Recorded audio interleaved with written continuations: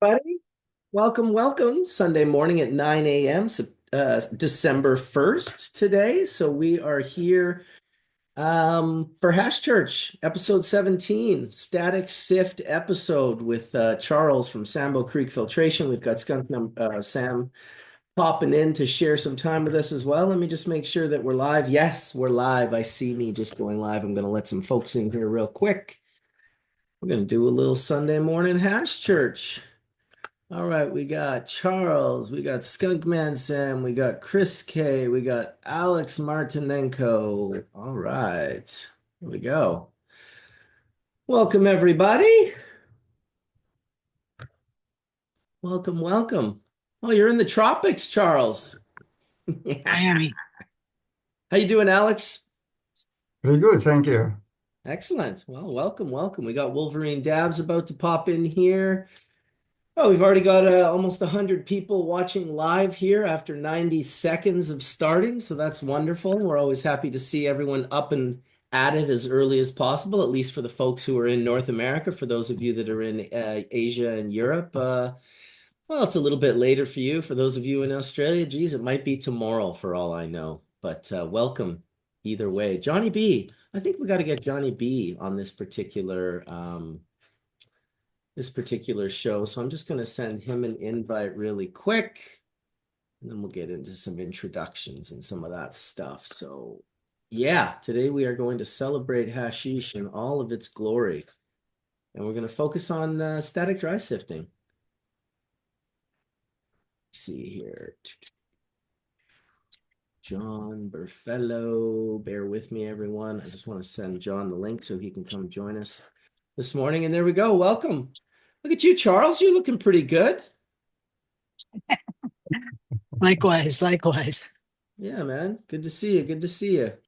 I see you got a few folks in, so why don't we just get right into it? We can have you kind of go over and introduce all the folks that you've brought in one by one. You're welcome to let them do an introduction after you tell us a little bit about yourself, and yeah, just give a little brief breakdown on who Charles is, what Charles has been up to, and why's Charles been going to Morocco so much these days? That's a really good question. Right on. So, hi everyone. I'm Charles McGowan, and I work with Sambo Creek, and we just make pretty much cannabis-related equipment. And right now, I guess the big thing is static shift. We love static shift, and we came up with a nifty little device. Hey, what's going on? Which, like you're saying, Marcus has been really popular in Morocco because that's the culture over there, right? I mean, that really is the culture, and so there's a huge following, um, because it supplements the traditional practices that they have over there. And so I've been doing a lot of research over there myself, trying to really understand what the needs are, because in my mind things might work a certain way, but when you're actually in the field and you see the challenge that people are going through, yeah, it's totally different. So anyway, that's me. I'm Charles, and so we've got Alex, Chris. I think Renee might join. So Alex, why don't you introduce yourself? Okay, I'm from Canada, working on electrostatics for a long time, maybe for 30 years. And also I was developing separators. So, and 2 years ago, we made a major discovery with Charles that these uh, crystals are electrically charged, and that allows us to use this for building device. Fantastic, Awesome. fantastic. Who do we have next? I see Ezra. Is that you? Hey Hello. guys, how's it What's going? going on? I'm in the lab right now, and I've got someone actually pressing rosin with the automatic pump. So if the noise of the pump, if you can hear it and it's annoying, let me know, and I'll move to a different room. Um, Hi, my name's Ezra Marcus. I work for Hudson Cannabis in Hudson, New York, and we had a day. We're losing you, Ezra. That happens sometimes in the lab. I've been guilty of it myself. Let's see if he makes it back. Static Oh, hash there he here at is. Hudson's Way and start. Let me move over because the internet. Um,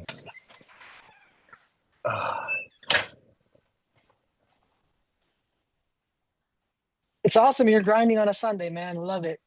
well, we've got MJ BizCon coming up, which is really exciting, but it happened to coincide with the new product launch, and so we're just trying to get all this rosin pressed before Monday, because most of our team's going to be gone.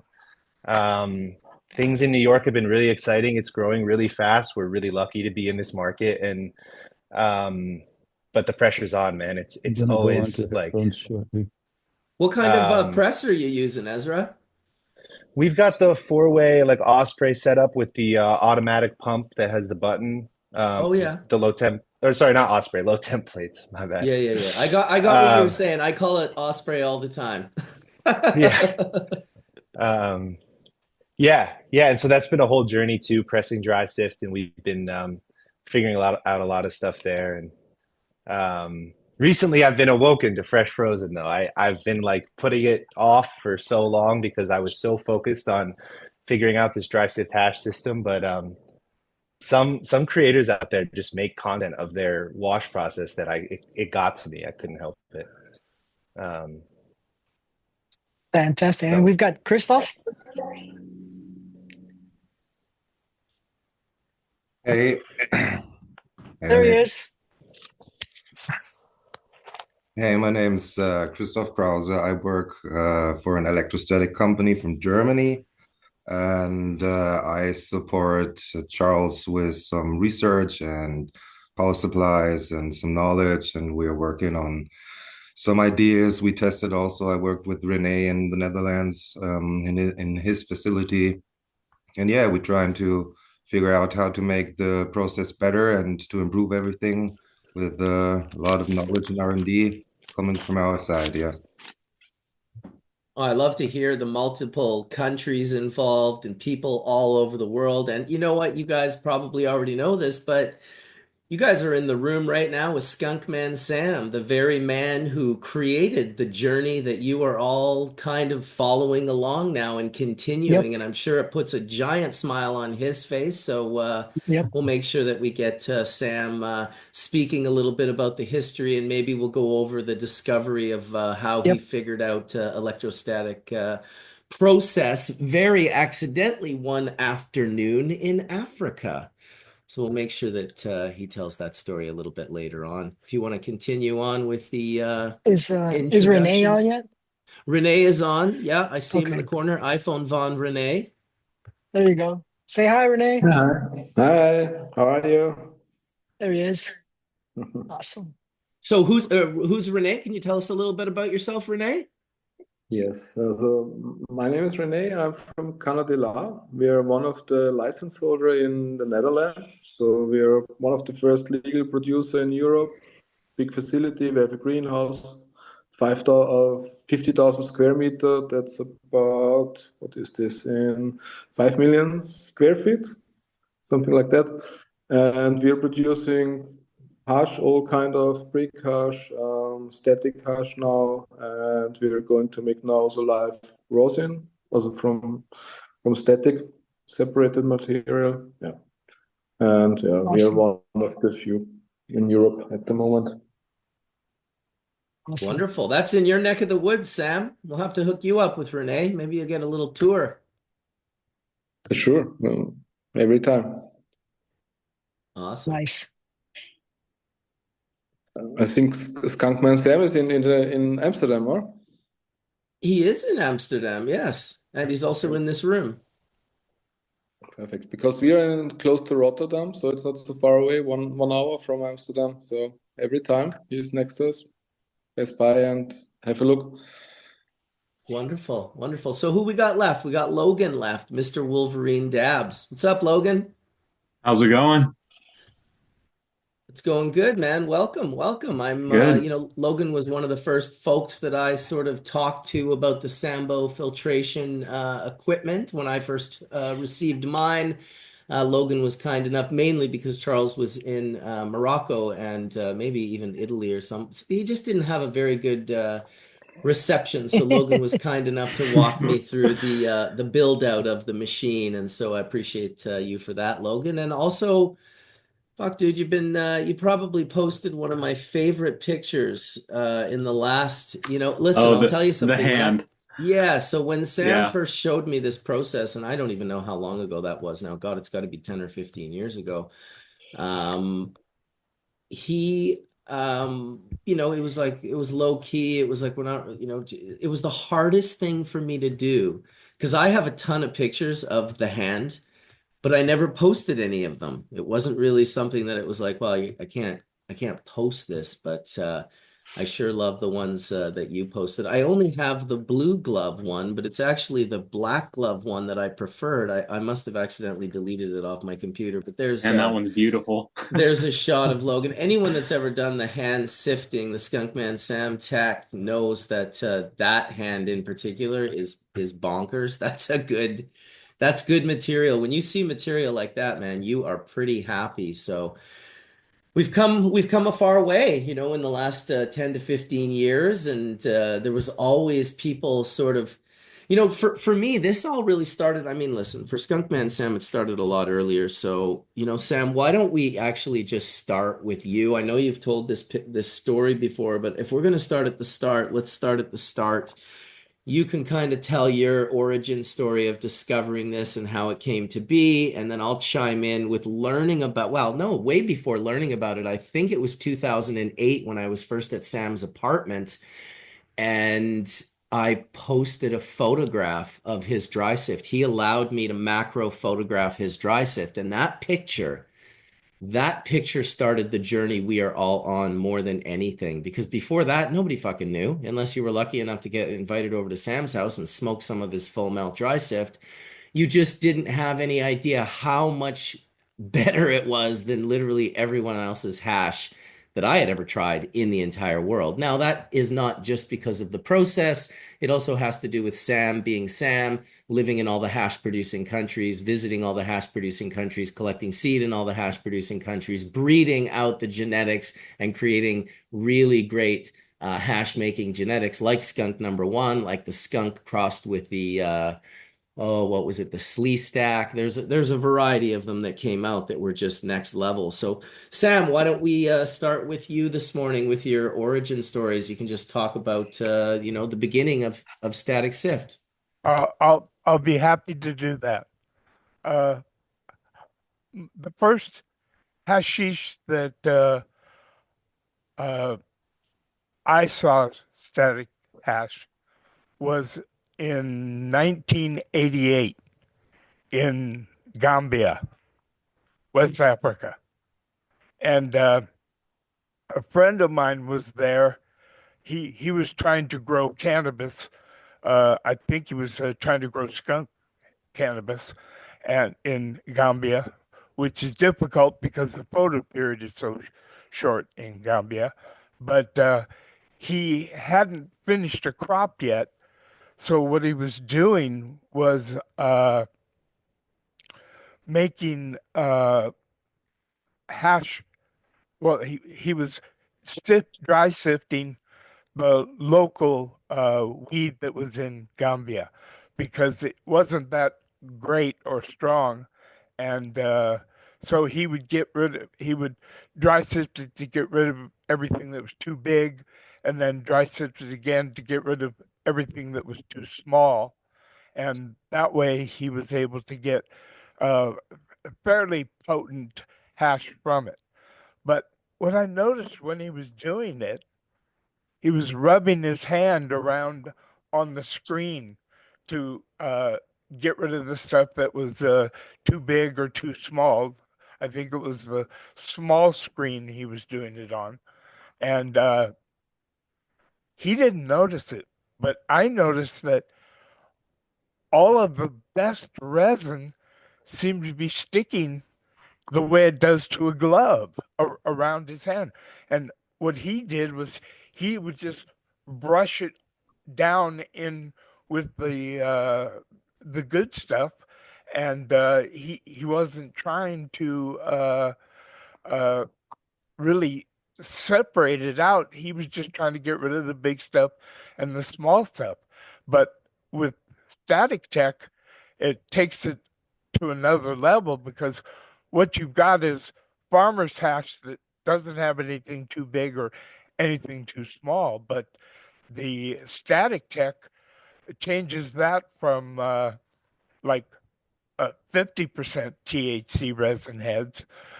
So they might be maybe, I don't know, 30, 40, 50% resin heads in the farmer's hash. I mean, if you clean it up several times with static tech, you can get 99.9% resin heads. And I didn't really mess around it with that much in Gambia. What I did instead was when I got back to Amsterdam, I played around with a bunch of skunk number one that I had, and I immediately the light went on in my head, and well, actually the light went on in Gambia, but uh, once I had made it here, I couldn't believe it because I had never smoked hash that completely melted and dripped and went right through a very super fine uh, stainless steel screen. And I realized this truly was something special.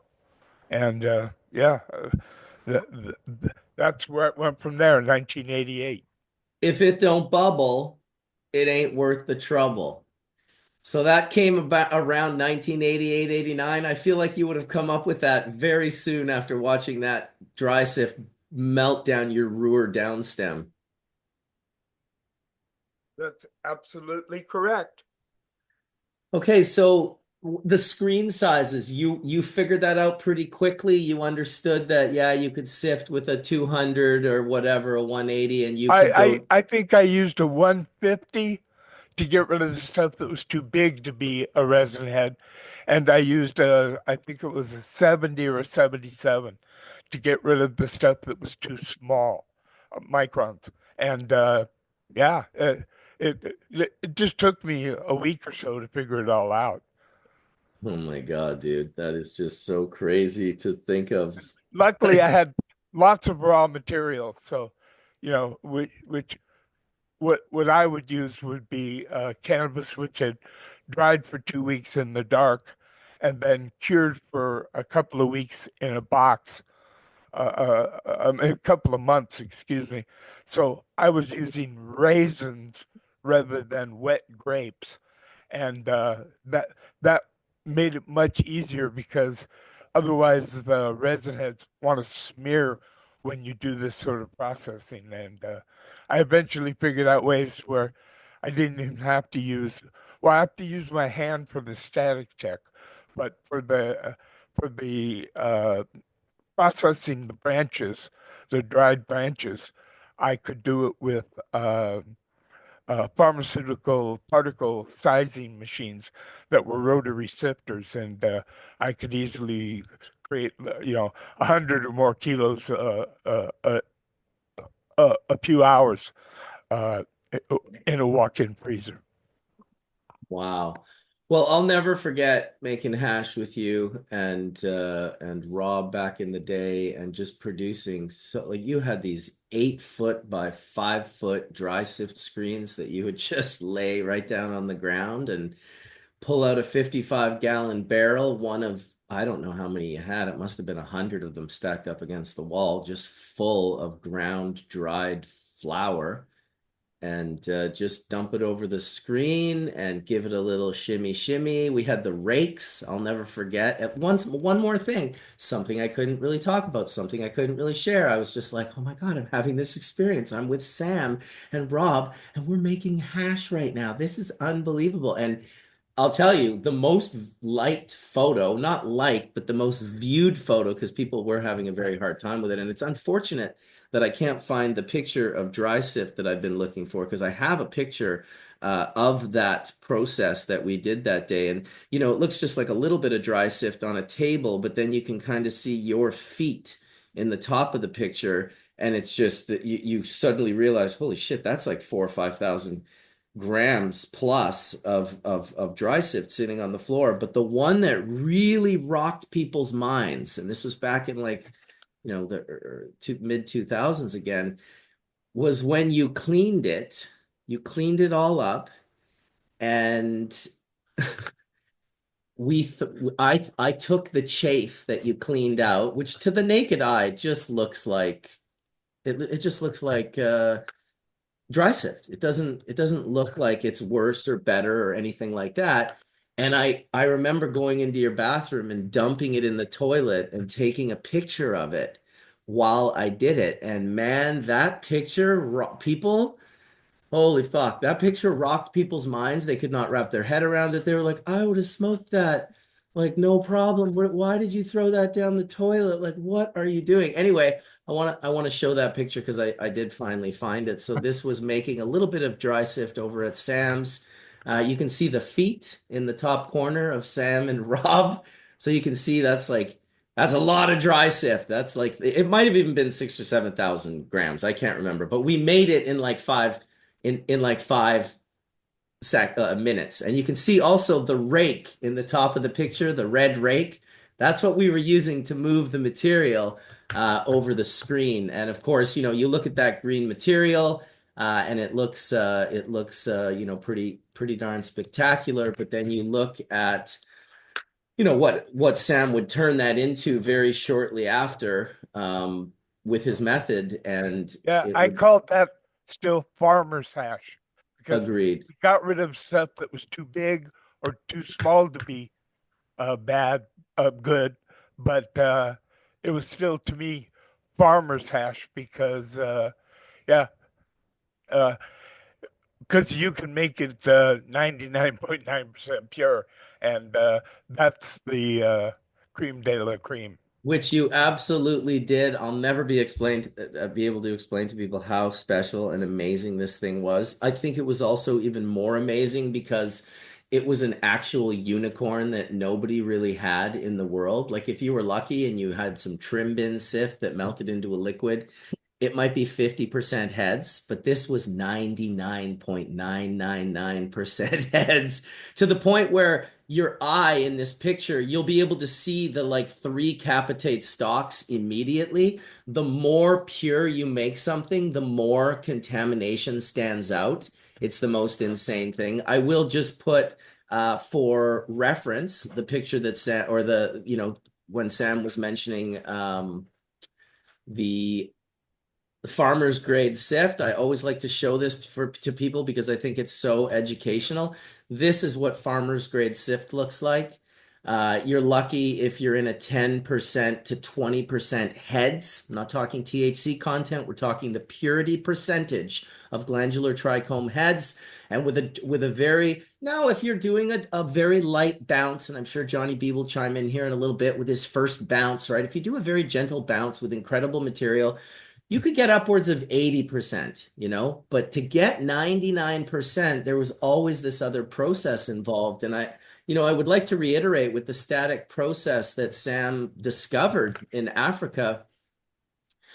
It's a two-part system, and a lot of people didn't really understand this. The static aspect is one part of the system. He's rubbing his hand, he's rubbing it on the screen, he's creating a static charge, and things are sticking to his hand. The second part is that he's using force on the screen. He's pushing on the screen while he does it. And that is so important that so many, many, many companies that tried to create equipment and machines and who tried to improve this equipment early on seem to be missing. And that was the pushing and the breaking up of the contaminant. Because if you didn't do that, that contaminant would gladly stick to your hand. It would go and stick to all of that material on your hand the same way the heads would. What was happening was it's like when you walk on a wool carpet and you brush your feet against it and it creates a static charge. When you put your hands round and round and round on a monofilament screen, then it creates a static charge on your hands that attracts the good and repels the bad. Yes, exactly. So I think, I'd always try to explain to people, look, because I saw people using balloons and other tools, and I just thought, you're gonna still create that charge, but you're not gonna really be pushing contaminant through the screen simultaneously because capitate stalks and cystolith hairs, the cellulose type materials, in colder environments in particular will break and push through the smaller holes of the 70 micron screen, while the heads themselves, unless they're small enough, will go through. They'll stay on top of the screen and eventually attach themselves. And anyone that's done the static hand sifting can tell you as well. It's just like anything. If you're using subpar material, it really doesn't work as well. And I think that's where the Sambo Creek filtration machine comes in, because with this, for hand sifting, everyone learned, and I think it's the same reason why it didn't spread quite like wildfire, like I kind of thought it would when I first was like, okay, I'll start, we'll put this out here a little bit. We had D420K with the iTunes card he was using to card his material, which was the process that I had figured out, before I was told anything. I mean, the first time Johnny B and I met in Amsterdam, I invited him over to the house very soon after. I'm sure you remember that, Johnny B, the first time we made dry sift together. Fun. We laughed like kids. We dumped it all too. It was like one of the most funnest times coming back on that plane from Amsterdam in 2012. And then I said I had this sift at home. You're like, bring it over, let's clean it. I'm like, what? I already have it cleaned. It goes, no, no, no. It came over No. here. Well, when you showed up, John, when you showed up, you were like, dude, look at this. You were like, this is good dry sift. This is the good dry sift. And I was like, that is not the good dry sift, John. I can tell you that's not the good dry sift. And so we carded his hash, I shit you not, for 45 minutes. Now, I wish you could hear the audio of this video, because this is the actual video of the hash that I cleaned for John. And it was, we took this hit simultaneously. I took a bit, he took a bit. You can't carb it. There's no carb back in the day. This was the Skunkman Sam technique of using a stainless steel screen. And really, you have to understand that back in like 2012, even still, this was so insane for people to see. But when John and I finished this rip, and you can see this rip was like, I don't know, it was like 3 or 4 minutes long of us smoking this hash. At the end of it, we both like spit out our rip, and you can hear us just laughing.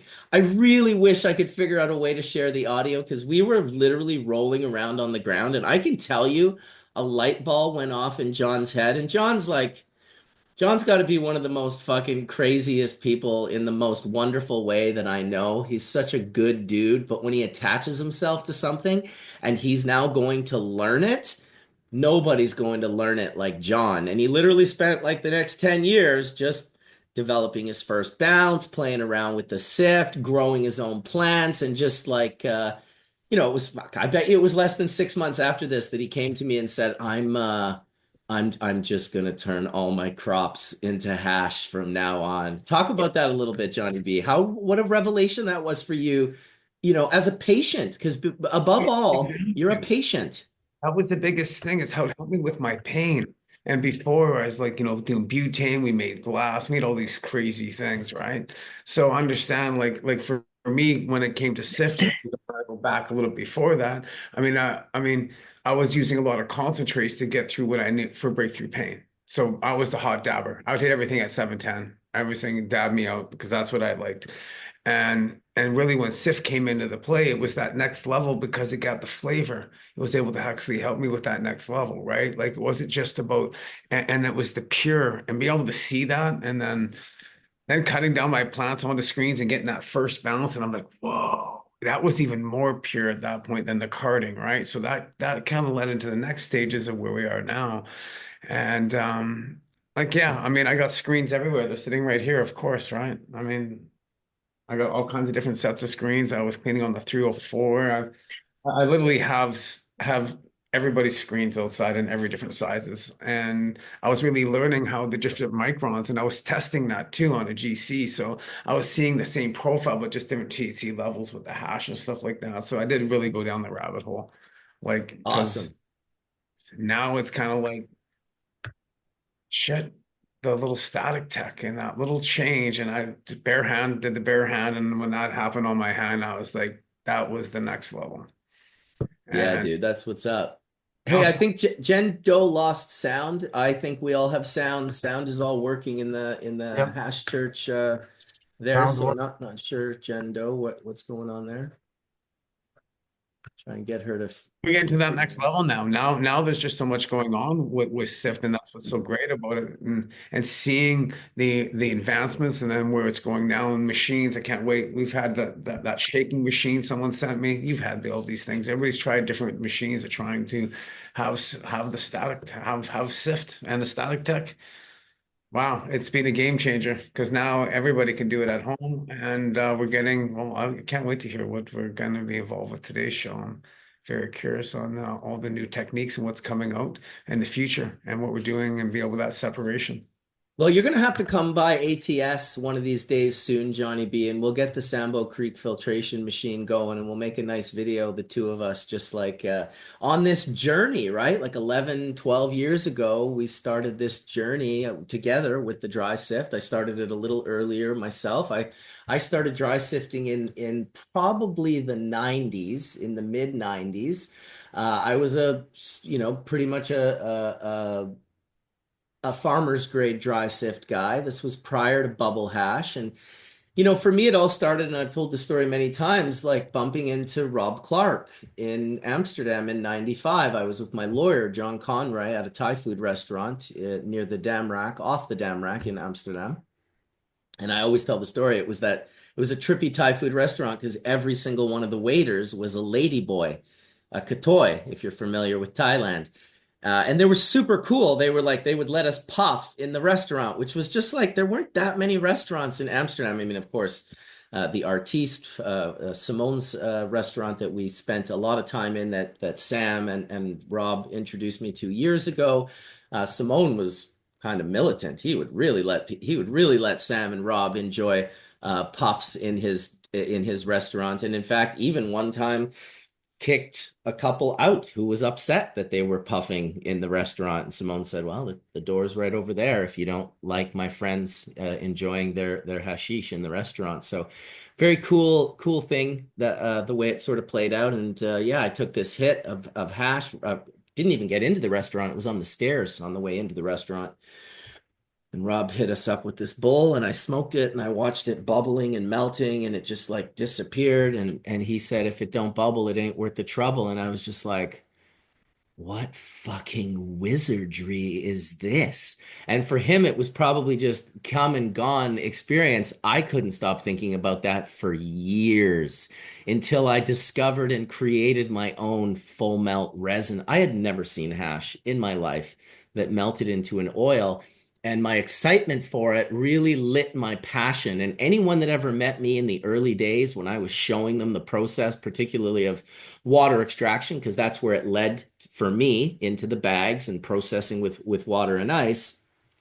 And that moment when you pull that bag and that golden sand is looping around on the screen, and I called it the eyebrow raise because everyone went, like everyone's eyebrows hit the top of their hairline when we saw this process. And of course, this was in the late 90s as well. So we've come a long way. Our community is a hilarious community. I think it's because so many neurodivergent people are attracted to cannabis. Yes, I'll say it, neurodivergent. It's just a nice word for our mental illness. We are all mentally ill to a certain degree, and I love the mental illness. Everyone's mentally ill. Let's just start with that. We all have Correct. mental health problems. We look to find people with our tribe is really the people who share our mental health problems. And the cannabis community, I've never met more people that are just so all over the board and wild. And it's just been an amazing experience, some good, some bad. But I think it shows, that our community is so out there. We're so fringed out. It's nice to see the legal aspect. It's nice to see that it's good to be in the ethers and floating around and trying to discover things. It's also good to be grounded and have people on your team that are extremely grounded. So it's nice to see that more developing. Back in the day when cannabis was very illegal and prohibition was so hardcore, there was really only, a certain group of people who were willing to risk their freedom and their life. Let's be honest. If you're in the US and you're getting slapped with 10 or 20 years in prison, that's pretty much, life. That's a life sentence, 20 plus years in prison.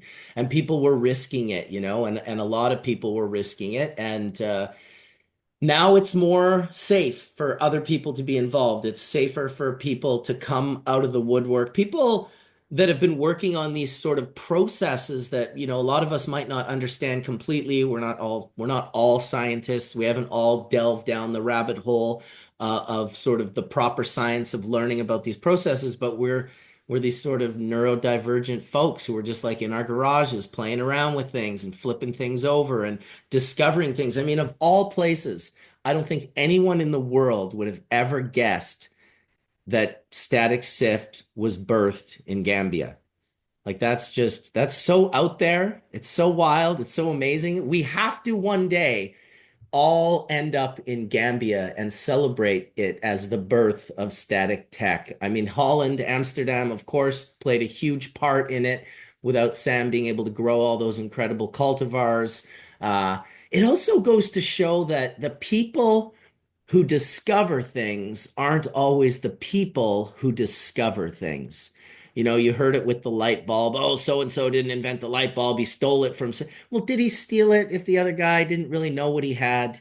Like, did Sam steal this process from this guy who really just didn't understand what he was doing while Sam was standing over his back shoulder looking and kind of putting things together with his own mind? And it's why it becomes so important in our community, especially to open source some concepts and ideas and for more of us to kind of chime in. And, one person, what I noticed with this process was, I released carding, which was really for sifting. No one had really ever done anything except just, bouncing sift. So then we had the carding. Well, it was in the carding that D420K discovered that stuff was sticking to his card. Well, then Mies came along and created the balloon or whatever else he created. And then Tan had and more people.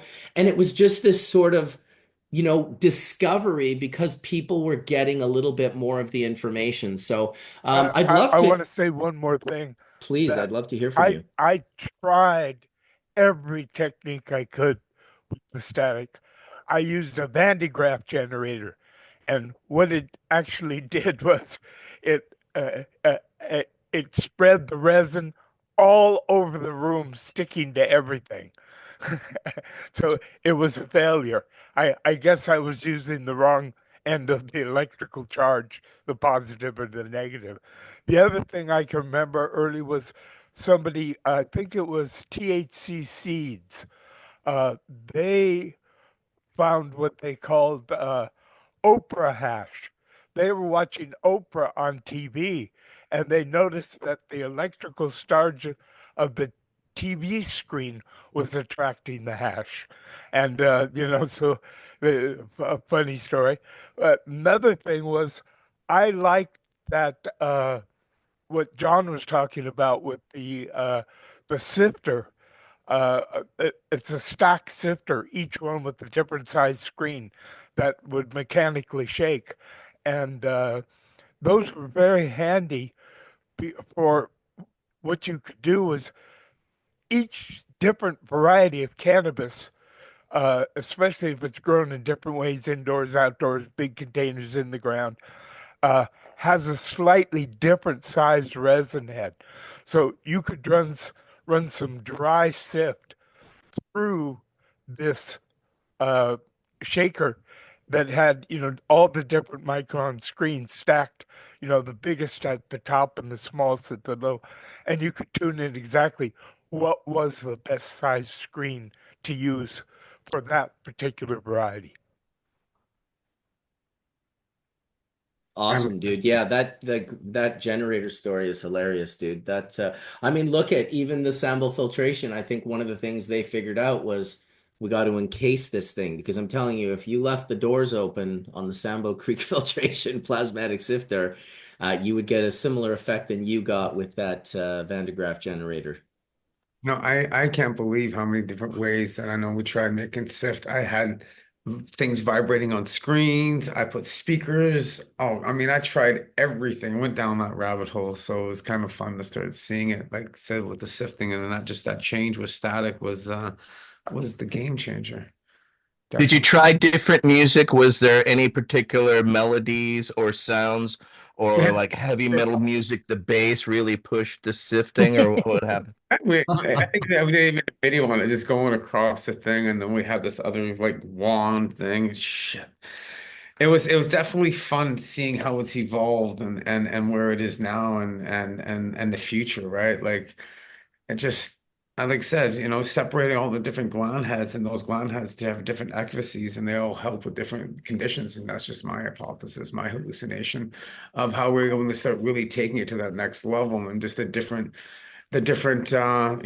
maturity of that gland head, and what its actually abilities and what it can do with new research and technology. Like we're just scratching the surface. I'm excited to see where this is going to go. Yeah. Here in the Netherlands, when you tried to use a pollinator, for example, to make your farmer's hash, if you tried to do it in the middle of the summer when it was hot and humid, good luck. I mean, the yield was so ridiculously small, and the resin would clump up. I mean, it was just terrible. But a walk-in freezer solved that really good. Absolutely. I still sift in a even to make my farmer's grade sift, I sift in a walk-in freezer always. It just releases material better. I get a nicer, cleaner.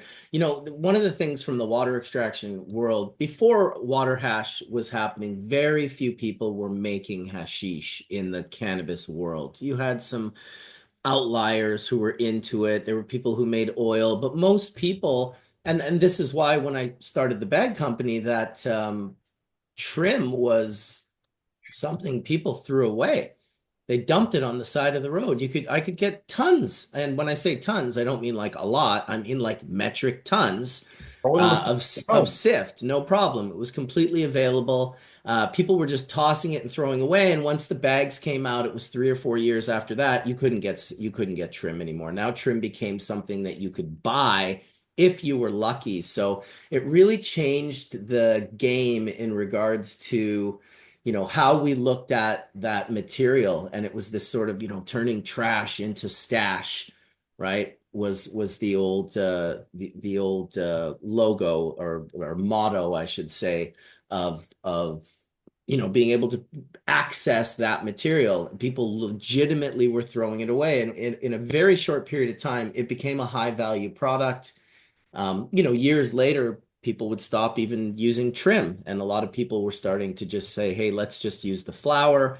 It wasn't too long after that someone was like, why don't we just freeze the flower right when it's off the stalk and we'll run it that way? So now we were, accessing these processes that would preserve volatile organic compounds. Well, the beautiful thing about dry sifting is you don't necessarily have to worry about preserving volatile organic compounds because you're not putting them into the water.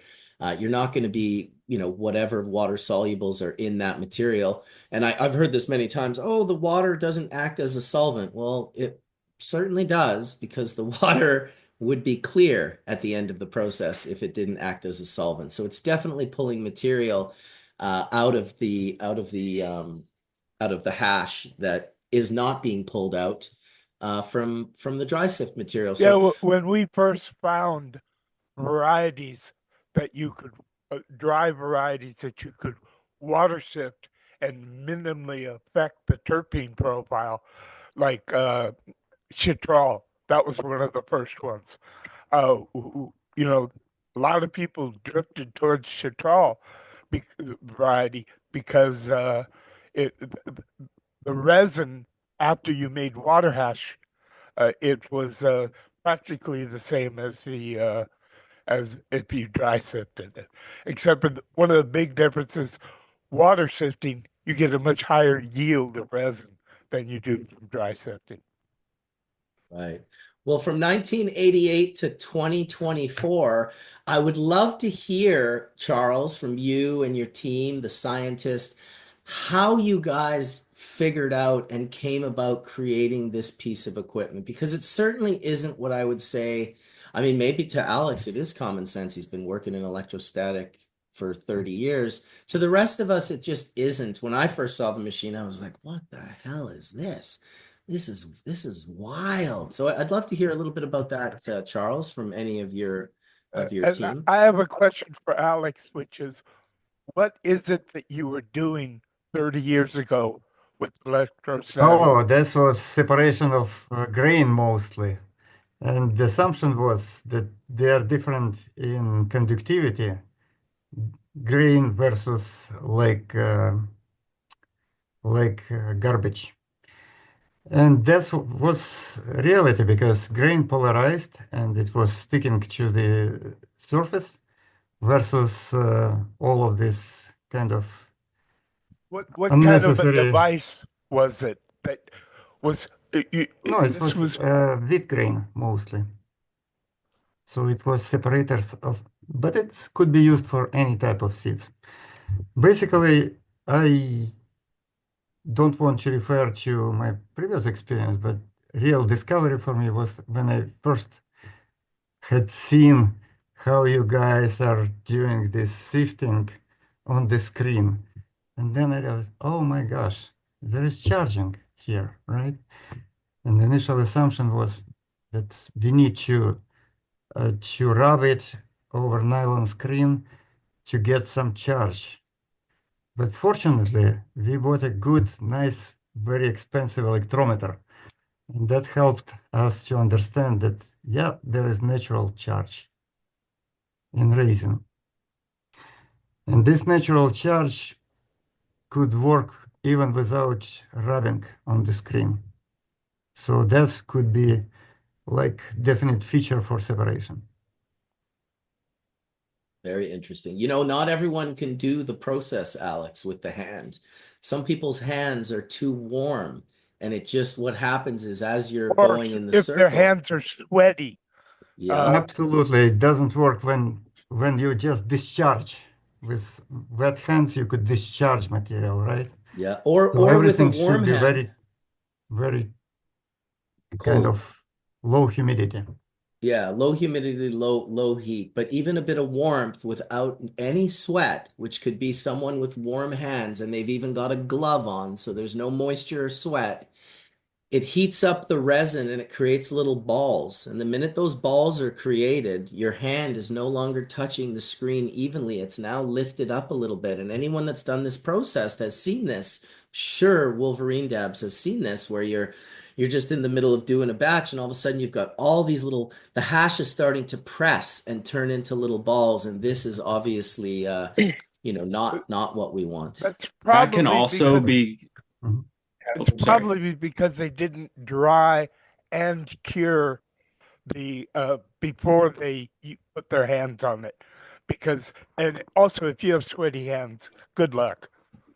Yeah, not only that, but if you have little bits of contamination sitting in the sift as well, that will also cause a snowballing effect, and it will start building up those balls. But that's one of the things that the plasma separator has really helped eliminate for me in particular, because we run our material very aggressively.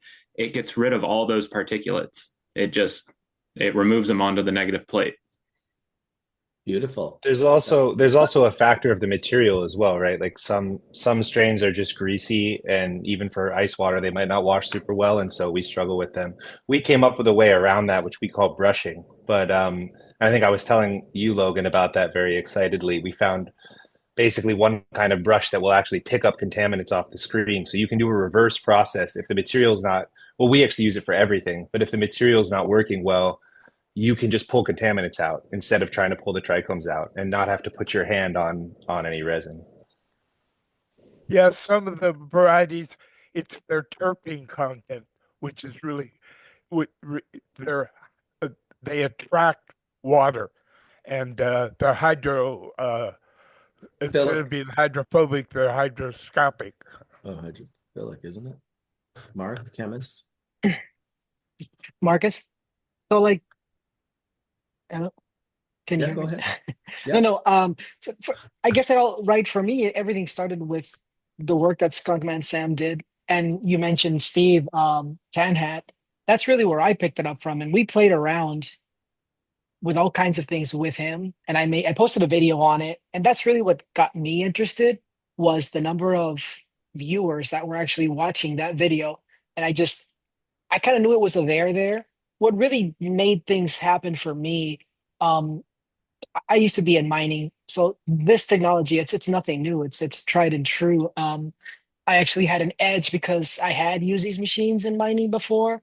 And here in Florida, one of the companies that actually makes the big industrial mining separators called Wototech, I flew up and did testing, but it was weird, right? Because they didn't seem to understand what I was trying to do, even though they were really good at it. It made sense to me. You go to the pros and hey, this is a simple problem. Can you help me fix it? Didn't go very well. What really popped for me was when I had a grown up explain to me what was happening. Because obviously, based on what Skunkman and what I had learned from Tan had, it was obvious that the physics were there, but I didn't understand what I was looking at. And I think, well, obviously, what did it for me was like having Alex in the room, really explaining to me the why and the how, and try not to kill yourself with the power supply. So once that happened, everything progressed really quickly. And now that I look back into the years past, all of like the recorded videos that we took, there were obvious observations then that we simply didn't know what we were looking at. So like we're continuing to make discoveries that observationally they're there, but we just couldn't tie one and one together. And so like the pace of innovation, it's kind of been extremely fast because there are so many users and there's so much feedback from the community on how to improve the process. It's kind of like if you look at BHO, like the first extractors and where we are today, it's night and day. So because it's such a new technology, everything's moving so fast. And then when you put in people like Christoph into the mix, I mean, like the man's extremely humble, but you combine the know-how with the passion of cannabis and then the access with someone like Renee, like, I mean, the pace of innovation is so insane that we have some really cool stuff, just continually down the pipeline. And then there's other people that are coming up with incredibly awesome stuff too, which is you know, super cool. Absolutely. At Well, the same go time ahead, Sam. that this is all going on, people were improving the vaporization process. So Yeah. together, it just, yeah, it just, because that's what I like, you know, well-made dry sift, really pure, and then vaporized instead of combusted.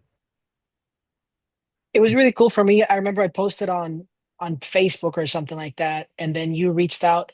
I'll be honest, we had a conversation and I really felt good about what I had done after I spoke with you because I don't know, like I felt like, damn, like this guy is a legend, and just kind of having that, I'm gonna say seal of approval, sort of, but that's at least that's what I took from it. I thought, like kudos, the man was like, approving of what I had done and pushing the industry forward. So for me, that was like a real big morale booster after I had that conversation with you. I guess it was over a year ago or something like that. So anyway, that to me was pretty cool, and I really wanted you to hook up with Renee. And now that there's a machine right there, you can kind of at least Renee, you gotta hook the brother up and take some hash over.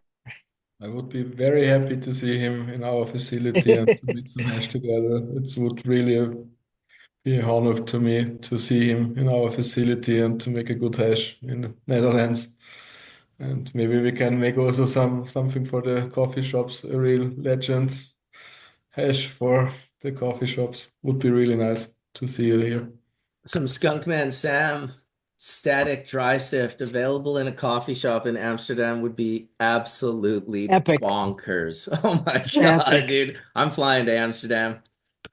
Oh my Yeah, God. unfortunately, we're not in Amsterdam because the legal weed supply project is only around in the rural areas like Den Haag and Breda, Tilburg in these areas. Okay, But you're one of the 10 licenses then.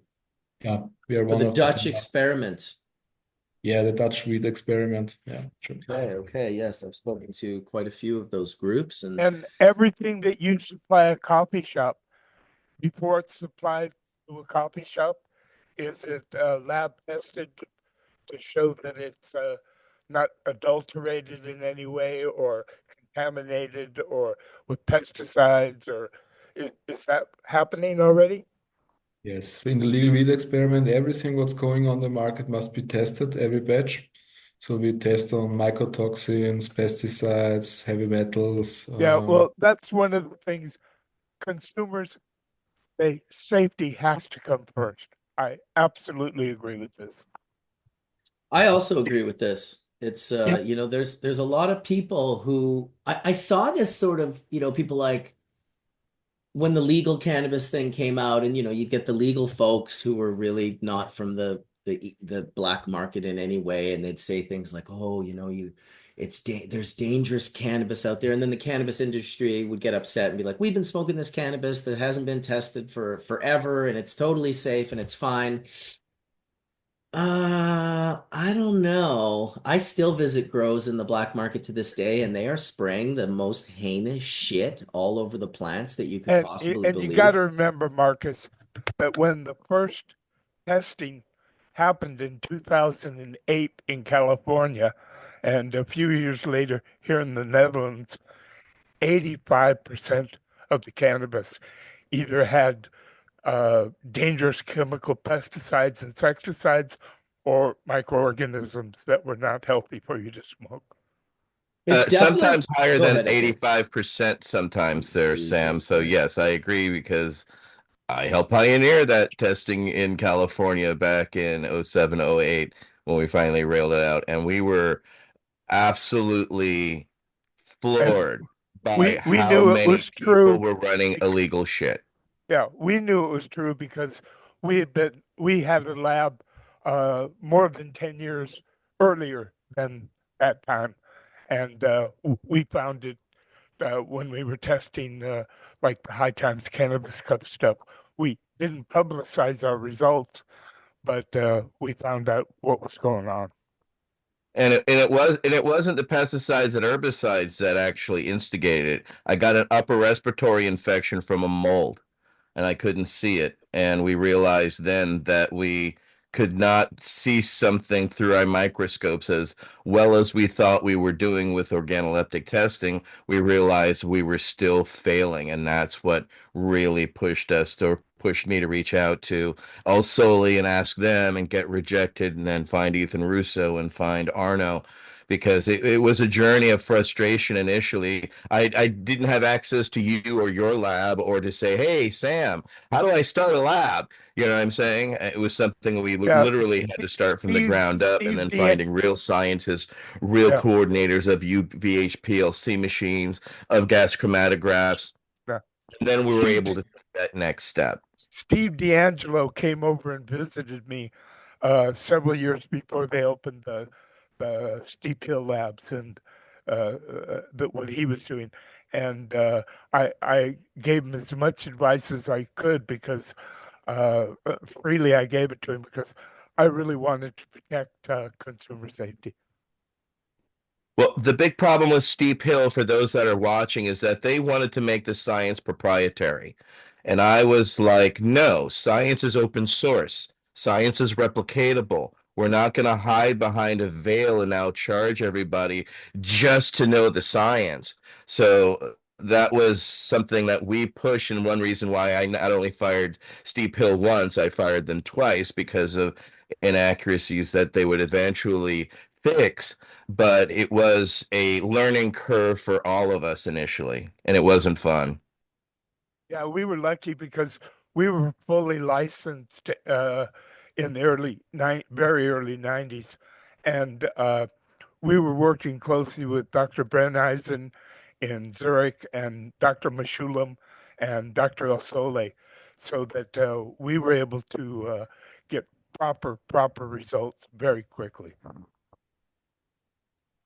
Well, it's definitely important. It is funny how many people in the sort of gray market were like, "Oh God, we've been smoking weed for a long time. It's totally safe. You don't have to worry about it." It's like, yeah, well, when you get weed up to like five, six, $7,000 a pound in the black market, and someone's got a crop coming down with 50 pounds, and it's got bugs or it's got mildew or it's got something else that's going to threaten the safety of the sale of that cannabis, you would not believe how many people will take the low road and just be like, well, I'm not a bad person, but I got to pay my mortgage. I got to pay my bills. Like I got to pay my employees. I can't just not sell this crop. And I saw it as well in Jamaica in a big way. And, these were like super conscious people, super conscious growers, but I'd always, whenever I went to a field in Jamaica, I would walk around the outer area of the field because that's where they would toss these bottles of these pesticides and fungicides and really bad shit that would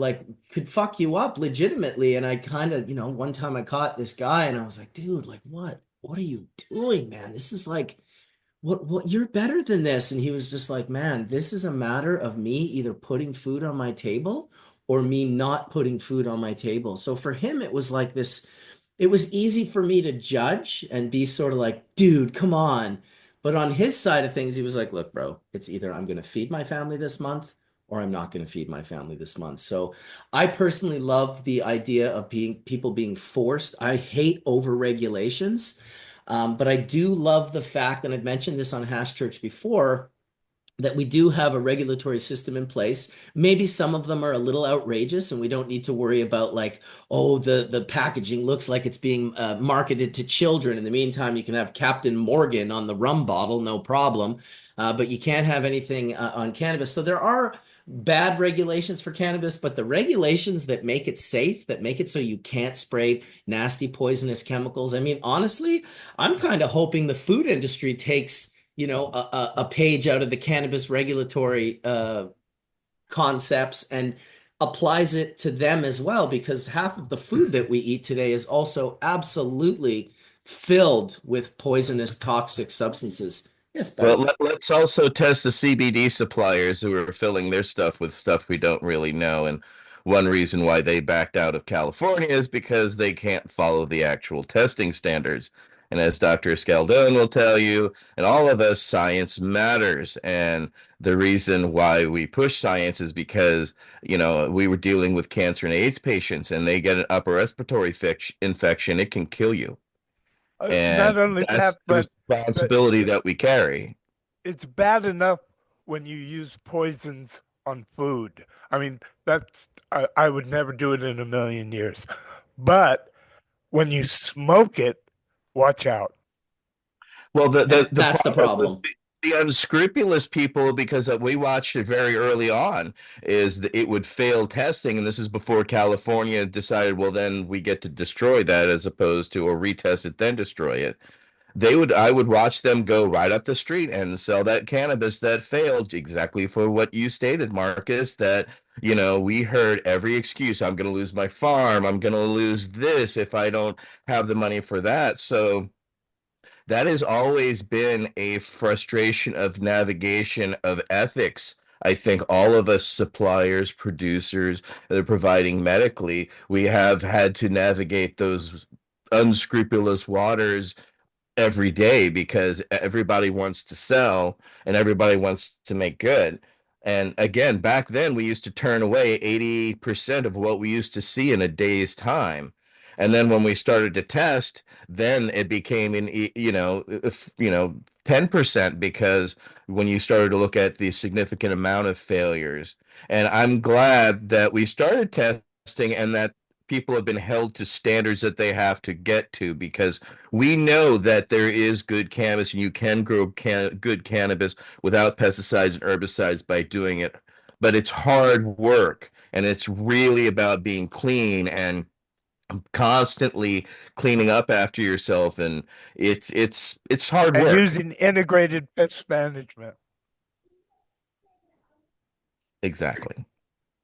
Agrees. I gotta shout out Grandmaster LED because I've yet to see anything more effective than that UVC light that he has. 5 minutes a day. He's devastating thrip populations. He's devastating mite populations. He's devastating ape.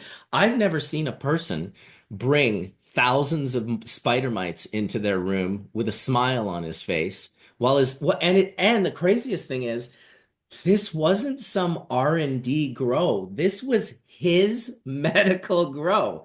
He didn't have an R&D grow. He just had his own grow. He was like, all right, I'm going to stand behind this technology because I know it works and it actually affects mildew as well. So we're moving into the future here with technology and abilities to grow better cannabis. I would love to know, Charles, if you're seeing a big problem with pesticides and herbicides in Morocco, if that's, Oh, yeah, I mean that's for sure. So, Marcus, I we had envisioned to do a conference in Morocco in February. Um, Unfortunately, I went to ANRAC. ANRAC is like the MED or whatever, the regulatory agency, and so basically they were like, no educational conferences aren't allowed, and you're all going to do 8 years time. And we're working on all kinds of crazy things to really help the people out. Like I'm doing research on how they extract the baño process, where they beat it with a stick. So, we're doing, particle range and distribution, understanding why that process is the most effective process and how we can industrialize that process so they can produce better quality resin. I know Jen and her team is working with a plasmastatic to develop genetics that are amenable to that process to take to places like that. And I was just in Morocco, man, and really we almost got into trouble because there's I guess there's been like atypical rains in Morocco and I guess flooding in the desert, which was like historic, right? And so there's been a lot of powdery mildew, and we were at an actual farm where I almost got literally held up, um, because the guy that I was rolling with, I guess he sold these guys some seeds, and they were blaming the issue on the seeds.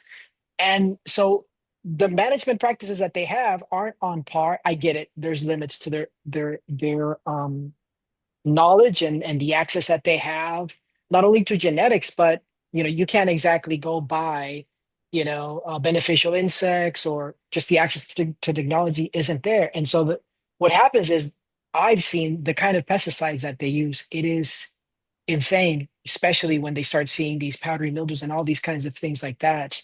Um, the chemicals that they put, and not just that, it's the fertilizers too, right? The soil isn't forgiving. And just they need a lot more education, and they just can't get it. They really can't get it. What they need is genetics which have that resist mildew, and there's also genes which are susceptible to mildew. If you have the ones that are susceptible to mildew, good luck. If you have the ones, it's more important to not have the susceptible ones, to have the resistant ones, but it's better to have Yeah. both. Yeah, having And, no susceptibility and resistance, that's the combo you're looking for. but Marcus, even like post-harvest practices, there's so much knowledge that you need to spread because just some of the stuff I can see how they were losing resin. They're just throwing the flower out to dry in concrete. Look, a lot of it has to do with lack of knowledge, but also lack of investment. And at the end of the day, for the most part, it's still illegal there. So they don't really want or can't invest in infrastructure because it's illegal. So they really are limited with what they want to do and what they can do because it's all liability. So I understand that it's very difficult, the situation that they're in.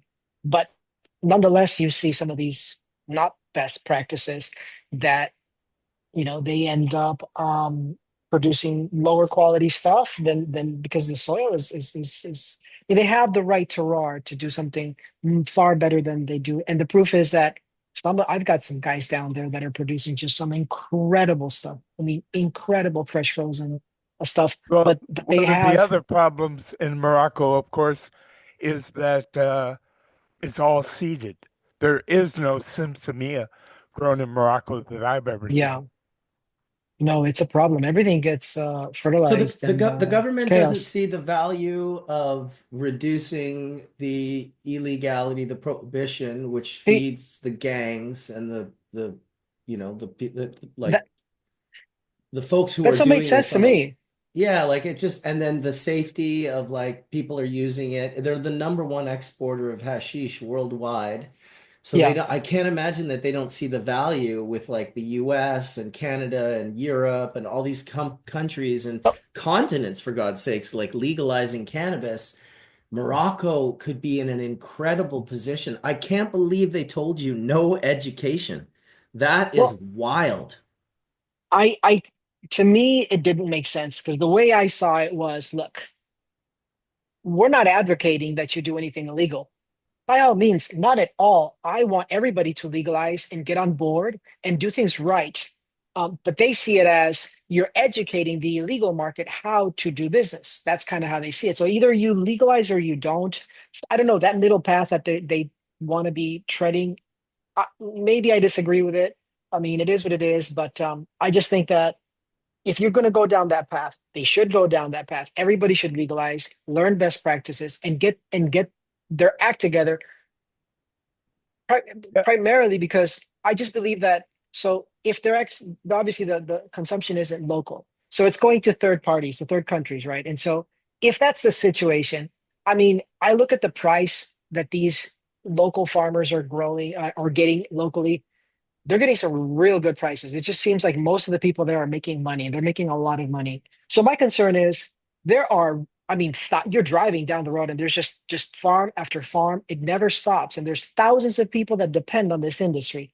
So my concern is what happens when the prices in Europe get to like a California type situation where at one point, if the quality in Morocco does not step up, they won't be able to make any money because they won't be able to sell to Europe, or they will just be able to, they'll just be like a lower quality product. They won't be able to compete because it's coming. I mean, look at the size of Renee's operation. I mean, it's insane. And he's just one person, right? What happens when the entirety of Europe organizes and legalizes and you have mass production and prices start to fall?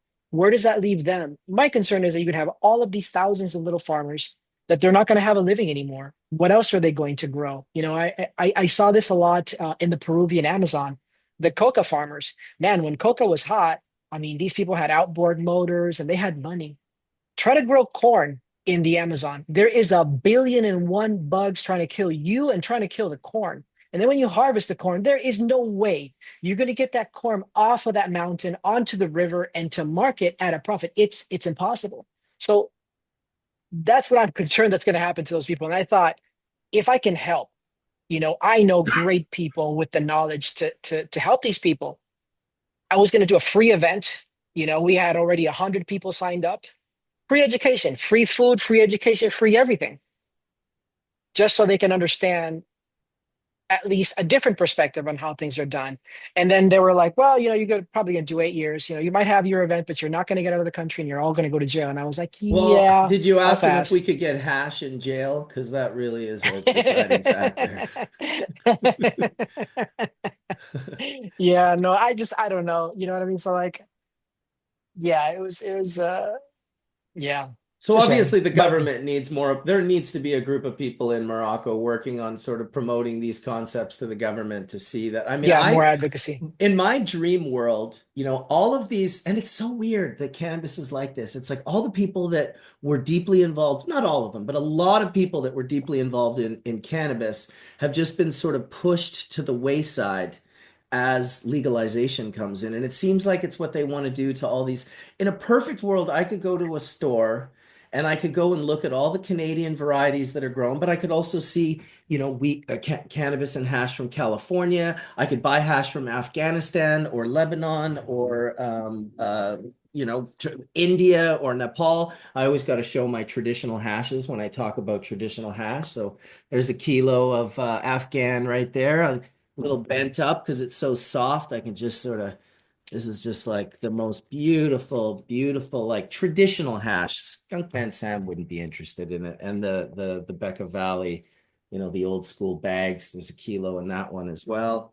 And I would just I would love for everyone to be able to go down to the store and be like, oh, I got some Nepali finger hash today. It just came in from Kathmandu. Like, how fucking cool is that? Oh, really? Well, I've got some Lebanese Bekaa Valley blonde here. Let me just shave you a little piece off and I'll take a little.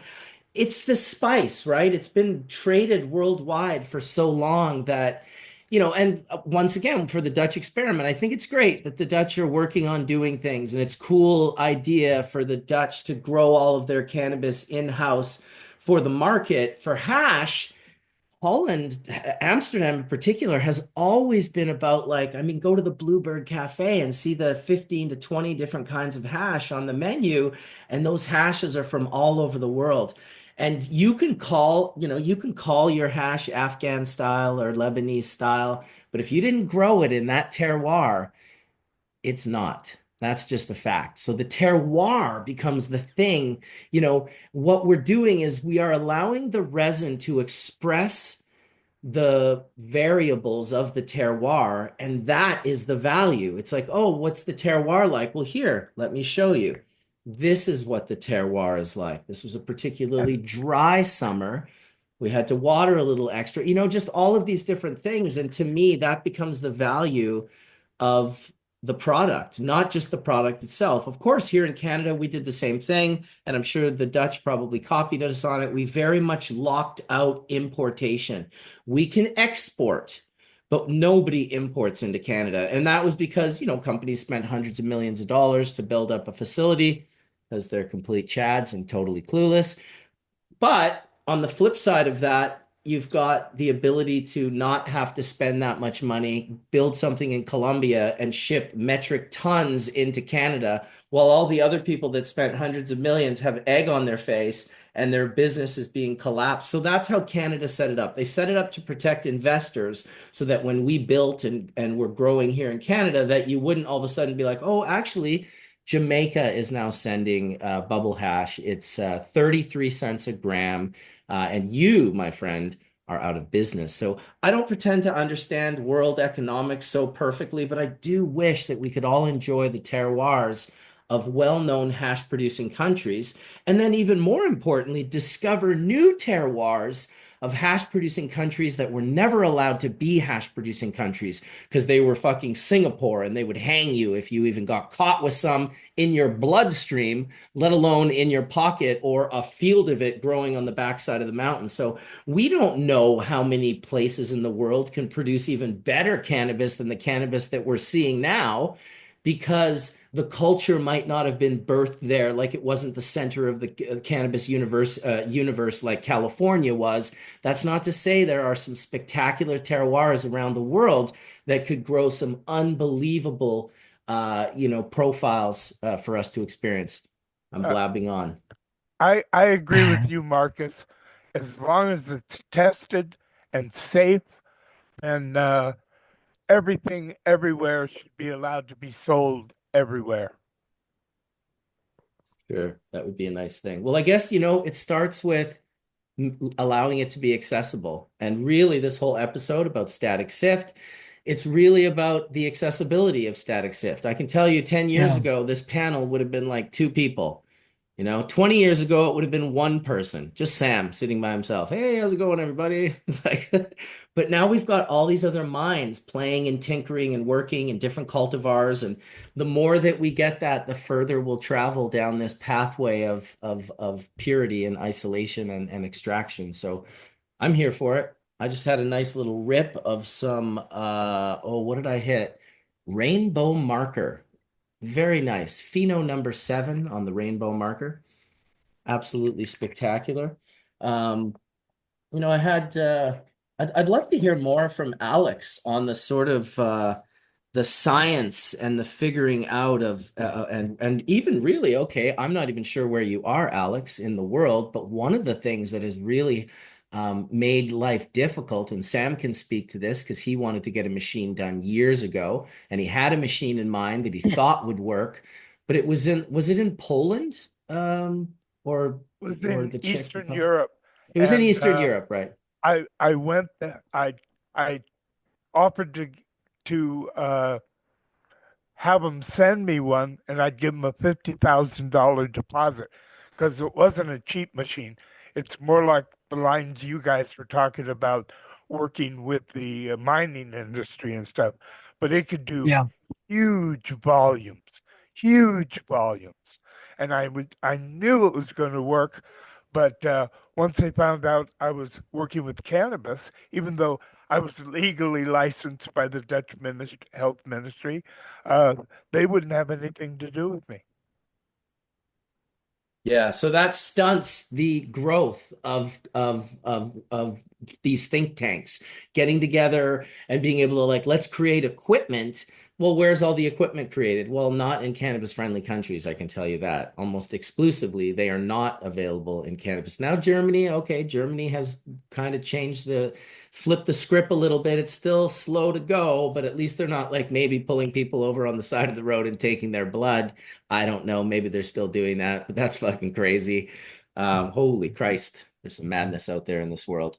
But no, I'd love to hear from you, Alex, and just in regards to like where you are, is it difficult to find cannabis to work with? Because you can work on these concepts all day long, but if you don't have cannabis to work with, I really He's your appreciate, neighbor. Marcus, that you brought together all people from around the world.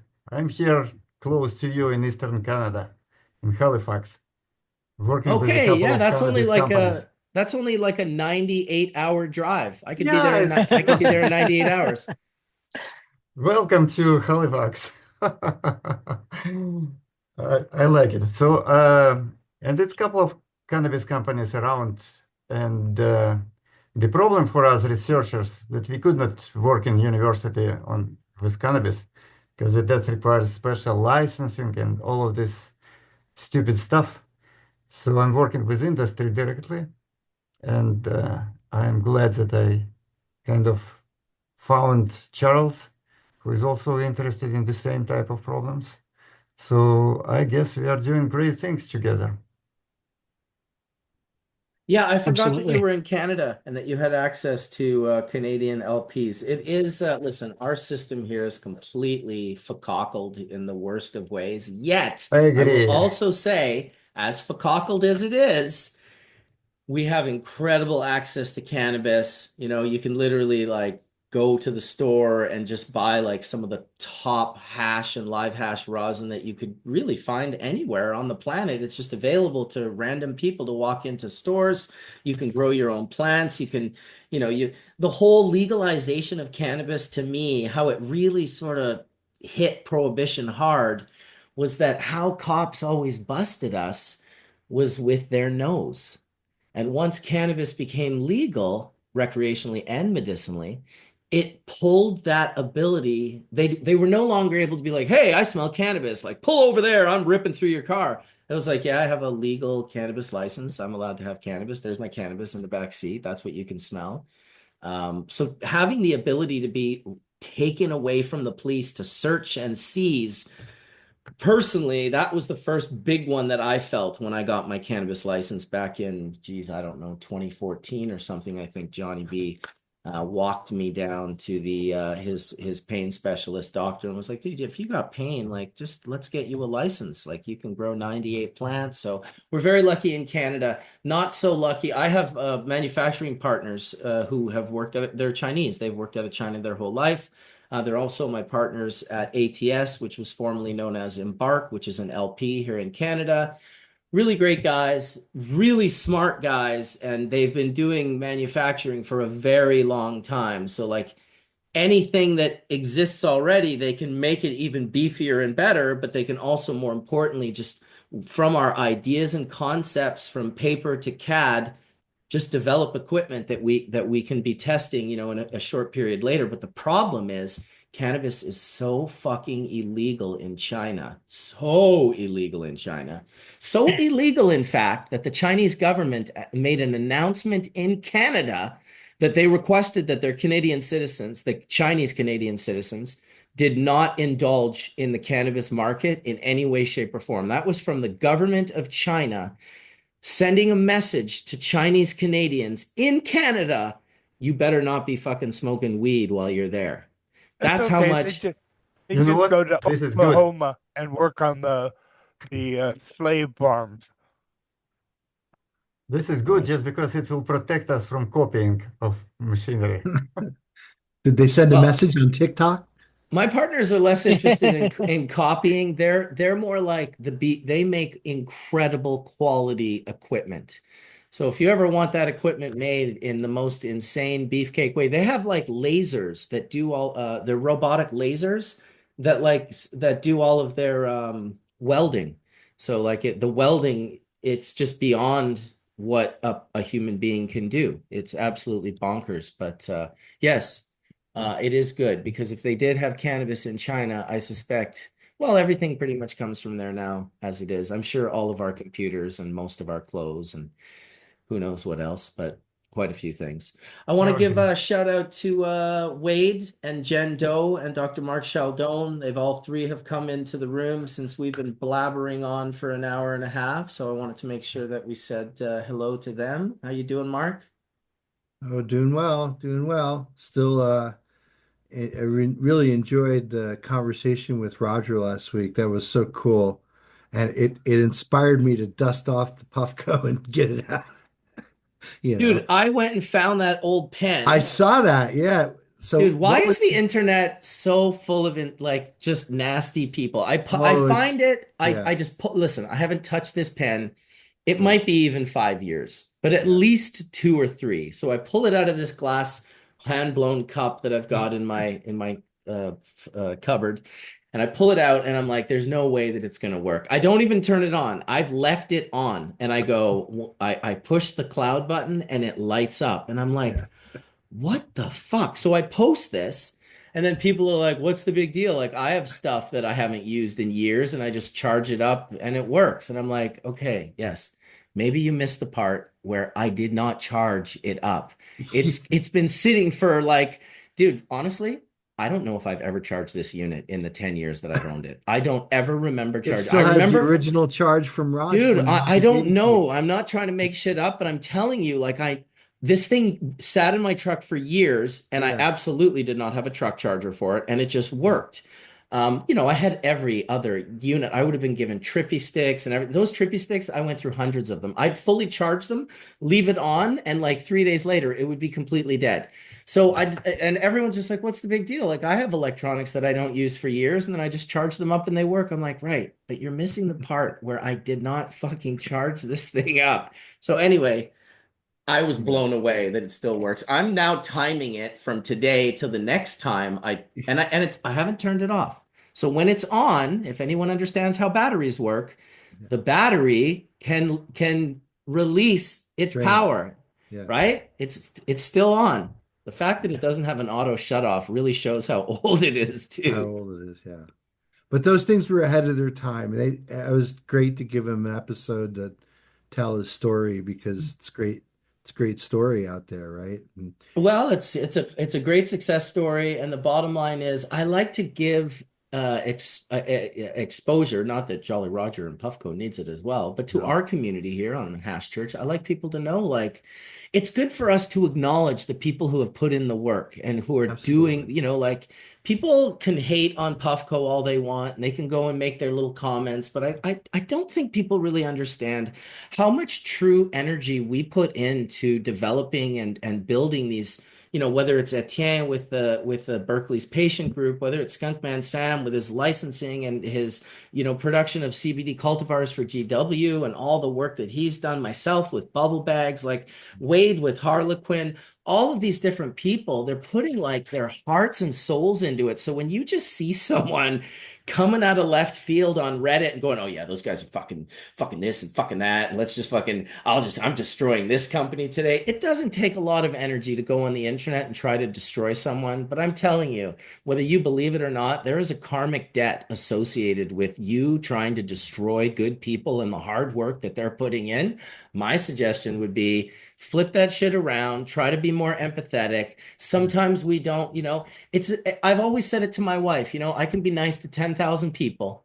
And one person that hits me on the wrong day and I'm a bit of a dick and I was in the wrong and I shouldn't have said it the way I said it, that's the guy that's going to spend the next 7 years on Reddit trying to destroy my company. Absolutely, 100%. So the other moral of this story is when you are in the wrong and you've done something that isn't, ideal from a human or customer service perspective, apologize. That's easy. Make it right. It was just pent up anger.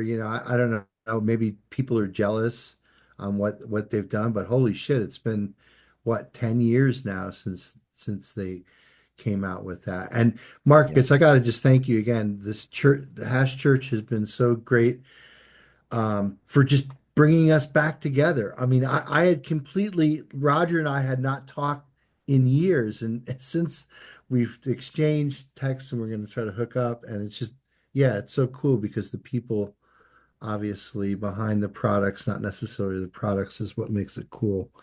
But Marcus, so I wanted to go back to something that you had said earlier, and I just want to make sure that I understand this. So you had said the word cellulose, and I remember early on in a Hash Church episode when we had this discussion, and I think Sam agreed with me that we went to the pioneering work of Paul Malberg, right? And so he was like what, right? Sam, like one of two federal lab. There was the lab in Mississippi where El Soli was, but then Malberg also had a license. And within about 10 years, he published about 20 papers on the accumulation of cannabinoids in the trichome and did the most extensive studying on what the makeup of the trichome was, where the enzymatic machinery was that was actually making these cannabinoids, how the cannabinoid and terpene biosynthetic pathways intersected. And his work is all available on the internet. So it's just a wonderful body of work, like Meshulam, to just read and to understand the guy and how he thought of things. Can I But if task you you with posting that in Hash Church, some of those studies, some of his work? Yeah, there's actually there's Marcus, there's actually a website. I think he was at the University of Indiana, and I believe the university itself has an archive of accessible papers, PDFs, and links to his stuff. So I'll see if I can dig that up. I have that somewhere. Thank But you. I want to go back just to the point of cellulose. So what Malberg found was that the trichome is basically just a protuberance from the waxy cuticle of the plant itself. And that waxy cuticle is not made of cellulose. It's made of fats, waxes, and lipids. And so when the trichome develops biosynthetically on the plant, you're actually developing basically an envelope of fat, right? Because all these molecules are fat soluble. You were talking about water soluble before in terms of losing terpenes that you would lose in a water extraction versus a dry sift. And I'll talk about that in just a second. At least volatile organic compounds, maybe not Yeah. terpenes. Volatile Well, organic and compounds. 'Cause most something smells in the water. Right. Most terpenes have very, very limited water solubility, but they are slightly soluble to the tune of about, 1 to about 2 milligrams in a liter. So you can imagine a 2-liter bottle of Pepsi, or just imagine that. So there'd be 2 milligrams of stuff in that 2 liter. That's not a lot of stuff, but certainly enough to flavor and fragrance the water. Now, other terpenes like camphor have a much higher degree of water solubility, but most of the terpenes that are in cannabis aren't very water soluble, but you will basically saturate to the point where the water turns cloudy, and what you're looking at in that cloudy water is actually what a chemist would call an emulsion, right? Because you're starting to emulsify the oil layer within the water itself. And certainly water, depending on where you live, certainly has a capacity to basically dissolve some of that stuff or emulsify it, if you will. But so remember, I think you were talking about pushing heads through the screens, and I'm pretty sure that any cellulosic material, well, first of all, cellulose is just a broad term for just high molecular weight polymer of glucose, right? And so like the fibers of the plant and the bast fiber itself is mostly just cellulose. But in and around the trichome, it's mostly fats, waxes, and lipids. You could actually feel like a very granular kind of fat that cannabis plants make if you just do just a lot of just solvent extractions, and you'll see, like, especially if you use ethanol or any kind of alcohol, you'll start to see this stuff kind of crash out. When you winterize an ethanol extraction, it all crashes out and everything, but it really depends on the chemical makeups of everything else that's in there. But the last thing I just wanted to say is that, it's funny because again, what you're distinguishing when you get the heads. So when you're talking about the television screen and just the developing of a static charge, most of the time, so the reason why a static charge develops in the first place is because you have two heterogeneous materials that are next to each other. And often in the homogeneous material, the positive charges and the minus charges are equally balanced. But when you put two different materials together, that's when you create this imbalance, and that's where you get that static charge. So I was thinking, God, what would be actually the physical phenomena of why heads would be attracted? And so it's pretty easy to think about because, like with the television screen, it's basically positively charged. So it attracts negatively charged dust particles, and that's why you get the static discharge every once in a while. So what in the trichome is negatively charged? Well, if you look at the fats and waxes that are making up the head itself, those all have basically a charged group, right? They're basically, it's not quite a liposome, Mark. It's more like a micelle. So what happens is you get the alignment of all the positive charges that are around the head. And then what happens is the hydrophobic tails stick into the middle, and that's what creates the solubilizing medium for things like cannabinoids and terpenes and whatnot.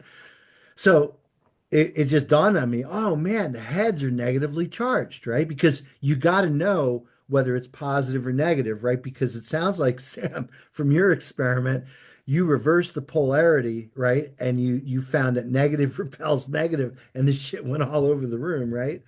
But I wonder how uniform that is because I don't know. I mean, the head itself is balanced in terms of its charge. So for every positive charge, there's a minus charge.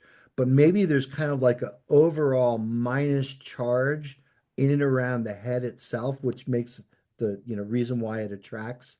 So again, just from a chemical point of view, I was just trying to think of what chemically might really make that feature prominent.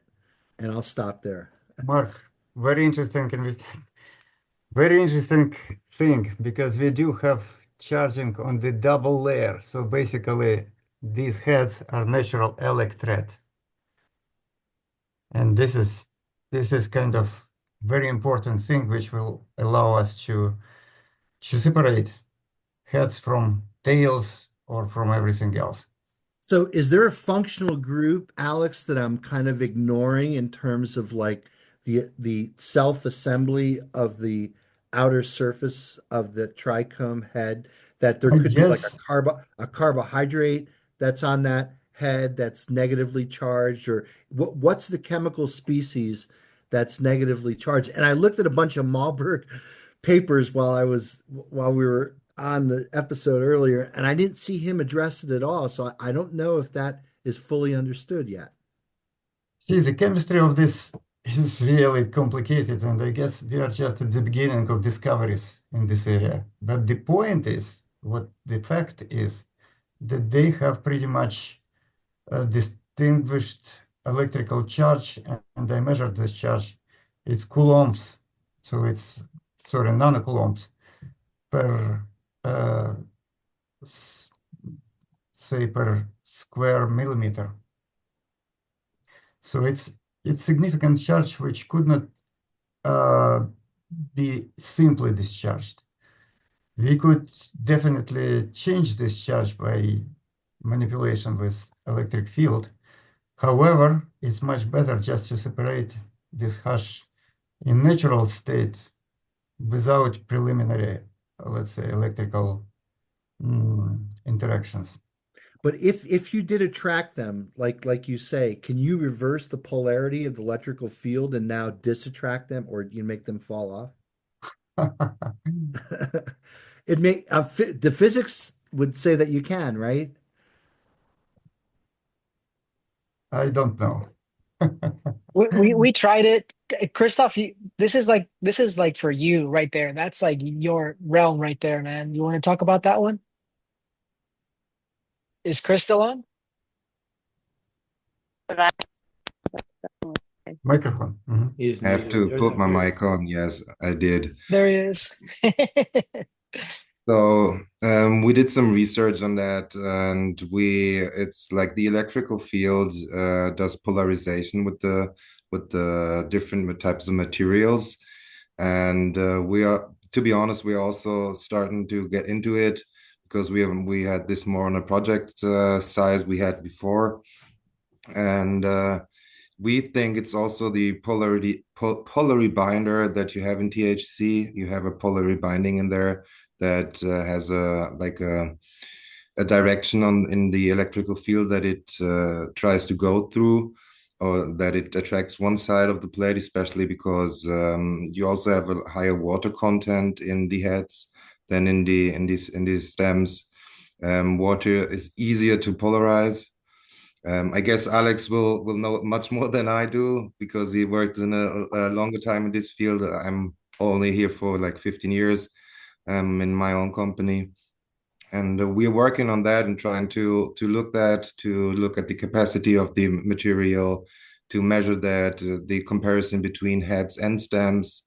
Also to do we're working on some research, especially with Renee right now, to improve like the separation way and the separation results that you have in the machine, also to improve the process.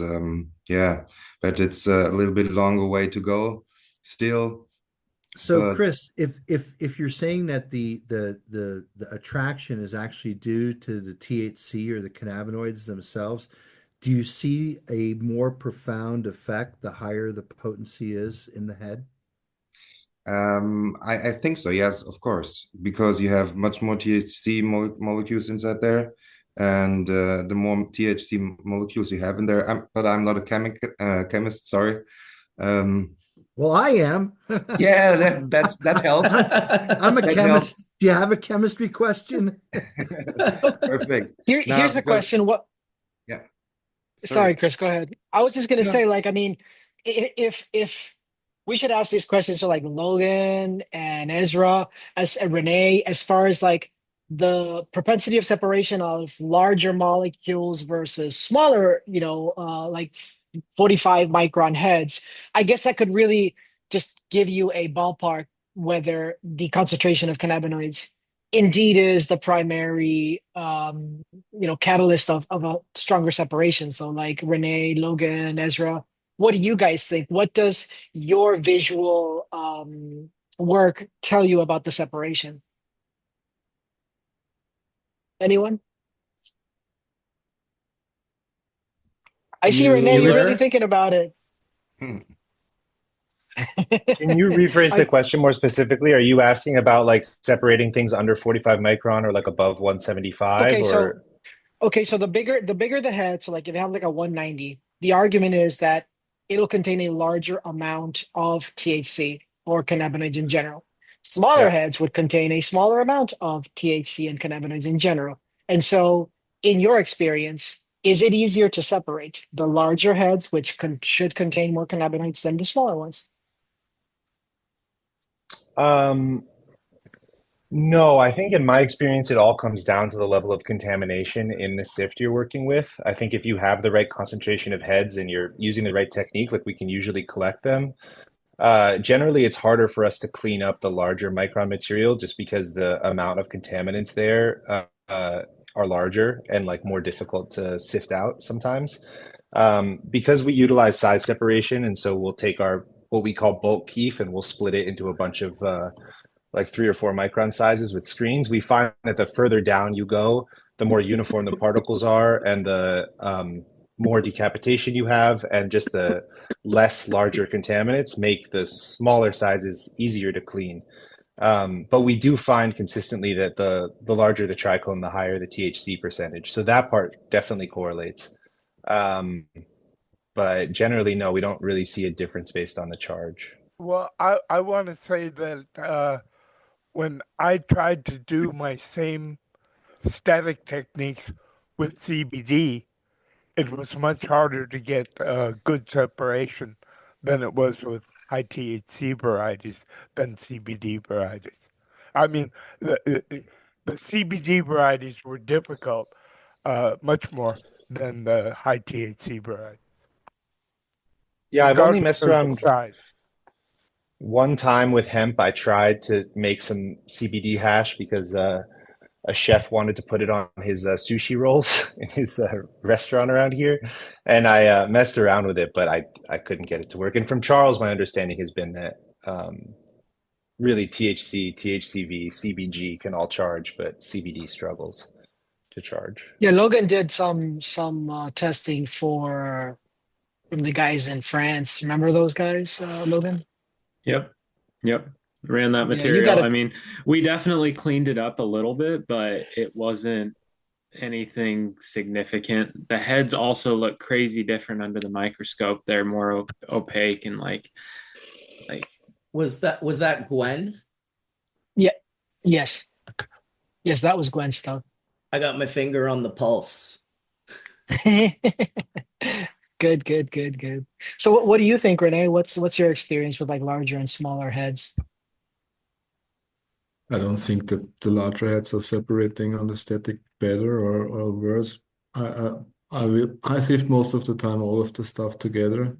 I don't fraction it at the static because I don't see really a big difference.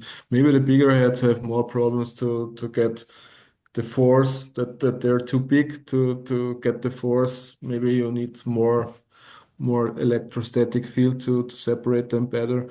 But I don't have the feeling that there's really much going on because of the size. No. I don't I myself typically notice a difference either. Go ahead, Logan. I typically remove everything that's below either 65 or 75 micron because it allows me to remove more of the stock content. Once I've removed the stock content, however, it is a little bit more difficult, I've found, to remove those smaller heads from the bulk majority of the stock. But that's just my personal experience with it. So I have Oh, you're chopping out a bit. Does anyone else hear her coming through a little choppy? Yeah. She's There's like very a click. choppy. There's a click every time you talk. I don't know what it is. Maybe we just have to make sure the rest of us are muted. Sometimes that causes The headphones. yeah. Yeah, but we can all mute ourselves. Well, let's try that. It's your headphones microphone. Try pulling out your earbuds. Ooh, live troubleshooting with Etienne Fontaine on Hash Church 5.0. I do this all the time with the VAC with Oh yeah, internet. you do. Okay. No, let your me- headphone jack. Your headphone jack. Sorry, Jen. I think we can hear you better now. Can you hear me now? Yes. Yay! Awesome. Yes. Welcome, Jen. Hi, thanks guys. So I actually have a lot I kind of want to like chime in on, but as far as this goes, I want to take it back to what Mark was saying as far as like that head, right? And what it's actually constructed with.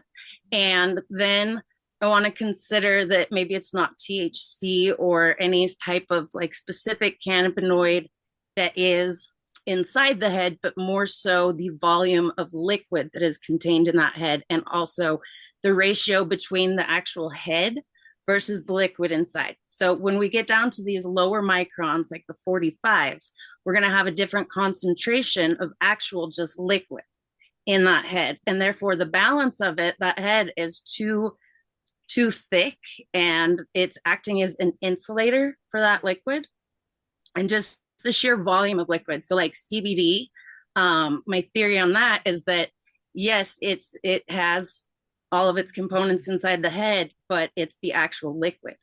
Because when we think about like static electricity, like where did this come from? Where did this start? Who discovered it? Lightning. Lightning is static electricity. So liquid is able to charge even when it's not in large concentrations. But if you have a very thick insulator, the thicker heads, those are not going to charge that liquid enough to overcome that the opposite charge of the head itself. So that way, like when we're doing the static tech, you're noticing you're not picking up a whole ton of like broken heads, because if it was the actual head that was being attracted or charged in a certain way, then why wouldn't we also pick up broken heads with the full heads? So my theory, after all of the research that I've been doing and also just years of going through all this, but finally like focusing on the details scientifically of the SIFT, now that I've got this opportunity on this farm, I think it's just the actual volume versus, you know, the ratio of the volume of liquid contained in the head and also the thickness of the head on whether it's going to allow that charge to be able to come through. Make sense? I like it. It's interesting. I will say this, that like my 25 micron hash, bubble hash in particular, like when I make a 25 micron head, it's like 70+% THC.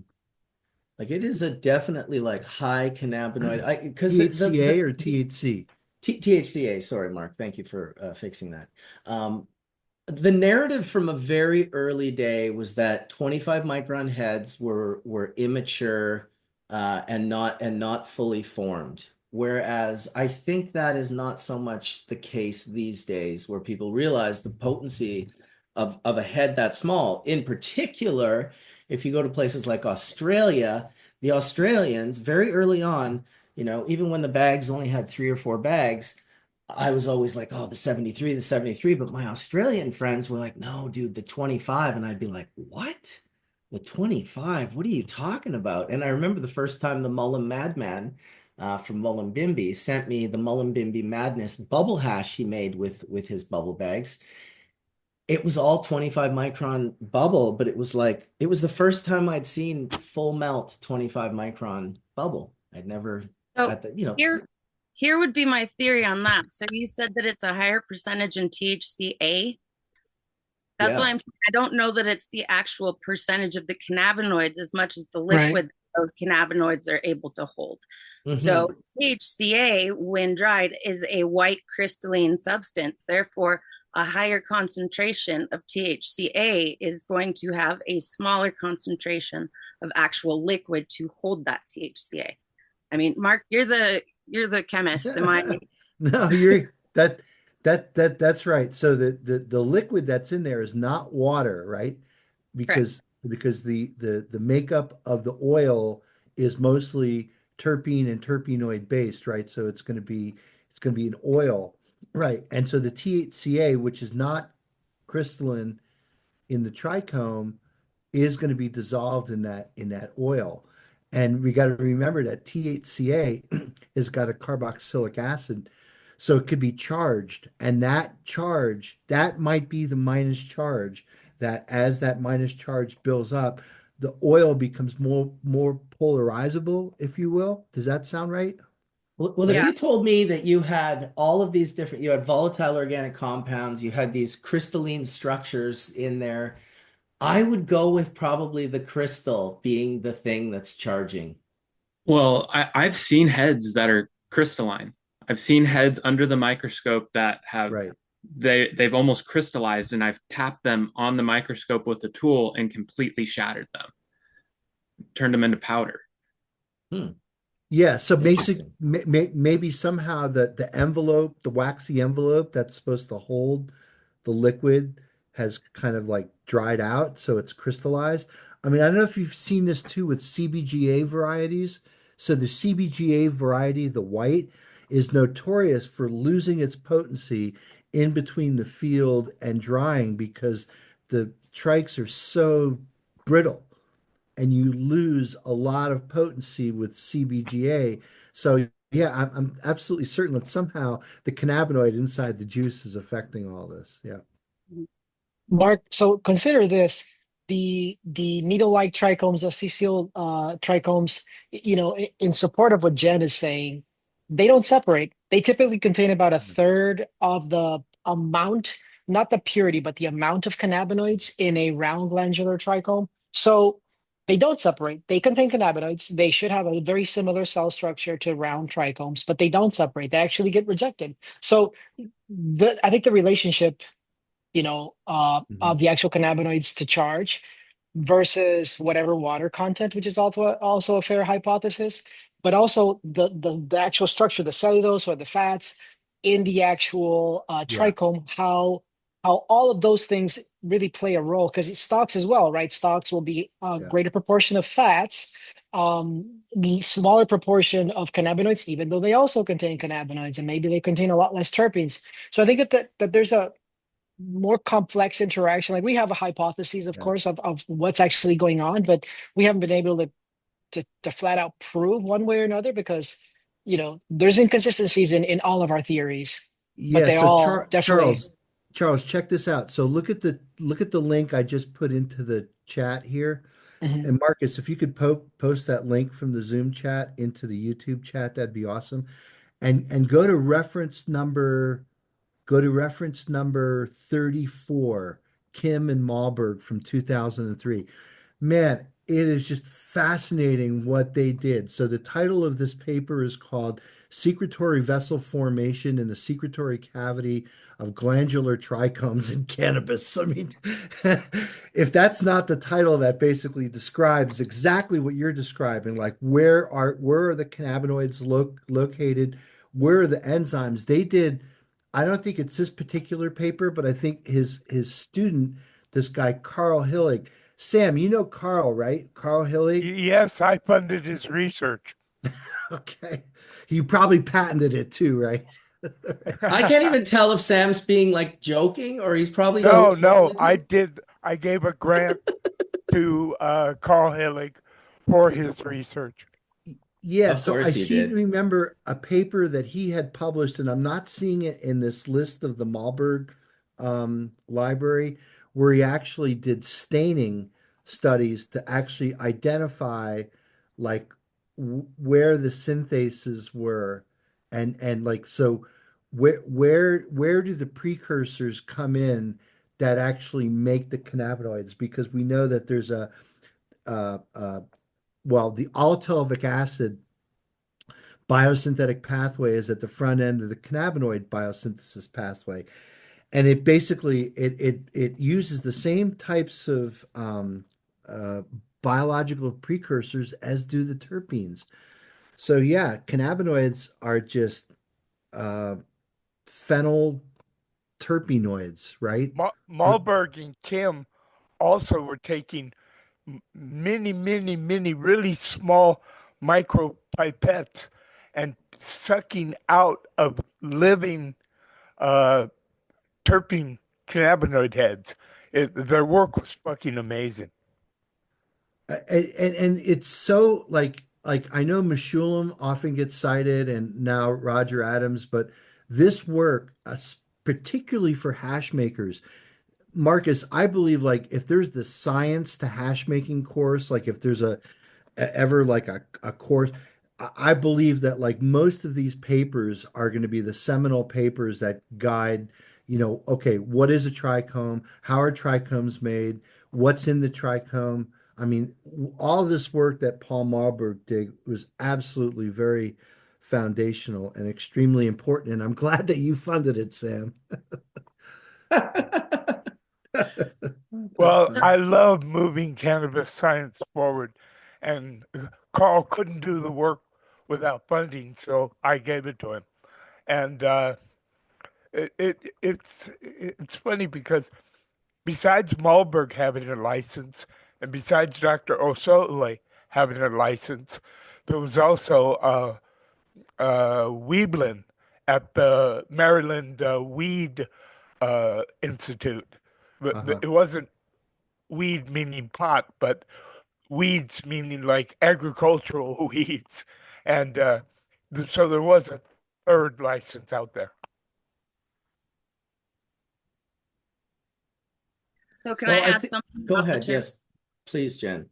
Okay, so to play back into what we were just talking about, right? So the liquid in there, I'm not talking just water, right? The terpenes actually, I think, play a larger role than we actually realize, and not just because of, you know, the contents of them, but like I wish Horatio was still around. Like, rest in peace, Horatio. But when we think back to Horatio talking about the limonene extraction and how he's able to use a lot of these, so a lot of the terpenes that we're using are very solvent. And so in the plant, as those mature, I feel like those are actually starting to break down that trichome head from the inside, right? So it's starting to almost dissolve some of it or whatnot. So the liquid in there is not just the water, and it could have everything to do with, like, as far as maturity goes, the level to which those terpenes were able to start processing, let's say, like basically eating itself from the inside out, right? And so that is now going to affect the thickness of your head and whatnot as well. So yeah, like I think there's a lot going on inside there, but when I say liquid, I'm not talking just water. And like with THCA, I'm thinking things that can actually convert to a solid material, whereas like terpene fractions, we're not able to necessarily solidify those in a certain process the same way we are with THCA, CBD, CBG, CBN. You know, I've yet to see a powderized terpene, which tells me that even though it's not just water, like, so that's kind of where my thoughts are as far as what is working inside the head and how is that being affected, right? Does that make sense? Yeah, I do know that when you dried cannabis and cured it, it was Static Tech worked way better than with fresh, still gooey resin, which was really, really hard for me to work with. You can freeze it and do other things, but with Static Tech and dry sifting, curing, and that probably lowered the monoterpene levels. And yeah, Guaranteed. like you say, Horatio's work with Lamlene, he was using it as a solvent, the way that people were using BHO. Yep. Yeah, so we have to think of like why it does that inside the, like what it is actually doing to the container that is in, because it is a solvent, and if you can dissolve in a higher concentration, you can break down that trichome head. Then in these smaller, very nature precise, you know, it's basically going to a certain point before it dissolves completely. So with the dried cured heads, we're getting that outside shell that is now protecting it. But like if we think of like a peanut butter M&M, right? You got the peanut butter, then you got the chocolate, and then you got the hard shell, right? So like within that, there's like softness levels until you get to that hard shell. So I feel like that's kind of what happens when we're working with the dried, is that it is able to callus in a way that it's no longer the percentage, and the percentage of those solvents in there is not able to break through that outer barrier, because nature designed it in a certain way to where they're not just going to dissolve and then melt, right? But where we are now collecting that in such a high volume, we are able to dissolve that as a solvent. So it's going to come right. I mean, ratio those of everything's and the weights and the volume of this versus that versus the solids versus the liquids, you know? So those membranes are no match for some solvents. You're absolutely right, Jen. And it's so interesting you bring up Horatio, you know, just to get historical for a second. Horatio is the reason why I'm here, right? Right, Well, right, I Bubble got Man. you on a Horatio. long time ago too, Mark. Remember? Horatio was the guy who basically, or he said, "You got to come in here and set Tony straight on terpenes." I was out mowing my grass He one would hit day. me up and be like, "I got this friend, Dr. Mark. I think he'd be great for Hash Church. I'm trying to get him on." I'm like, "Dude, for sure, man, bring him on." So yeah, Well, I Mark, remember that.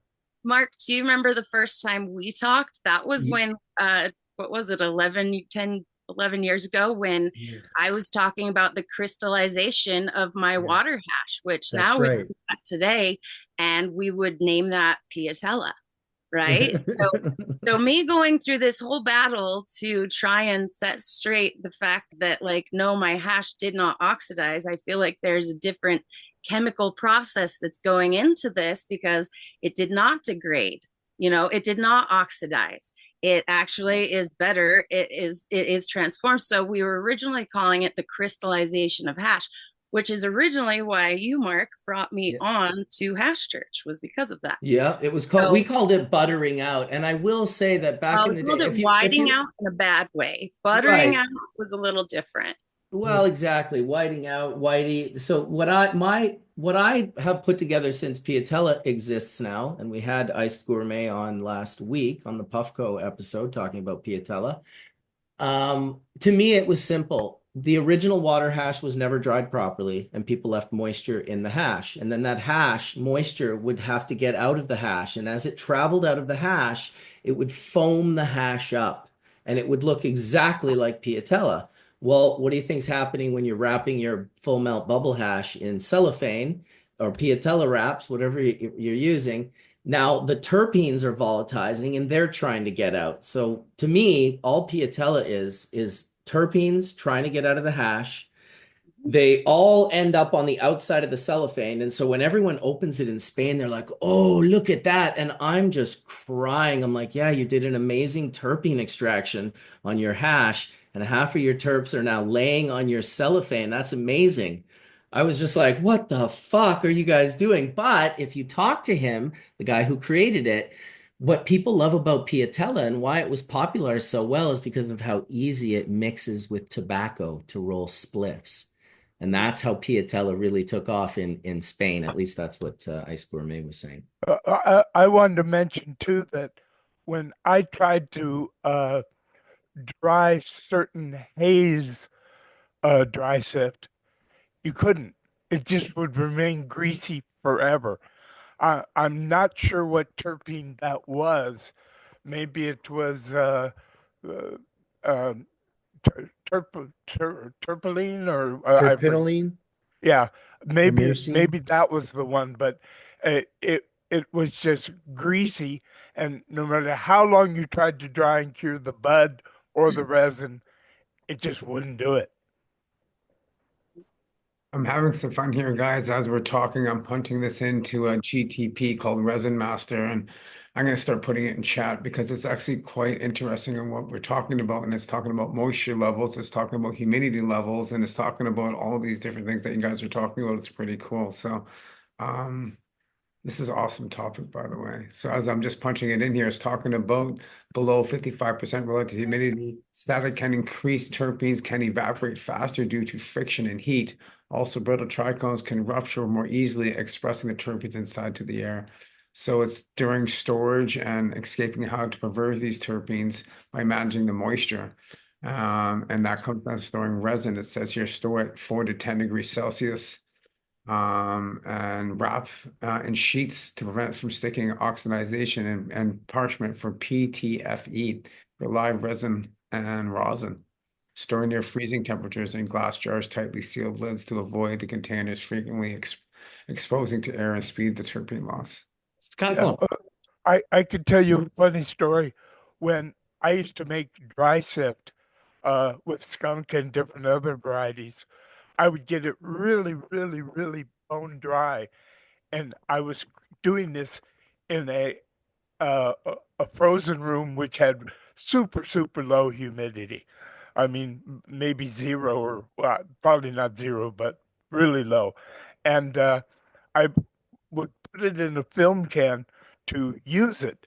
And if I would take it out and open the film can in a hot and humid environment, then it would absorb water from the humidity in the air, and it just sucked it up like a sponge, and then we used to call it the hash would lose its adhesiveness when you pressed it, and it was what we called turning whitey.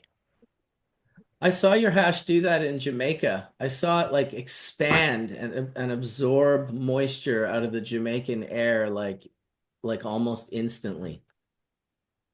Absolutely true. Hey, Johnny B, should we be teaching AI how to make dry sift? I don't know if that's a good thing for the world. Pretty soon they're going to be making better hash than us. Well, they're gonna be able to show us other ways. It's how we complement, right? AI is just is like a co-pilot in life. So as you use AI, like as we're talking, and things I've create clones, I've created all different things to actually help express what we're doing to take it that much further, because it actually will help us with the knowledge that's already there. And yeah, I'm having fun. I'm learning as we're learning. I'm learning more as I'm putting it into. I created a GTP for what I talked about called Resin Master directly on Sift on Bubble Hash and looking at it. So there's definitely, yeah, it's just Well, another. I'll tell you, after 10 years, Johnny B, it's helped me make the best like thumbnails for Hash Church that I've ever been able to make. And it does it in all of like 3 seconds. I'm like, Hash Church, maybe throw some plants in a pew, have a nice stained glass window. Bam. It's like I did that one in 3 seconds on Grok 2. It's pretty cool in the sense of being a tool that just helps me speed certain things up that I personally wasn't I've never been good at Photoshop and layering and all of that sort of stuff. So I appreciate that the church ability. Go ahead. that church needs more lumens, Doug. It's a dark church. It's a dark church. Marcus, everyone, on that note, I have to bounce. We have MJ BizCon coming up. I appreciate the time to be on the show, all of my friends and everybody else on the podcast. I really appreciate you guys stopping by, giving us your opinion. Maybe we can do this again sometime. If anybody's going to be in Vegas, stop by. We have a demo out there as well if you guys want to see tech. But in general, I really appreciate the opportunity to be here. I think we had some really cool conversations about the science, which is just wild. There's so much to learn and so much that's coming. Man, I'm super excited. I'm really looking forward to all of the cool stuff we're going to come up with and all of the wild things other people are going to come up with too. I think it's going to be for the better of the industry. And again, I appreciate the opportunity to come on. Where are you located? I'm in Miami, Florida. I'm right near the Miami. beach. Yeah. Yep. What's your booth number, Charles? I think it's 4238 or 238. I think so. Well, I I'll have no put idea. your website information and your contact info in the description of the video, Awesome. so that'll be Thank on there you. afterwards. And when you say Yeah. there's more to come, you're not wrong. We're still going to be talking about this 2 hours from now. So thanks for coming in, dude. We appreciate you. And anyone that came in with you is of course welcome to stay for as long as they like. We're going to be just continuing on the conversation of all things resin. Appreciate it, guys. Everybody have a wonderful weekend. Thanks, Charles. Have a Cheers. good one. Bye-bye. Thank you, I have Charles. a question for everybody. Does Static Tech work as good with frozen resin head, like fresh frozen resin heads? I've never tried it. Fresh frozen. No, it works only with dry. It works with fresh as well. Yeah, you can do fresh. So one thing that I've actually been working with a couple people with lately is, so with the resonator, for example, you can run for fresh frozen heads and then you're going to freeze dry those after, right? So once those are freeze dried, they're more stable. So one thing that I've been kind of working on is cleaning up like some of the some of the larger microns on water hash that has been freeze dried and doing basically like a blend. So you wash it first, and then when you pull those bags that aren't as clean, especially now that we're freeze drying, I don't know if anybody's noticed, but a lot of these melt shots that I'm seeing from this freeze dried melt, they're still just riddled with stalks, because once we move to the freeze dryer, people aren't having to pay as close of attention to how much that they get out, because the freeze dryer will keep it that color they're looking for. So if you're not able to clean that out, what I have decided would be the best idea would be to do a mix between wash them, if you're going to freeze dry them, perfect, and then actually run them through the screens to do a further cleaning of that before you put it on the shelf as a melt. Because the melts that I'm seeing, like you can see in all of the pictures, there's so many stalks.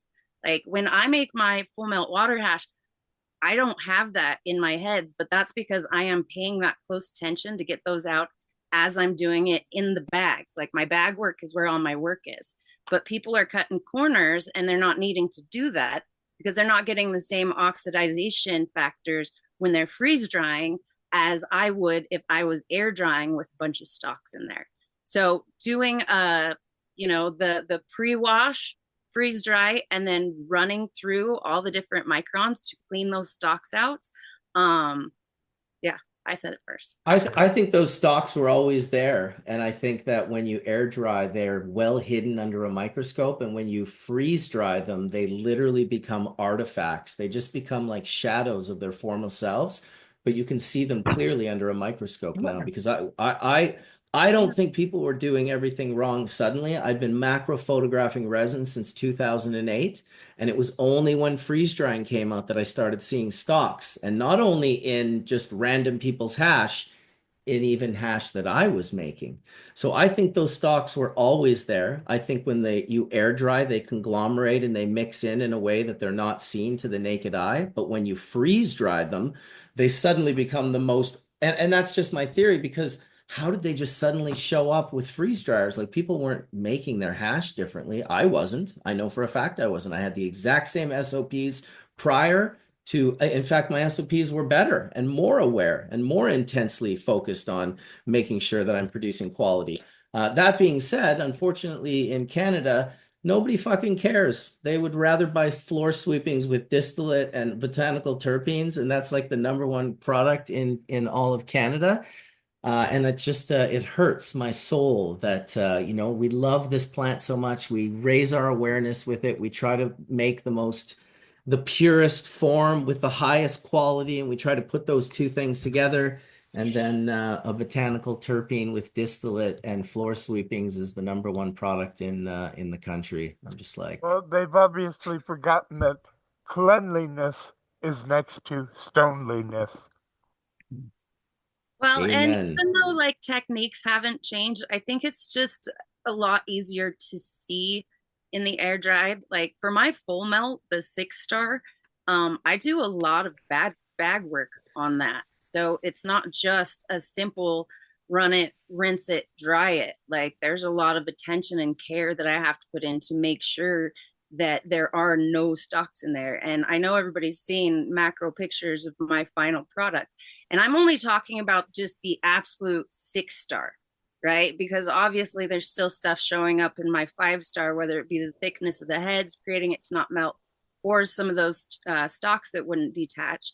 But for the most part, I think that like literally the freeze dryer just takes out the need to have to remove those as much. And like you're saying, people don't fucking care. Like, do you remember when I guess what hash was the thing? Like, where did that go? Like, I was told my hash needs to be stable and needs to stay looking like sugar in order for it to be that top tier. So if you would pull out 10 years ago a jar of my hash and it melted to water, like everybody's showing on their freeze dried fresh hash, like I would have gotten laughed out of Legends of Hash with that, like so what happened to stability? The problem is that even though we all have this standard, it doesn't mean that these new people have any type of standard, because now everybody's creating new standards. Oh, it melts like water. Look how amazing it is. And I'm like, what happened? Like, You got older. right? It I happened to me too. know. Yeah, of course. We got Um, listen. We're only Skunkman Sam has somehow managed to stay connected over multiple decades. But it seems like I feel myself. I mean, I see that happening. I mean, listen, when I started, well, first I showed people the wrong way and the hash was wet. So we had to deal with that for like 3 years. Everyone rubbing up their hash all wet and it whiting out and being like, no, no, no, like it's got that funky smell. Like the moisture, we got to get the moisture out. And then, trying to get to that point with air drying and then Fletch discovering freeze drying and sharing that with everyone. And it's just yeah, it's and then Piatella, and then there'll be more things in the future that are probably like I'll be like, oh, like what? Like even like hitting super fresh frozen material. Like if I can hit some of Skunkman Sam's properly cured flour and then sifted to pure heads, the smoothness and potency of that is second to nothing. And when I hit fresh frozen, the monoterpenes are so caustic. They're just like, oh, they grab me by my throat right away. All the young people I know fucking live for that shit. All the older people that I know are kind of like, that's a little bit harsh. So yeah, I think there's definitely part of it is that we're just in different generations, and younger people are going to come up with their way to make this theirs that's different from how we've always done it. And cannabis is super subjective, so you just gotta like, your resin is a representation of you and your choices and what you do with it, and that's all we have to stand on. Don't go to Instagram for any reality check when it comes to making hash, because that's just full of like fuck boys galore that are just flexing for all that. Look at I made a gram. Look at this. It's like, okay, boy, we're over here making Maybe hundreds of one of the kilos. solutions is if you can't get the stems out, is to make rosin out of it. And that's exactly what it is, because you have that additional filtration. So why spend the extra time and steps in the bags like I do when you don't have to? Because now you can just take fucking 25 micron bags, stuff it in there, and that's doing all that work for you. Yeah, but You know? you're capturing the elusive full melt, and those people who are like, I'll just make rosin, they wouldn't get full melt even if their stocks were taken out. So they need the rosin. The rosin market relies on mediocre hash that doesn't melt. If all the hash was 6-star and melted, there would be no fucking rosin market. It wouldn't exist. There'd be a small percentage of people who are like, no, removing the other 2% is everything. And maybe they're right. Who's to say they're not? But it's the people who have access to the elusive full melt. If you know it's there, well, you're going to get it with any technique that you can come up and discover. On the flip side, the 80%, they know it's not there and they're going to press it into rosin. Yeah, the dry sift, if I made it 99.9% resin heads, to me that was the gold standard. But the other thing that I liked really a lot, to be honest, was just take some stuff that's 50, 60% resin heads and make rosin out of it, and you end up with a product that's quite similar. So I have a question for Jen and for Sam here then. Well, how would you then travel with your 6-star in the sense of what container? Do you store it in a freezer? Do you keep it cold as you travel? How do you best, preserve your process once you're done with it? Well, for me, so let's go back to that stability standard that I used to be held to, right? I was told it needs to be as stable as possible. You or everyone? Well, everyone, but I'm going to speak for Yes. myself. Yes. Everyone. But because of that, and because of trying to reach that standard, I have some different post-process techniques that I keep to myself. But by doing those, that actually I've been able to create a certain stability in my hash, so it doesn't have to be. Now, I'm not saying keep it out in warm room temp, because it will melt. But as far as having to like keep it absolutely frozen, like these days, if you take out some freeze dried hash right out of the freezer, it's gonna melt, right? So it's my post for and I'm talking for like the 6-star specifically, like my specialty hand done, hand dried, air dried, hand separated, air dried. I do a post process on that to be able to, right? I do a post process on that to be able to basically harden those heads a little bit so that I can keep a little bit of that stability. But it doesn't just happen. That is literally like at least a 3-week process, hands-on every day, that I do in order to achieve that stability. As of now, if I was to travel with, like, I don't know, regular stuff that's on the market now, you would need to find a way to freeze it. You would want it in glass. I would probably surround it in ice, or like ice packs. You have to keep it cold these days. I mean, my air dried, like I said, there's a 3 to 4 week process behind that to allow me to achieve that stability, to be able to transport it so that it still looks the way it started, without being instantly like melts and it's like fucking snowman on a sunny day. So Hey Jen, by the way, you've been teaching your tech and knowledge on Instagram, and your Instagram got shut down. And I know you just restarted a new Instagram. Can you shout out your IG so everybody knows how to find you on Instagram again? yes, thank you. Because yes, that was tragic. No, it was not the algorithm. I will not say that again. But Jendo 420.1. So JENNDOE 420.1. I would love to find more of my friends. This has been such a fucking nightmare of just like trying to gather everybody again. It's like having a fire drill and not having any set like spots to be able to go like find your group again. So yeah, thank you. I appreciate that. Come find me.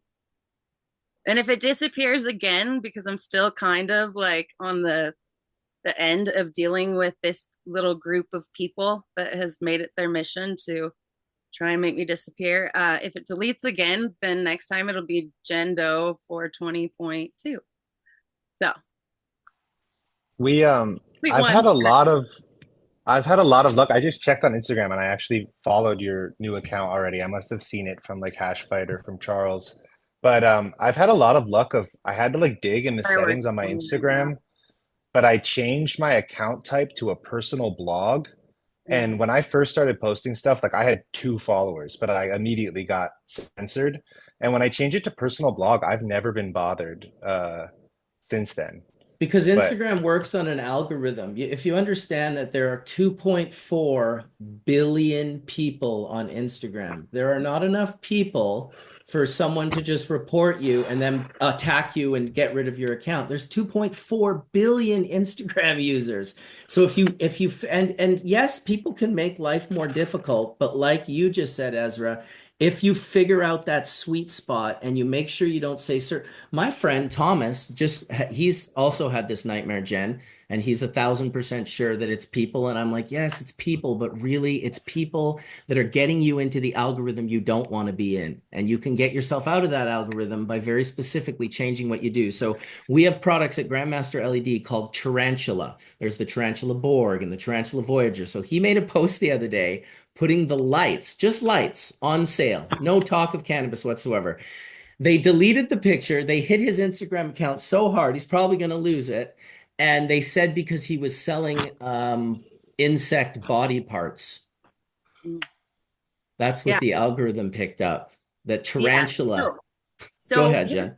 I've always been very careful about what I post. So I've never had algorithm problems. I've never advertised that I sail. I watch my language on there. I'm very cautious at the way I do things.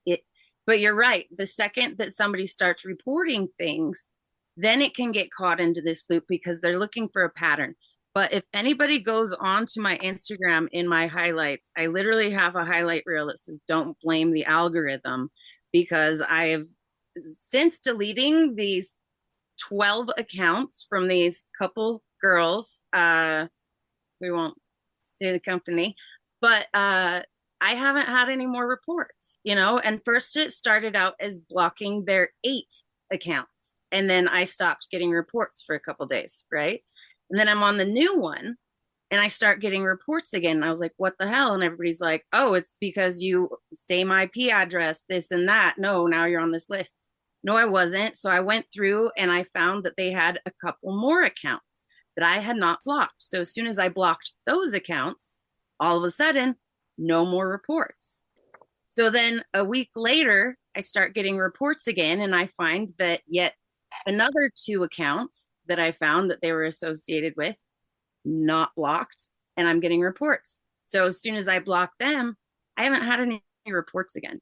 So I figured since I had already lost my page, I might as well try this fun little experiment. So I went on my stories and I put hash, hash, hash. I even hashtagged hash. I even said, hey, IG, what did I say? Here, I've got it right here. I promote cannabis use. Okay. I put that all over. I put it on my story. I also made a post of it. Now that I know fully that this group of people, right? I'm in that window where I've blocked all of these new accounts they've made. So they're having problems making new accounts. So in this time frame, I put that up to test the algorithm, because what's the worst case scenario? What, my account gets deleted? Well, my big account already did, so whatever. Never got flagged on my story. It's still on my post. Now, when I got on my story and basically said, and I put all this in the highlights because it's absolutely fucking interesting, because I had put a post that said, it's still up. It's not the algorithm. This lesson brought to you by blah, blah, blah, blah, blah. Now, the algorithm was triggered by brought to you by. So within 20 seconds, I have Instagram saying, hey, we've noticed that you might want to monetize on this. And so it gave me the option to actually, like, brought to you by a paid collaboration or whatever. So I tried it again, right? So I posted it up and I said, and this is the algorithm. It has nothing to do with hash, not the words cannabis, not saying that I promote cannabis, but brought to you by, right? So I did it again. Brought to you by, and it pulled up again. Brought to you by, and it pulled up again. So I put a picture of my hash. Brought to you by, pulled up again. Picture of me in my garden, or just a regular flower, because everybody's telling me, oh, it's the algorithm. They're flagging the flower pictures. They're flagging the hash pictures. They're flagging the words hash. They're flagging the words cannabis. It's thus promoting cannabis use. No, it's not. Like, go to my highlights right now. I literally proved it, because I was able to capture all of the cannabis content that I'm being told is triggering the algorithm. But then just the simple words brought to you by has now triggered the algorithm. So you can see, yes, the algorithm is triggered, but not by what people are trying to tell us it is. Like, it's the biggest scapegoat ever. Oh, it's the algorithm. No, it's not. It's somebody going through and strategically flagging people and reporting them. And if there's a pattern of numerous people, and then they're seeing this pattern, then we're all getting taken out. But I've had my account hit like 30 times, and I've fought it every time and got my account back like 5 minutes later.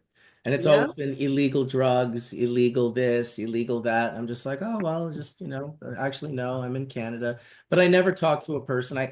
I just know that there's, they're using people to be the agent Smiths and rat people out, which is no different, right? It's the same. Like, if you go on, this is what I learned even from the internet before Instagram. The people that I bothered the worst made it their mission to destroy my life. And if you're out there and you just have one moment where you're smug with someone, or you're like, you get them, you give them it might feel good for about 5 seconds until you're in a 5-year patent lawsuit with them and spending 6 figures, because that's how it worked out for me. I've learned to just be much more relaxed, more kind of try not to get into beefs with people, even though it's pretty consistent all around the board that there's always someone who wants to hate. I just try my best to operate in a quiet manner. I also don't define myself by my Instagram account or my YouTube channel anymore since losing them. It's like, you're not your Instagram account. You're not your YouTube channel. It's and I will say, I feel like the algorithm is changing recently for sure. My Instagram account is now getting pushed. I'm shadow banned. I've been shadow banned for, I want to say, at least 10 years. But recently I started getting real serious numbers. Like on this last piece of hash that I posted, it was like 266,000 people played this video. And I was like, that's weird. And then I looked and it was 89% of non-followers, which is also my account's not supposed to be shown to non-followers. So suddenly my Instagram, while everyone else I know is just getting hammered, which I feel sick about, my Instagram, I'm able to monetize it. I'm getting pushed into the algorithm, meaning I'm suddenly being shown to 80 to 90% of the people that are seeing my photos and videos and reels are from outside of my followership. And YouTube is the same way. YouTube hit me up last week and was like, hey, do you want to monetize your channel again? Like you can sell memberships, you can take donations in your chats, super chats, you can do all of this stuff. You can create memberships. I was just like, what the fuck is going on? So I'm kind of hoping that maybe it will get better. I mean, these are independent companies, and it's kind of like if you owned a company, you could do whatever you want, but it sucks for the cannabis community. It always has.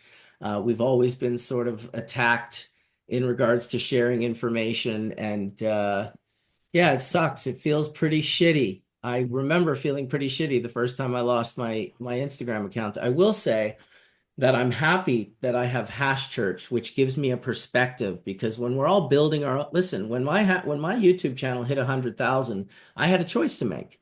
I could make it all about me and this could be my YouTube channel, or I could create a show and invite all these other people that are so much more amazing than me, especially combined. And I could do that. And that's really was the birth of Hash Church. That's why Hash Church. So really, when the YouTube channel went down, I wasn't hurt for my own personal reasons, like the way I was with my Instagram. Because when that went down, I was like, woe is me. Holy shit, I had 120,000 followers. They're all gone. This fucking blows. But for YouTube, it was more like this internal pain that I had for the audience and for the panelists and for the people that had put all of their time and blood and sweat and tears into sitting in here for thousands of hours and making these shows that we do. I felt bad that those were gone. So it is what it is. It's difficult. I guess we all just gotta sort of hopefully, make moves in a way that figures out a way to make this better. Maybe AI. I have never asked AI. Maybe Johnny B should ask AI, hey, I'm a cannabis person. How should I be making my Instagram posts? Because everyone has countering information about how it works. And you would probably have very good conversations, Jen, with my partner, Thomas from Grandmaster LED, because he is getting attacked in a way that it's just unbelievable. I suspect he'll lose his Instagram account here very soon, which is unfortunate. I'll get attacked. I've been attacked, shut down so many times. It's ridiculous. It's really Johnny B, you've been copied. I see more cloned accounts of you than any other person. It's pictures of Johnny B, and then you go into the photos, and it's all jars of weed and his pictures, and then it's like, hit me up for inquiries. It's like, oh my God, these guys are selling weed under Johnny B's like good name and face. fake accounts out there. Plus, I screenshot them. People send them to me every week. I get someone reported a fake account. Well, here's something, Jen, that I am very confused by, because I've been cloned myself on Facebook and Instagram, and then those are the only accounts I've ever reported, and I report them. And I even got one back recently, and it said, "So they always say the same thing. Sorry, there's nothing we can do. That person's not impersonating you." So I'm reporting people, but their accounts aren't getting taken down. But these magical other people are reporting people, and the accounts get taken down right away. What the fuck is that? And how does that work? Right? It makes no sense. I'm looking forward to finding one of the accounts that has stolen all my shit, just so I can get some of my pictures back from them. Where are those accounts that I couldn't get shut down now because they have all the content that I wanted? Listen, I'll tell you, the first time it ever happened to me was when Overgrow got shut down. When the dude that owned Overgrow got busted and they pulled those gold bars and weed and all this shit off of his property, and the RCMP shut Overgrow down. That was pre-Instagram, that was pre-social media. I still have obviously all the photos and the content because I'm a photographer and I keep those on, redundant hard drives. But it was the communication and the dialogue with all the amazing people that I lost, right? It was all the comments that are just like, oh my God, how can you? I think you can download that data now off of Instagram, if I'm not wrong. No, you can't download that while you have it? No, you I can thought there was a try, way. but I thought there when was a they way. you can try, but the problem I'm having is that they tell you that there's an option and they're going to send you a download link, but then it's been taking me in a circle. So, yeah, and like you were just saying, like the dialogue with people, here's my issue. I don't really care about the followers. Like most of my followers were organically made with feet on the ground in each of these states and communities that I've worked in. So that's not my concern. But I have friends that have passed away that I had voice memos in my DMs, like certain things like that that mean so much to me that now they're just gone. And they won't Like give you the link? Is that what you've been waiting I've for? tried, every single day. So I'm still disabled, but I keep going back because they're like, you will send you a link. So they send me the link.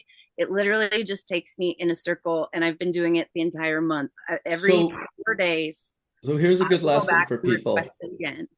Obviously, it's harder to do when your account is banned. So anyone that has special things on their Instagram account, I just asked ChatGTP, you can actually do exactly what Jen says. You go to your profile, you go to access settings, you select settings, you go into privacy and security and select security. Then you go to data download, and under data and history, you tap download your information, which requests a download. You enter your email address and tap request download. And then you choose your format, which is either JSON, which is a machine readable format, or HTML, which is easier to read on computers. So you enter your password, they initiate the request. I suspect she's having a difficulty because she's banned. But if you have things on your Instagram and you're in the cannabis world, I would be doing this process, every month, every week, however often you want to do it. And then you can at least avoid, once your account's been disabled, experiencing the hell that unfortunately Jen Doe has been experiencing. That sucks, Jen. Or you can actually come over to Blue Sky, which allows for cannabis and for cannabis media. And I've been there for a year, and it's just grown as everybody has left Twitter. But it's old school Twitter, and all the old school heads, the producers, the creatives are all there. And they don't gig you for cannabis because I have my Veterans Action Council. I've got my Cannabis Embassy and Berkeley Patients Group have shown pictures, names, everything. No issues. So recommend, as opposed to being stuck in the meta headache that Jen and everybody is try something new and different. It's also protected, and there's no AI that surfs your shit, and you can block people outright. The only problem I have with it is that there's 20 million people on it, and there's 2.4 billion on Instagram. That's the problem. Yeah, It gates us into this small little chamber of people that are just like, fuck. Twitter, on the other hand, it does have 600 million monthly users, so it's still rocking. So I believe I was asked, how do I keep my products stable? And so I wanted to get back to that. Sorry, Sam. Which is, first of all, it depends really a lot. Once you get it dry and you stick it in a freezer, it's stable forever, or for a really long time. I've never kept it more than about 25, 30 years, but it was practically exactly the same. But when you want to take it someplace else, first of all, it depends on how hygroscopic the terpenes in the dry sift resin is. Because some of it, you can't take it anywhere that's hot and moist at all. If you take it to someplace like like Austria to go skiing, you don't have any problem at all. You can open it and there's no problem. But you take it to some hot, humid little Jamaican island, and if it's got the right hygroscopic terpenes, there's nothing you can do. Well, we still smoked it. Oh, yeah, we smoked it quick. That was the solution. So, Marcus, what was that kind of that portable box that you were showing us? Is that like a little Portable refrigerator freezer. What is that? You know what? You can find them for sale as makeup fridges. They're little mini coolers. They're makeup fridges. They come in all sorts of different size. They plug into the wall when you arrive, but they have like a 2 to 6 hour battery depending on the model. This one is my buddy. He sells it under the Baller Fridge. So you can find him on Instagram. He's a pretty good dude. And yeah, it's just it's a nice little way to carry. Listen, I am more interested these days. If it's traditional style hash, I'm all about curing it out and leaving it for a long time. And if it's about like, okay, properly dried and made resin, that resin I just want to preserve. I don't want to cure it. I want it to be preserved because when I get it, I'm like, it's exactly how I love it. And for that stuff, I keep it as cold as possible while I'm using it and then just kind of pull it out. I should The shout out other Andrew. suggestion I have is keep it in small containers so that when you open one of the little containers, all the rest of it is still fine because I could keep like I used to keep a lot in little plastic film cans, for like film came in, little rolls of film. And as long as I didn't expose it to it didn't matter how hot it got or any of that kind of shit. What mattered was if I took the lid off and exposed it to the high humidity. If I kept it shut, no problem. It's better frozen, but what really got it was the exposure to the hot, humid, wet air. Yeah, makes sense. Very smart. I wanted to shout out Andrew Cotter, the engineer at Whistler Technologies. He grew this up in Squamish outdoors, just in his backyard, and then processed it. And I don't even know the cultivar. It's very orangey smelling, but it's beautiful full melt bubble. And unfortunately, when he gave it to me, I let it grease up a little bit, but I like it. It's pretty nice. It's very hard. You definitely have to use a tool, like even at room temperature, you got to use a tool to that heats up a little bit that gets into it. But very lovely resin. What is everyone smoking today, by the way? Maybe I'll smoke some of that right now. We Can have I a do little a gap little break. shout out real quick and like Please, just of show off absolutely you can. and just show off? Hold on, where did you guys go? We're Can here. you Oh still shit. Yeah, your phone rang. Yeah, we can see you. yeah, how did that happen? Now how do I get back?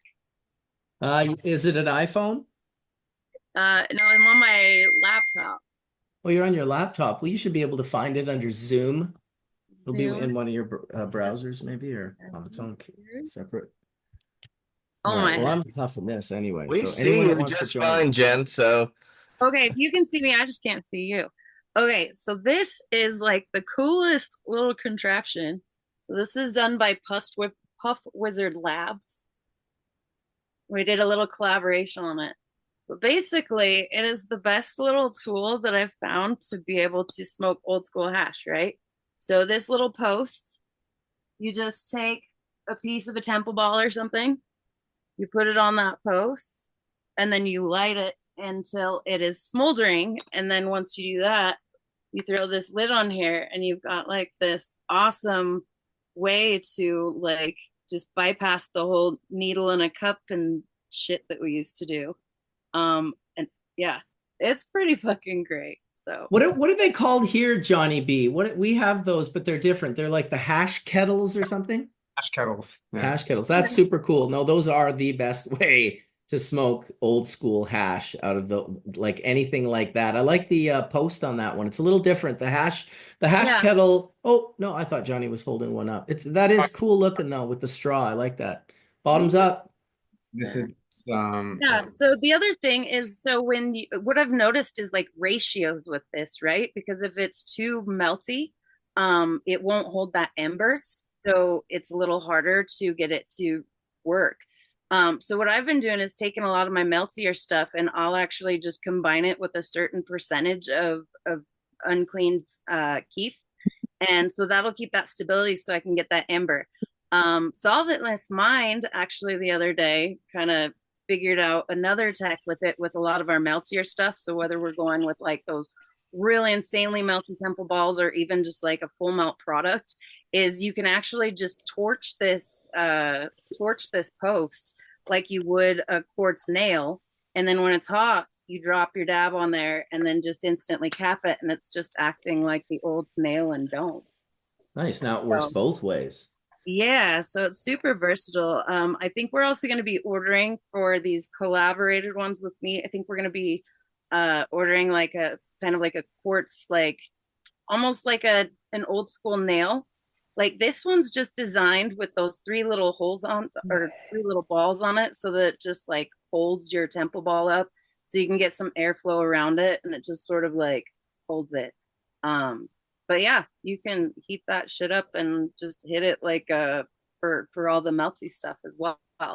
So, but this is great in the lab. I can load a piece of temple ball on there and just, oh my God, I get so high because it doesn't stop. It's not like a Puffco where it turns off, right? So it just keeps going. But super easy, super portable. Absolutely love this. Very cool. Who Yeah. makes that again? It's Puff Wizard Labs. I put the link in my bio on my IG. And we're keeping them really affordable. So they're like, I think they're like $40 online is all, not shipped. Yeah, so Puff Wizard Labs, but I put the link to buy it on my IG. So See, in a perfect world, you could stick a quarter of traditional hash in there and sell it for $80. right? Exactly. That's what the goal is, kind of to be able to. So as I'm doing this different work up in Washington and whatnot, the goal is to be able to just have complementing situations. So like for the issue of people that don't really know how to smoke the old school hash other than just in the joints, yeah, this could go right along with that. So they've got the set, and with it being that affordable, you know, you can replace it when needed, like if you break it or whatnot. There's no electrical parts, so technically it can last for fucking ever. Yep. Just don't Yeah. drop it. Yeah, so shout out to Joe Itza and Puff Wizard Labs for coming up with that design. And I was just super happy that they included me in it because it's been so great. It's like my favorite thing. You got to ask them if they've ever seen the hash kettle, if it was helpful in the inspiration of the unit, because it's a very cool. I'm not a big fan of the kettle myself. I'd rather smoke hash a variety of different ways, but I feel like that design, it's just because of how airy it comes out in the kettle. We used to build our kind of own units with coals and stuff that we'd put, the big container over and then be inhaling it, like back in the 80s when we were first smoking oil. But I feel like that design with the straw in particular could really make it like tighten it up a little bit so it wasn't so like airy. Yeah, exactly. And then we decided to just drill like a little hole in the bottom. I don't have it done on this one, but just to give a little more availability of airflow so that you can kind of like add a little bit if you want or not. Doesn't affect, it doesn't affect it a whole ton, but it gives you a little more control to clear it. You could almost put a carb right down by your finger in the glass, even right at the bottom. So you had to Well, suck the air from the bottom is a good idea. yeah. And we've thought of that. The problem being we're trying to keep that price point down really low so that the end consumer is not having to pay for an additional $10 that it costs to put a small carb in the glass. So that's where I kind of decided, like, if we put it in the wood, we're able to just keep that price point for the consumers down. Because every single thing you do to the glass, that's going to be a lot more expensive as far as, when they're in production. So keeping it simple, little drill in the bottom, so you've got that hole and that controllability. Yeah, Boom. I mean, the goal is to keep it very affordable. So that's kind of why we didn't go Like for the glass. traditional hash. Yeah, exactly. I like that. Affordable tool for affordable hash. Exactly. I still can't figure out how to get this back on my video. Let me just let me sign out and I'll sign back in. I'll see you guys in just I'll watch you. Okay. I'll watch for you. Oh my goodness. Did anyone take a hit other than me? Because that was a great rip. Well, Tan, you've been nonstop. So at one point, people were like, holy shit, look at that Tan. He's totally slumped. Good on you, old boy. I did some cleaning behind me. I mean, smoking SIF the whole time. Nice. Look at Sam's got a disco show going on over at his place. That's the first time anyone's ever seen the magical dry sift hand. And I always bring Horatio with me everywhere. So this is one of his tools that he would have with his separation and his little he had a cement mixer, and he would put Yeah. everything in, and he had all these little I think you have one of these, Mark. I know you do. So I always have Horatio sitting here. He's always Very with us. cool. Very cool. We miss Horatio. He was a thinker. He was outside the box. He was so far outside the box, it was unbelievable. Well, we all are. We're all want to be looking outside of that box and see how far we can truly see in that vision that you can create, right? What you write, you invite. You wrote down what you were going to do. We talked about what you're doing a decade ago, and this has all come true. From Worcester Tech to creating everything you've done. Like, that's what we all do here. We're all creating and manifesting our future.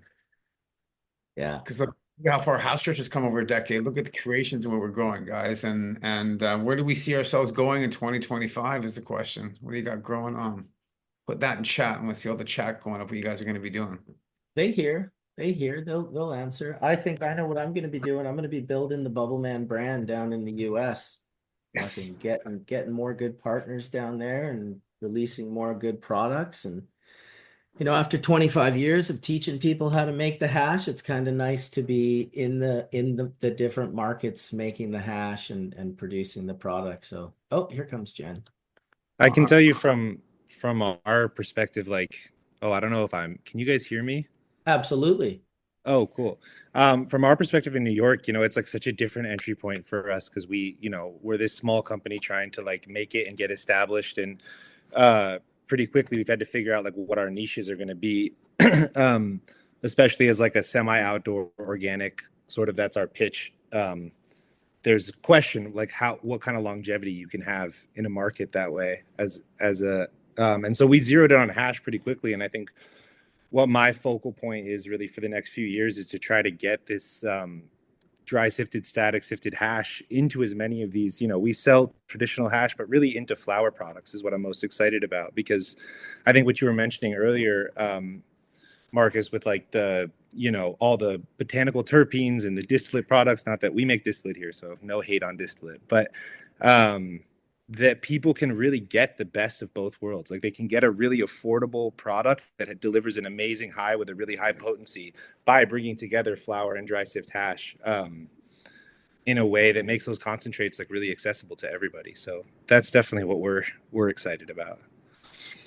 Hell yeah. Yeah, making it all available is definitely listen, I'm not shitting on distillate in the sense. I guess I'm just shitting on the concept of, and I shouldn't even shit on that, because the bottom line is it's just victims of circumstance. It's like, yeah, if you can't afford it, you're going to find value products. That's what you're No, going but to it's search for. it's genuinely frustrating. Like we put out as Hudson Cannabis infused joint that doesn't use any added terpenes, and we're like so excited. We're smoking these things like this is amazing.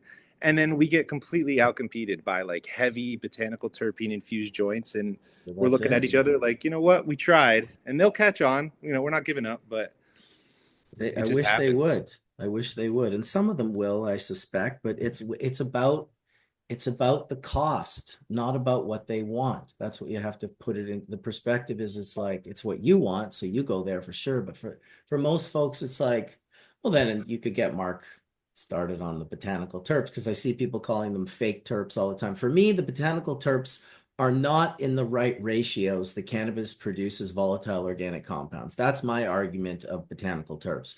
But when people say they're fake terps, it's like, no, they're like literally the same molecule as the molecule in cannabis, but it's the ratios that they're being produced in by cannabis. For me also, I always thought, well, one day we're going to create these flavor profiles that match the flavor profiles of cannabis. It's like, well, not unless we're perceiving the thiols and the thiolates and all the other compounds that are like, unless we start perceiving that whole picture and know that it's complete, only then could we be somewhat confident in saying we're creating these unique or exact volatile organic profiles, and then re-establishing them. And don't get me wrong, I think the ability to do that would be amazing. mainly for people, like children like Charlotte Fiji, who had these different epileptic seizures. I know that there was young Haley here in Canada that John is very close with. She had a very bad form of epilepsy. Haley's Comet, a cultivar that was created for her, would work sometimes, and then eventually it would stop working. And it was like, oh, someone grew it a little differently, the profiles. So I see the value of being able to take cannabinoids and volatile organic compounds and put them into a medicinal product that, someone like a Haley or a Charlotte could gain benefit from. I also see obviously the benefit of what you guys are trying to do at Hudson Cannabis with trying to put out the best products and cannabis derived and this and that. Unfortunately, I'm also, flustered the same way you are by the fact that people don't actually fucking care. Well, and it goes the other way too with distillate, because you can, like, we make this beautiful distillate here. Our guys are very proud of the work they do, but ultimately, like, you smoke it or you put it in a vape, and over time, if you're someone who knows full spectrum products, like, you start to notice these real differences in the experience and how it makes you feel. And in my opinion, it's just too much THC in too high of a concentration without these, like, many other compounds that we find alongside THC. And so ultimately, like, the experience just doesn't deliver the way at least I'd like. I think it's the same thing with terpenes too. It's not so much the ratios, Marcus, it's the level of terpenes. Like good flour, even like the best flour is going to test what, 2 or 3%. This isn't like necessarily more is better. More is going to create that caustic thing. Right. But no, Ezra, I totally agree with what you're saying about distillate. Unfortunately, and this is kind of like probably a result most having to do with prohibition, um, THC content is just such a big driver in a lot of different ways. Not just at the dispensary purchase, where someone's like looking at like a 22% versus a 28%. And it's like they're digging into their pocket. It's like, okay, well, which one should I choose? But I'm sure Ezra, you could totally appreciate this at the wholesale level when you're buying bulk biomass or trim or stuff like that.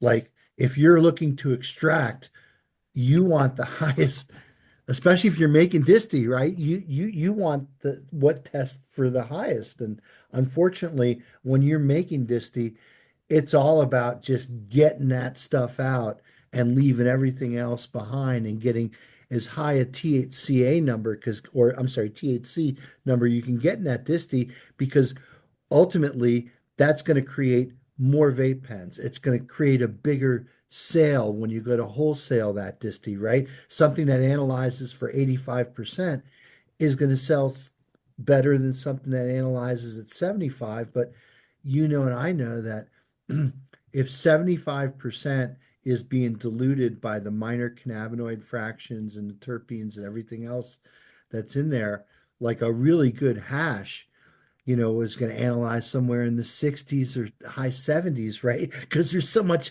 other good yumminess in there, right? But I think that THC number, right? Don't you think that's just an artifact of prohibition?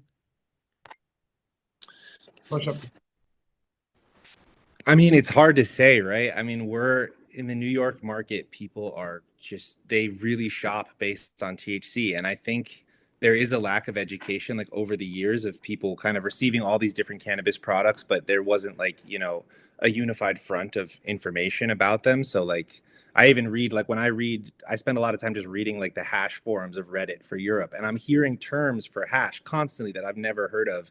And half of them might not even be real. It's just like what someone's dealer told them when they met up with them. But you have just like a way more fractionated population in terms of like what, they understand about the plant. And I don't know. It's kind of this thing where we all say, I hope to see it change. I hope to see the customer start looking for some different things, or the consumer, but also it's something we kind of accept at the same time. Well, I and have also, no problems yeah. with I have no problems with people wanting high THC values.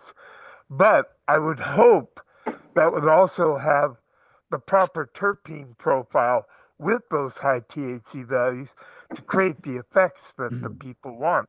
Then, I mean, if it's 25% THC, but with the right terpenes in the right ratios, it just means they can smoke half as much and still Yeah. achieve what they're after. I think you're absolutely right, Sam. Like in an inhaled product where that's how you're experiencing it, as though you're experiencing the flower or the hash itself. But I think like just to pick on beverages for a second. So when you're trying to put 10 milligrams of THC into a beverage, right? You don't give a shit about terpenes. You don't give a shit about anything other than reducing the cost of your input. You want the cheapest form of THC you can possibly get. And so the beverage sector here in the States is really starting to take off. I mean, certain states like Minnesota and whatnot were kind of out in front of other states where you can go to a liquor store and you can buy beer and you can buy vodka and you can buy bourbon, but then at the end of the case there, you have a whole now selection of hemp derived THC beverages, seltzers and sodas. And for them, it's just all about the molecule. It's all about THC. They could give a shit about terpenes. I don't know. I've had some terpene infused beverages. They don't really taste too well. It's difficult to really formulate that into a good tasting product. But I know that people are turning rosin into gummies, and supposedly the rosin gummy is a very, very different experience than just vanilla THC loaded 100%. into a It's gummy. strong. It's way more intense, Mark. And I'm kind of Yeah. sensitive to edibles. I don't eat big, 1,000 or 500 or 100 Like I'm like on a normal day, I can take 10 milligrams before bed and sleep like a baby. If I'm in pain, I might eat like 30 to 40 milligrams over the course of an entire day, 10 milligrams at a time. Whereas if I'm not in pain, 40 milligrams would just get me like higher than I need it to be. And with distillate, I need about twice as much, and it's a different feeling than I get from live hash rosin. The trick with live hash rosin is you actually need to use what are they called? Like a sensory scientist, like a food scientist that knows how to pair the terpenes or the volatile organic compounds with the flavor profiles of whatever, the edible is that you're making, whether it be a gummy or whatnot. So some stuff fits together better and some just does not fit together at all. And when you have a person like that, much like White Rabbit, the gummy company, those were some of the best gummies I've ever had in my life, and really complex flavor profiles, and just clearly the person, the people doing that work had a deep understanding of Have you had, of or has anybody in the panel had a full spectrum beverage that actually tastes good? I don't think I've had a full spectrum beverage. And I think that I think these THC levels everybody's looking for is because if we think about it, like that's the illegal component in cannabis. So now everybody sees that as like the shining star because that's the thing that's illegal. So that's what they're going for, right? Well, I don't know, Jen. It's kind of like a double jeopardy because if you think about just hemp in general, like CBD, so you could now chemically convert CBD into THC and do that underneath a roof of a building that has a cannabis canning line. And so now what you're converting, what you take into your building is totally legal by the US law. And what goes out of the building in a 10 milligram drink that's like 12 ounces, that's like 0.029% THC. So it hardly qualifies on the radar as being, even close to being, outside that 0.3% or less THC number. But still you can get loaded. And even a cannabis user like me, Jen, I could drink 2 of those beverages and I totally feel it. I mean, it's just 10 milligrams of a But single Mark, cannabinoid. isn't the effects different? Because when you're taking things orally, you're getting high on the 11-hydroxy, not THC. No, actually, Sam, that's not. So these things are nano-emulsified. So basically, Yeah, there's a nano emulsion that basically keeps that from going I think it gets absorbed through the oral sublingual, or maybe it does go through the tract, but it, Sam, I'm telling you, I was super skeptical about this whole nano business. I thought it was all just a bunch of spin and bullshit, but it really works. There's a rapid onset of activity. If I pour like a 12-ounce seltzer out that's got 10 milligrams, by the time I'm halfway through that glass, I could feel it. And again, I'm dabbing all day long. So it's like very hard to think, again, that this is basically legal under the hemp law. And so what people are doing, again, because CBD is cratered to down to, I don't know, like 450 a kilo or 400 a kilo, you could convert that into THC. Hopefully you're doing it in a way that, minimizes the byproduct formation. But if you're getting something like 85 or 90% THC, you're putting that right into a beverage, diluting it back down, and now what leaves the building is totally hemp. So it's, yeah, I mean, I don't know how the cannabis market is going to compete when you could convert CBD into THC for a whole lot They cheaper. compete with dry sifting. That's the way. Well, Well, yeah, Does exactly. anybody prefer 11-hydroxy over THC? It's more potent. Fuck, dude. It's like a It's fucking nightmare. Are you kidding me, dude? Yeah, it's more potent. It's like fucking, I'll just smoke more dabs if I want to get more high. I prefer it. I use it as an oral consumption, as a medicine when I'm hurting, when I need to sleep. But do I enjoy it as a recreational drug? Oh, not so much. Well, this for big beverage, Marcus, this is just another ingredient. They're already formulating ingredients. They're making lots of sodas, lots of seltzers. Oh, now we can basically add hemp-derived THC. For them, it's just another ingredient, which is why it's such a play for big beverage. That's why all the big beverage companies are interested in this market. And this market is unbelievably large. It's taking off like you would not believe. In the most cannabis unfriendly states, you could buy these beverages. So And it's they're large labs too, and people, small manufacturers can't afford that.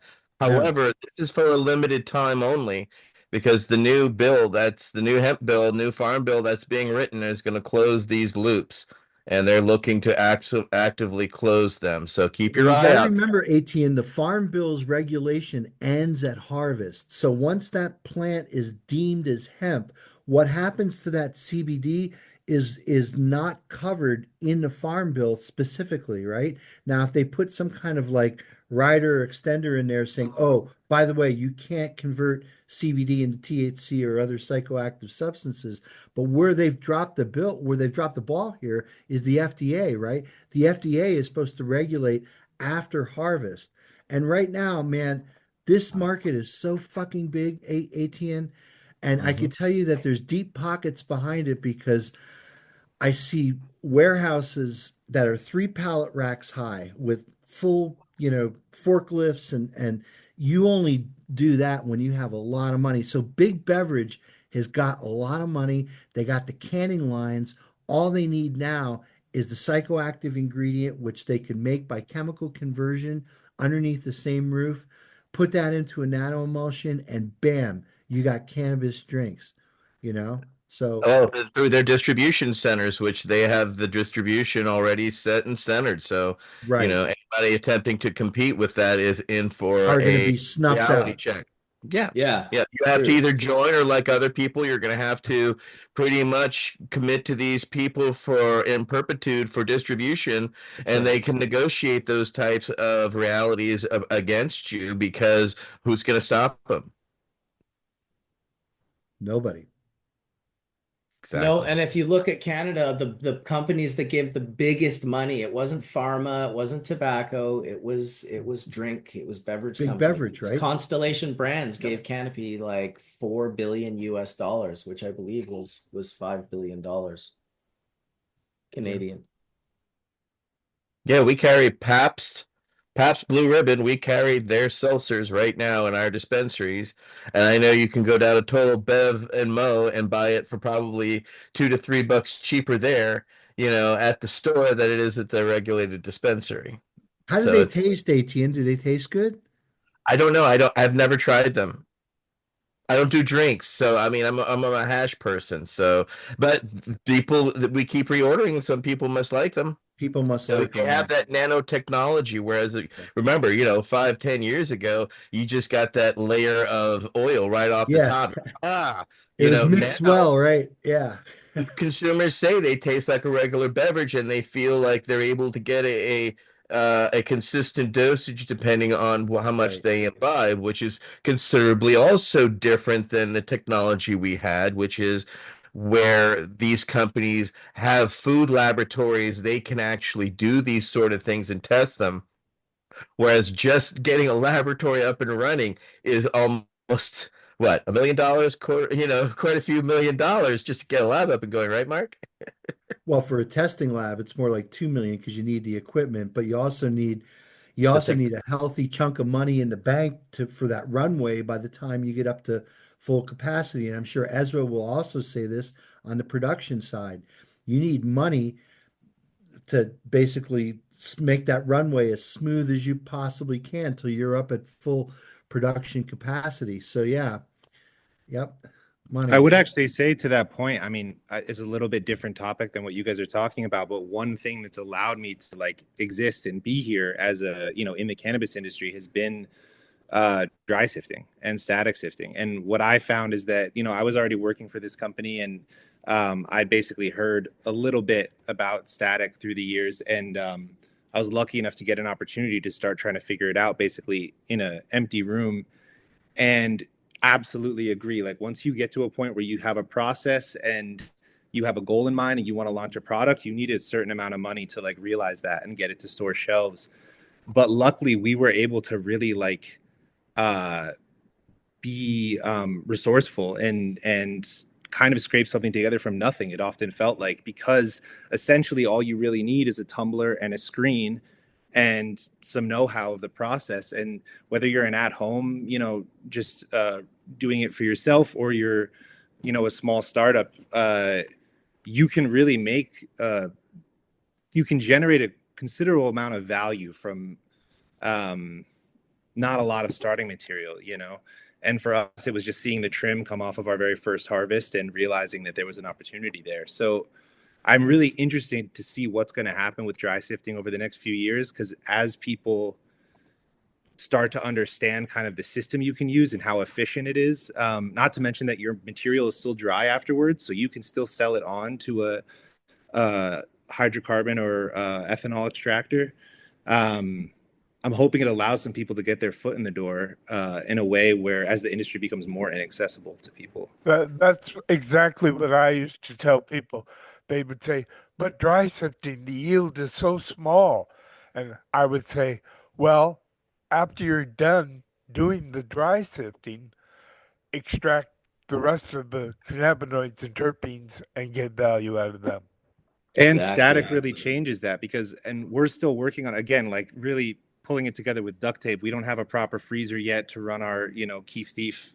We love Keef Thief, but we don't have a freezer for their big machine. So we tumble at like 50 degrees with a really low humidity. And the way we get around not having a freezer is we just beat the crap out of the material. We've actually drawn our run times down quite a lot to beat it up a little less. But you're doing static. So if you've got your right tools and you've got your right methods, you can really harvest the trichomes back out of the material. And yeah, you can get it done for sure. Hey, shout out to D420K in the house, dude. How fucking the dry sift general himself just popped in. Can I hear a bong rip? Woo. No, you got to unmute yourself. Sorry, this stupid Zoom auto mute. There you are. Bong rip, mother lovers. Good to see you. Oh, dude. That was awesome, dude. People are going to be tripping out in the chat room. How y'all doing? Fuck, we're just sitting around puffing dabs and talking about dry sift, dude. Right on. I've got. Fuck. Let me see this. A few pounds of it. I've still got some dry sip from the old days, buddy. Oh my God, look how red that is. That's awesome. See if I can get a better shot of it. Oh no, it kind of went gold actually. It just looks Is red from is the it jar. still terpene rich? Oh Because no, not at all, not at all, Sam. It's okay, not. that's what I was gonna suspect. It's just really old tasting hash is But what is it tastes. 10 years old? Oh yeah, this is out of the jar that we that when you come up to do a film, to do a video, this is one of the jars that still has some left in it. Oh my God, dude. When I come to Vancouver next time, I'll bring some and we'll just sesh it up to see what you think. Anyways, Hell yeah, dude. Gets you really high, but I like my rosins a lot these days, right? Like it's my favorite actually, but still the OG Kush and all that sort of stuff. And I'm just wondering about the dry sifting like what's the topic we're talking on dry sift here? Are we talking about being able to get it, being able to make it? What's the main subject? I mean, shit, we went pretty deep. Dr. Mark was We're talking about making it, storing it, traveling with it, all the above. So a lot of static information, a lot of people in the room right now. We got let's see. Well, we had Charles earlier, but we have like Ezra and Chris K and Wolverine Dabs and Renee and Holland, and they're sort of all part of the Sambo Filtration, that sort of commercial machine that makes static dry sift now. So Wolverine Dabs has lots of information. Logan, who's in the room here, he's been making dry sift with that and some other techniques. So just kind of all these different people have kept the conversation going. They're sort of, novelly creating new things and kind of trying to just, figure out exactly. We still don't really know why or how it works, but a lot of the people in the room right now are kind of part, and you've been a big part of the conversation, dude, with the iTunes card, the carding with the iTunes card. People are like, hey, wait a minute. Wait, Whoa. was that you guys? I was watching that YouTube video like 10 years ago. Yeah, I dude. didn't understand hash at all. Then I watched your bubble video. I tried to make bubble hash. I couldn't do any of it. But I remember watching that video over and over, trying to just figure out before I understood anything about it, what a trichome was, like what the science was. That's so cool. How about the guy that introduced us, dog? Like I know I did the card method, but I didn't realize what I was doing and what I had found out. And then there was that guy Mies McCalman off of YouTube that showed with a bigger case, like a video game case, and parchment paper on it, and that changed the game completely. Like it did give you grams at a time of brushing off the thing if instead of 0.2, 0.3 of a gram every time with the card. And then there's the black glove. Yeah, correct? and the balloon. No, that was all a part of it. And if you think about it, D, the same way you didn't really kind of quite understand, it was your sharing what you didn't understand that allows me to kind of figure it out and then share with you back. And Sam told his origin story earlier today on this episode of how he discovered static tech in the first place. And the guy doing it, he wasn't exactly doing it correct. You'll have to go back to listen to the story, but he didn't know what he was doing. Sam was standing over his shoulders and he knew what he was doing. So there's this pattern here with these complex, complex but yet simple understandings and discoveries that are often, it takes one person to do it publicly so another person can see it and be like, oh shit, I think I see what he's doing there. And then it continues on. So obviously D420K was a big part of static sifting becoming becoming discovered, really. Very proud Publicly. to be part of that. And I'm going to dive into a bong rip here if everybody wants to have a little bong rip, mother lovers. You know? I'm doing it. I'm loaded and ready to go. Yeah, hey, Johnny. I do, brother. Jen Doe, Mark. Hi. I miss Etienne. you. I miss all you guys. Man, how's everything going for you? Crazy. Jen. Yeah. Oh shit. For me, life is freaking wild, man. Never a dull day. I was going to say, Jen, oh my God, Jen could write a book on the question D420K just answered. We'll be crying, we'll be laughing, we'll be angry, we'll be celebrating. Go ahead, Jen. Yeah, no, you just nailed it. Thank you. That sums it up. Yeah. Well, you still got a smile on your face, so that's a good thing. Good for you. Good to see it. Thank you. There's always a silver lining, and no matter how small it is, I always seem to just find it. So, yeah. There From always from is, yeah. from snake venom treatments in the jungles of Mexico to damn near frozen to death in the mountains or not the mountains, in the woods of Maine to God. Did I ever tell you that I smoked king cobra snake venom in No, a let's chillum? hear it. No, Of tell me course about you did. It's a psychedelic downer. Huh. It's sort of like a dispersonalization drug. And yeah, what it's funny because before they would let you smoke it, it was the snake babas who were selling it to me in India. They would put it on parchment paper. They would first look in your mouth to make sure you didn't have any open sores because they said then it'll kill you.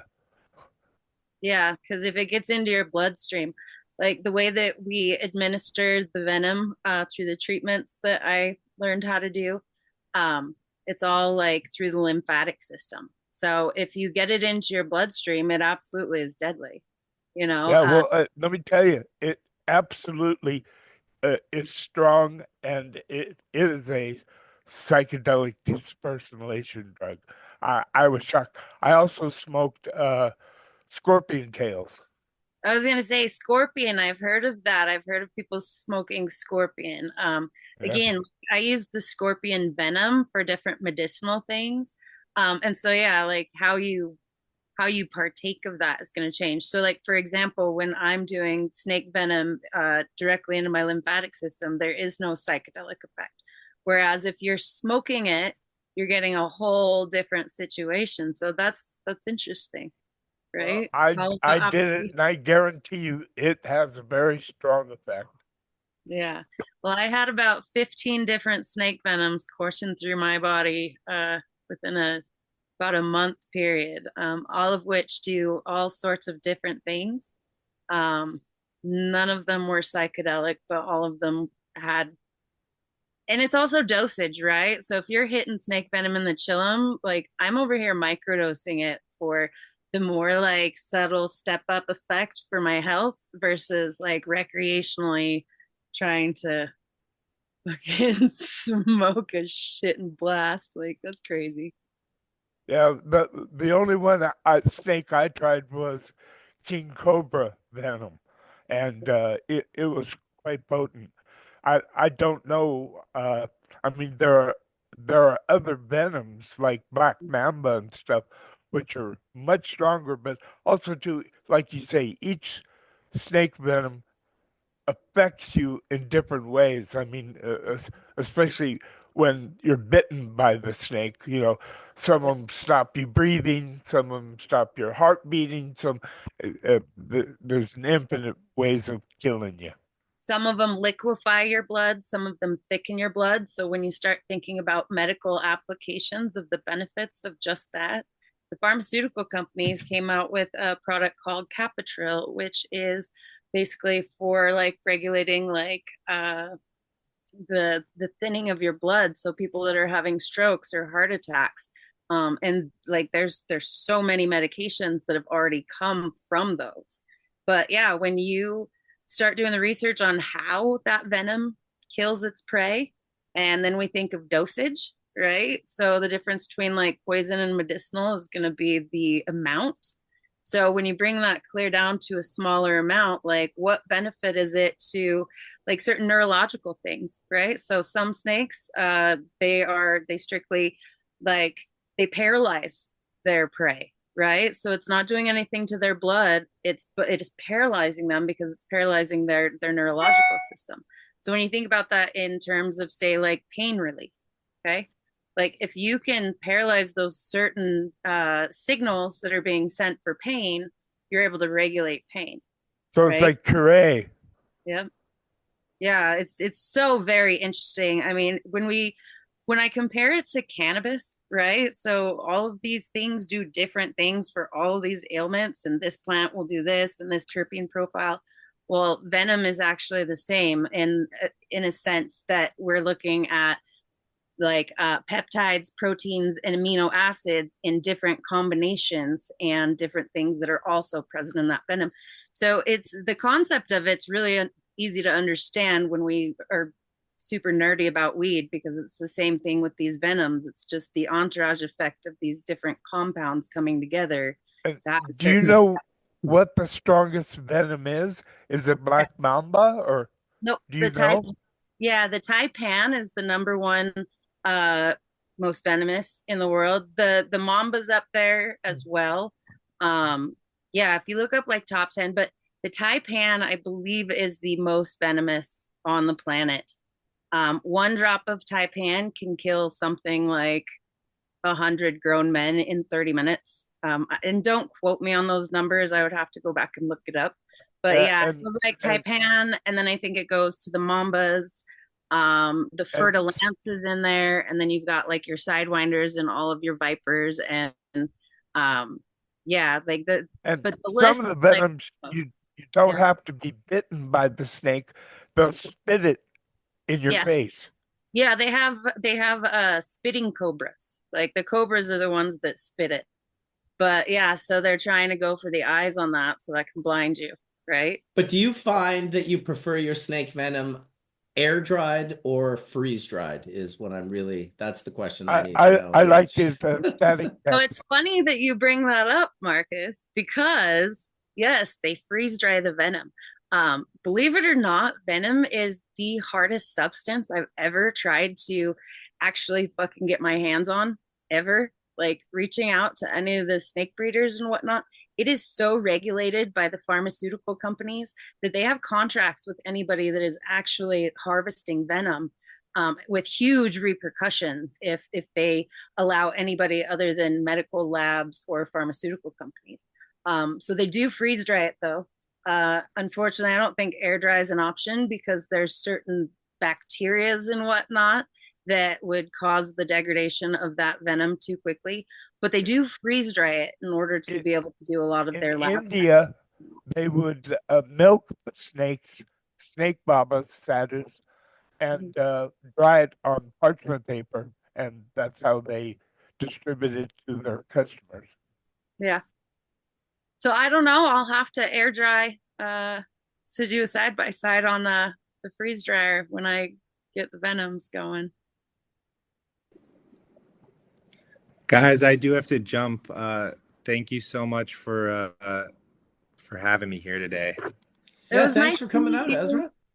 Yeah, you too. Hopefully I get to see some of you guys this week. And we generally, my personal philosophy is I'm really happy to share anything about how we do what we do, because if someone can figure out how to do it from whatever I say or other people say, then I think that's awesome. So always happy to talk more on or offline about what we're up to. Awesome, dude. We'll really appreciate you coming on and sharing, and wish you the best of luck. And I'm sure we'll have you back on another day. I always appreciate people who come in from the lab on a Sunday. Mm-hmm. Happy to be here. It's a pleasure. Thanks, guys. And if you could shoot me a message on Instagram, I would love to connect. So yeah. Yeah, I will. I've got my tiny little hash account, Sandbox Rodeo. We try to just post what we're up to with no real agenda. We just like to be out there. So yeah, I'll shoot you a message. Perfect. Peace, homie. Peace, homie. Well, we got another half hour. We're gonna chill out and hang out for Hash Church, 1 o'clock. I'd like to get that go right till 1 today. I have a bunch of other stuff going on afterwards, but interesting conversation today, as always, from dry sift to snake venom. Well, and we everything definitely in have between. enough time for bong rip. Let's do it. Bong rip it. I just took my D420K bong rip. Literally, like I didn't want to interrupt, but I was like, "Look, I'm taking my bong rip, D." I'm Like gonna 5 fucking do another one just cause. I'm gonna double just up. because you can. It's Sunday. What a wonderful thing to do. Where are you located, Chris? I'm located in Germany, close to Basel. I heard you had it a couple of days ago, in last week on the previous episode. Yeah, Basel. Yeah, quite close to Basel, like around 40 to 50 kilometers. I'm not in the fortunate position to have a bong rip as well because I don't smoke inside. I have a little kid here. Oh yeah. But I have to wait a little bit, and then I will also do after I meet you all. I will also hop off in a short amount of time, but it was also a pleasure meeting you all you guys, talking to such professionals as well. I hope we can stay in contact for some more info regarding the technique and the scientific background of all the static electrostatic separation we do, especially with Jendo and Wolverine dApps. Maybe get some more info about it to improve everything to make it even better. And I also wanted to say one thing to thanks to Skunkman Sam, because I'm not a professional as you are, all of you. I'm not doing it in a big scale, but especially the Skunk One was something that I had during my entire time as a little grower, all by myself, and still today I use and I prefer Skunk One strains and crossings. So it's a pleasure and an honor to talk to guys like you, and especially Skunkman Sam, who enlightened my youth, let's say like this. Very cool, Chris. Thanks for sharing those words. And yeah, we'll definitely make sure we reach back out. Go ahead, Sam. I'm glad you enjoyed it. That's Yeah, what I'm in it for. Yeah, it's always one of my go-to strains, and I'm as a regular Amsterdam visitor. Yeah, I've had a lot of it. Also, I had the honor to have the luck to have one of the cheese phenotypes, but not had the chance to clone or something like that. That was yeah, unfortunately, but yeah, it's great to have it. And I till today, like also for like around 25 years, I enjoy Skunk number one very much.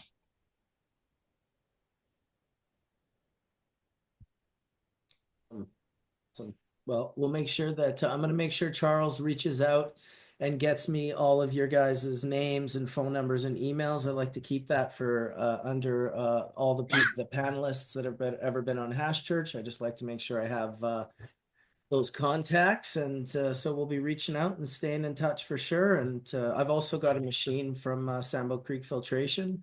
Once we really start working with it and playing with it, I'll definitely be in touch as well.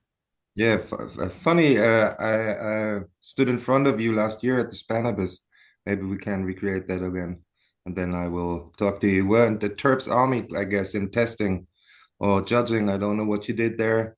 Okay, yeah, we threw a Legends of Hashish party in Barcelona last year, and we did it at in conjunction with Terps Army. Lorenzo's been a friend for many years. He was kind of an original bubble ambassador that just blew up and just is doing so great now with his shop in Holland and his shop in Barcelona. And yeah, that's cool that I'll tell you my idea for this year, and this is, I mentioned this to Jolly Roger and the Puffco people, that what I'd really love to do is find the shop or the private club, because I've asked David and he explained, look, I could never do that to my clients. They're members of the private club, and what it was to have no tobacco for the entire Spanibus.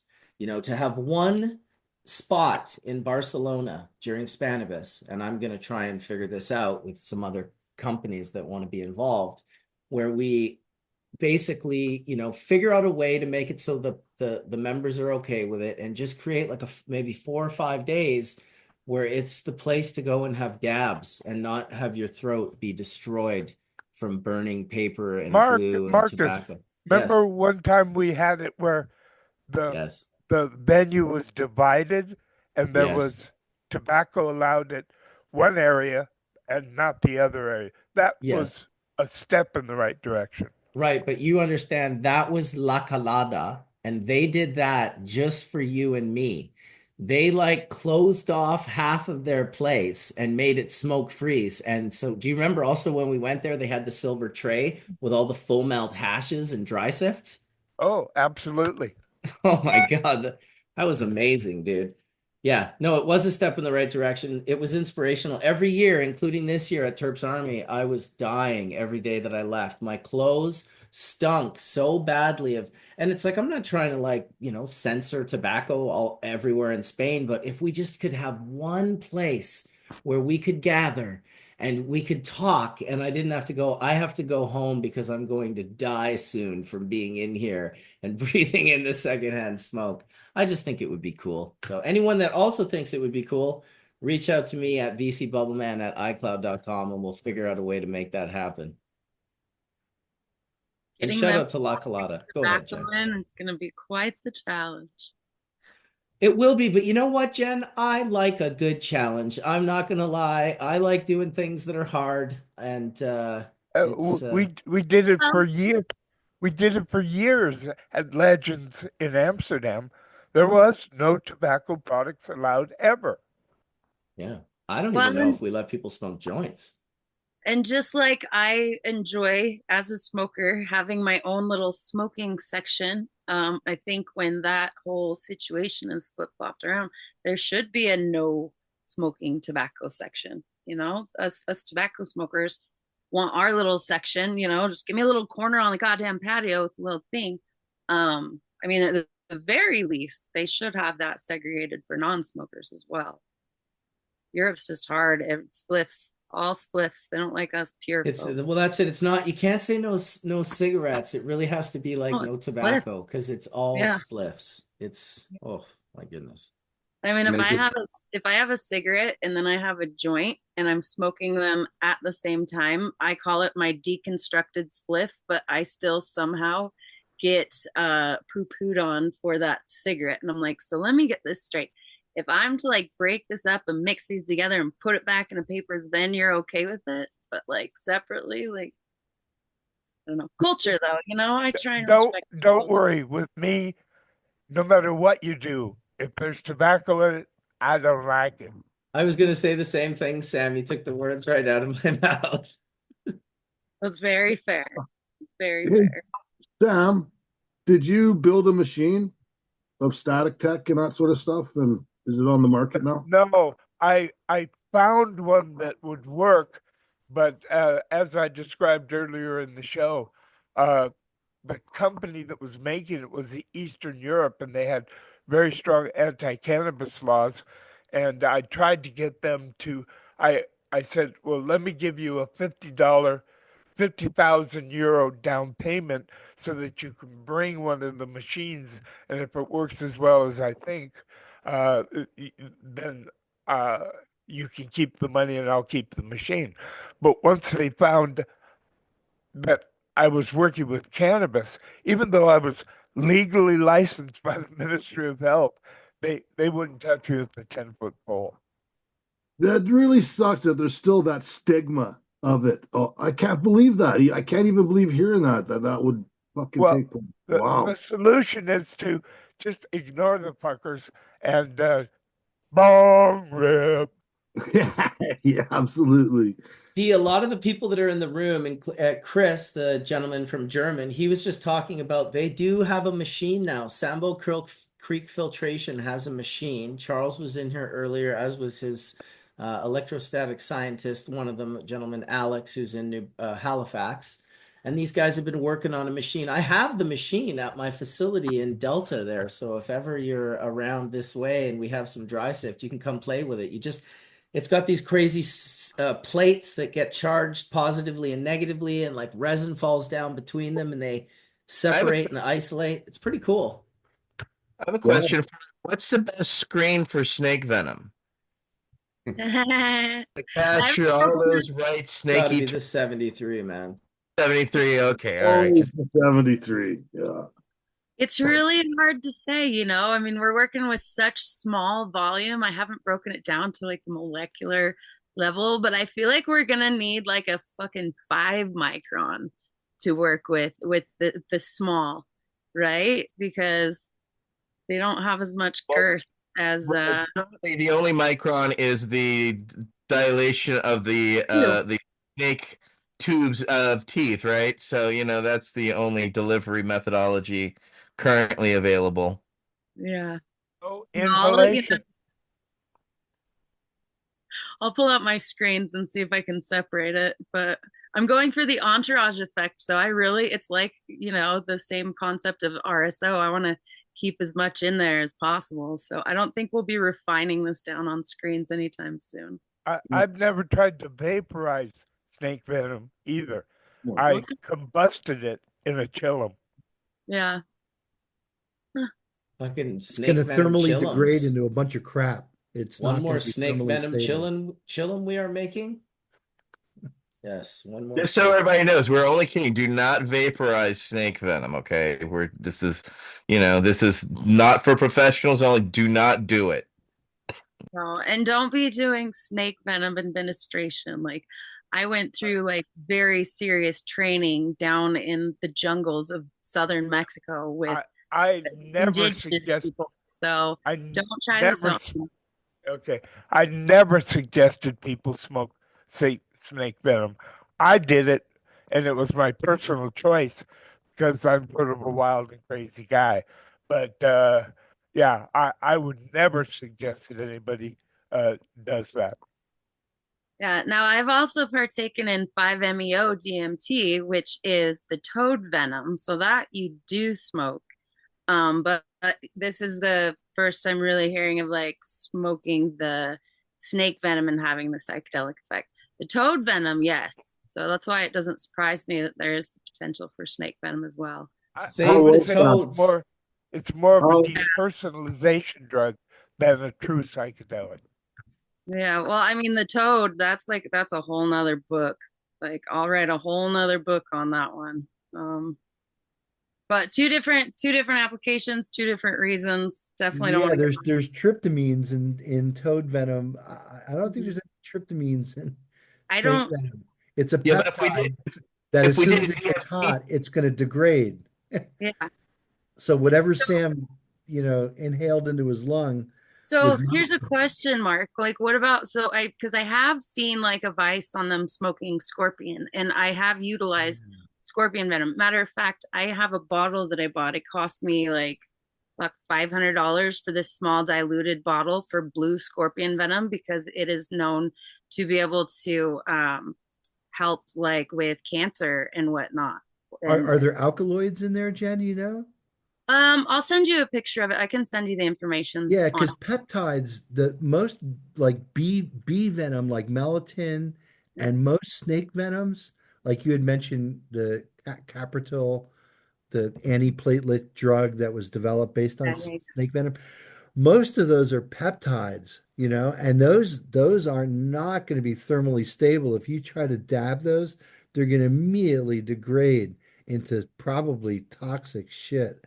So yeah, don't smoke venoms in general. And with the scorpion that I've heard that them smoking the scorpion to get high, using it as a drug, it wasn't that they were trying to extract the scorpion venom. They were literally taking dead scorpions that were dried and cured, and they were breaking pieces of this fucking scorpion off. So they weren't. That's what I was doing with scorpion tails also.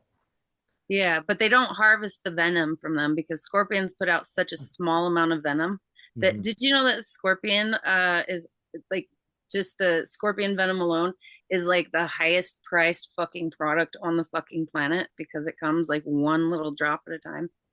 So it's like millions of dollars for 1 gallon of scorpion venom. Damn, who's flipping scorpion venom gallons is what I want to know. Like, holy fucking shit. Yeah, Well, I got fucking 10 gallons. Right? I had to source this blue scorpion venom that I was using in like fucking Cuba or some shit. Oh fuck. Yeah. Well, you need gallons when you want to smoke it in a hubbly bubbly. Well, there's two types of scorpion venom dealers, those that require gallons and those that don't. That's a little play on Howard Marks's hashish quote on dealers, those that need forklifts and those that don't. There's two types of hash dealers, those that are used to the sound of beep, beep, beep, and those that are not.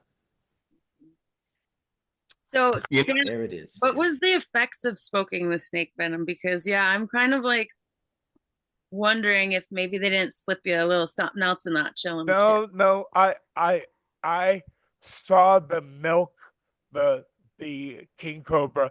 I dried it myself, and I was very skeptical. I didn't know what the hell they were doing. I heard that, these snake barbers were doing this, so I went and tried it because yeah, I'm an adventurous soul. Now, are we sure they didn't maybe mix it with a little dash of datura, which a lot of them actually do? No, Even in no, like ayahuasca ceremonies. I saw them milk it, and they didn't adulterate it in any way, and then they dropped it on parchment paper. Yeah, but it takes quite a bit for it to dry. Are you sure that in that process they maybe didn't incorporate some datura? The snake barbers, they didn't have long sleeves or anything. I was watching them pretty close. I'm a pretty observant type guy. I have not heard of that, so I will have to do more research on it. It's very interesting though. I did it 25, 30 years ago. Yeah. So what were the effects of that? Like tell us about your experience here. It's a psychedelic downer, a depersonalization drug. Kind of reminded me a little bit of like ketamine or PCP or even muscanol, if you've ever had any of those substances. I have. So it's a disassociative then. Absolutely. Okay. It's a bit psychedelic dissociative, but yes, it's people call ketamine the Cadillac of dissociative drugs, whereas I called Angel Dust PCP the Yeah. the shit version. Yeah. The crack version. I had a lot of experience with ketamine down in Mexico as well, and also learned how to administer that for therapeutic reasons to others. So here's the interesting thing that's catching my ears. Like, so one of the things that especially the king cobra is like documented to have these effects is that it's an amazing pain medication because it acts in the same way as morphine as far as disrupting the nerve signals from your pain receptors. Cobra venom, on some of the articles and the documentation that I've read, is actually 10 times more effective than morphine with zero effects. So, I mean, like, so ketamine with pain, right? It kind of like disassociates you and puts you in this different space. So those receptors are not actually active. So, yeah, how would that correlate to like snake venom if you're actually administering it a certain way? Like, so I'm not saying it's not possible, but I would. Well, when I smoked it, exactly I smoked it in Goa, and I didn't think it was going to work, but it did. Well, you know what? Sometimes experience is different from research. We can read all about things. And you know what? I found it very interesting when we did our Grateful Dead episode, and we had Mark invited a really cool guy in who was like a historian. And so he hadn't necessarily been there for the experiences, but he had met the people years later and he'd written about them, and he was writing about these stories that had happened so long ago. But then there was Courtney Pollock. And Courtney Pollock had actually had those experiences years ago. He was what this guy was writing about. Oh yeah, I was with Neil and I went to Egypt with Jerry, and he's telling all these stories in the most craziest, humblest way ever, because he wasn't really dropping names. He was just talking about his experiences that he had during these times with the Grateful Dead. And I just really noticed how different it was from the conversations that was coming from the other gentleman who had been researching it. They are worlds apart. It's good for us to research, and we learn an enormous amount when we do. But sometimes, like I will say this about my research, when it doesn't align with someone else's actual experience, then I look into that because, there's there's a lot of experiences to be had out there. And sometimes my research tells me, well, that your experience is impossible. And the person is like, well, but it's not my research, it's my actual experience. So it was Right. this is the difference. So, and you learn that as I get older as well, I learn more about this. I feel like I'm really just at the cusp of starting to learn about this. I feel like for the first 40 plus years of my life, I was on the other side of it. But now, as I get a little bit older, I'm still only 51, but a little bit. I'm starting to kind of get to I'm at the halfway point at least. That it's changed my perspective. I see you lifting your head up and down there, Wade. What are you thinking over there? We haven't. I always want to bother Wade, but I don't want to bother Wade. I just want to include him, and if he wants to be a part of the conversation, I always appreciate hearing from him. Thank you, Marcus. Yeah, I've been sitting here listening to the deep dive on snake venom and static sift, dry sift, and just feeling really grateful for the combination of determination and psychonautic interest that drives people to explore these kind of things and to refine the work that we're all doing. I personally am at a spot these days where, my condition doesn't really allow me to be as active in many of the ways that y'all are talking about as I might have once been. Gosh, there's so many things going on in my head.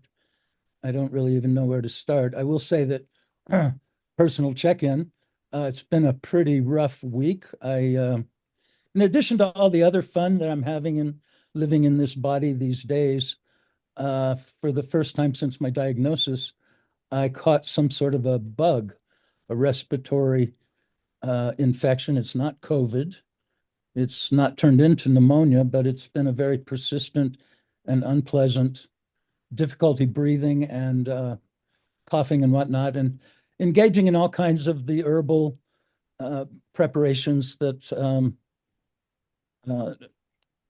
are part of what we're talking about here today, the nature and the plant kingdom and the fungal kingdom and the animals, snake venom, offer us tools to help us have a better life. And it's really about learning about that. And it takes folks like who we are here today with, the willingness to explore, to learn and take chances, but to do it with consideration and care, and make sure you don't hurt yourself or others. And one thing I wanted to share with y'all is a picture back when Steep Hill first opened their new facility in Berkeley. I was invited to that event and left the farm up here and went down back to the Bay Area. And among the reasons that I went is I wanted to renew my acquaintance with the Reverend Dr. Cameron, and also renew my acquaintance with Fred Gardner. And both of those fellows were there, and we spent some time hanging out, sharing some food and conversation about this and that. But after that, while there was still a big crowd, I went outside into the crowd, and there was an awful lot of suits and shiny shoes and big watches running around in the room. And I had gone down there thinking I'd run into a bunch of farmers. Well, that was not what was happening. But over in the corner, there was a family. They were not well dressed, no shiny shoes, no big watches, but they were gathered around a wheelchair. And in that wheelchair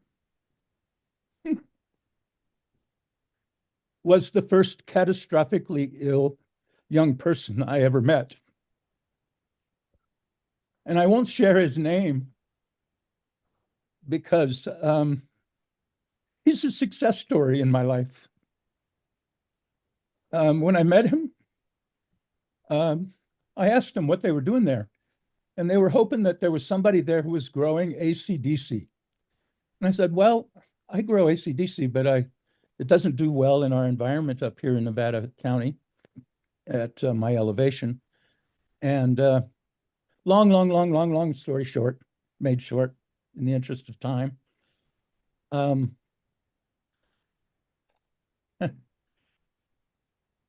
When I met the family, Cam was, the young man was on 15 different anti-seizure medications.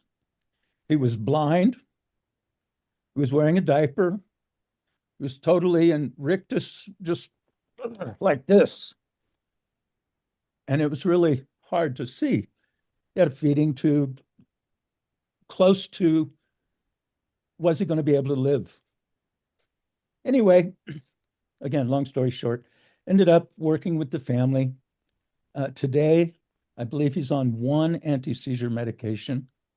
I have not exchanged genetics or plant material or oils with the family in probably 6 years, but his siblings learned how to grow and learned how to do extractions. And today, this is what Cam looks like.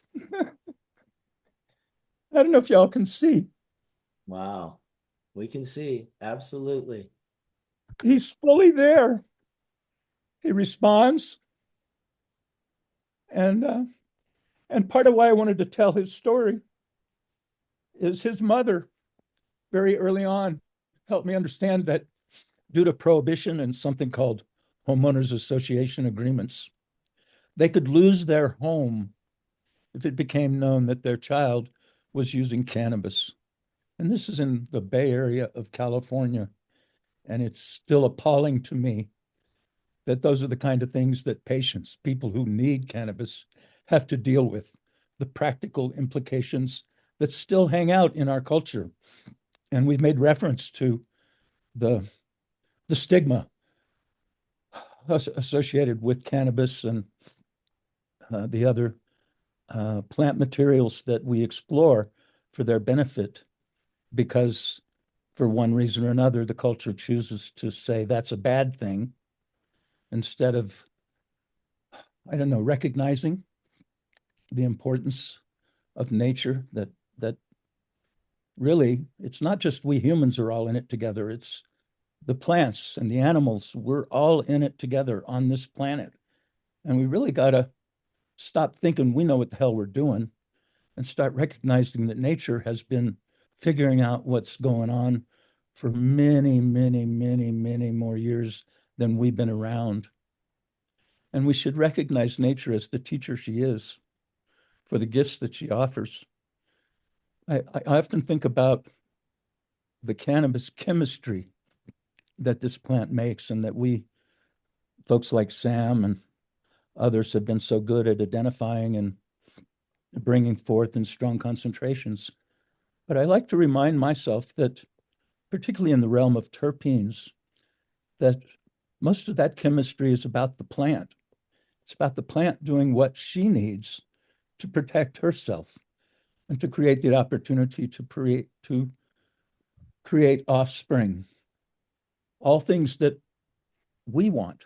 And so it's really important to me that we don't forget that the further you get away from what nature's offering to us, the little it gets. I trust in nature. I'll say it like that. And I'm not blind in it. I wouldn't, Sam, I don't know that I would smoke a chillum with snake venom in it. God bless you. But yeah, there's a whole lot Well, of I in return can say that I'm thankful to people like you, and a shout out to Fred Gardner.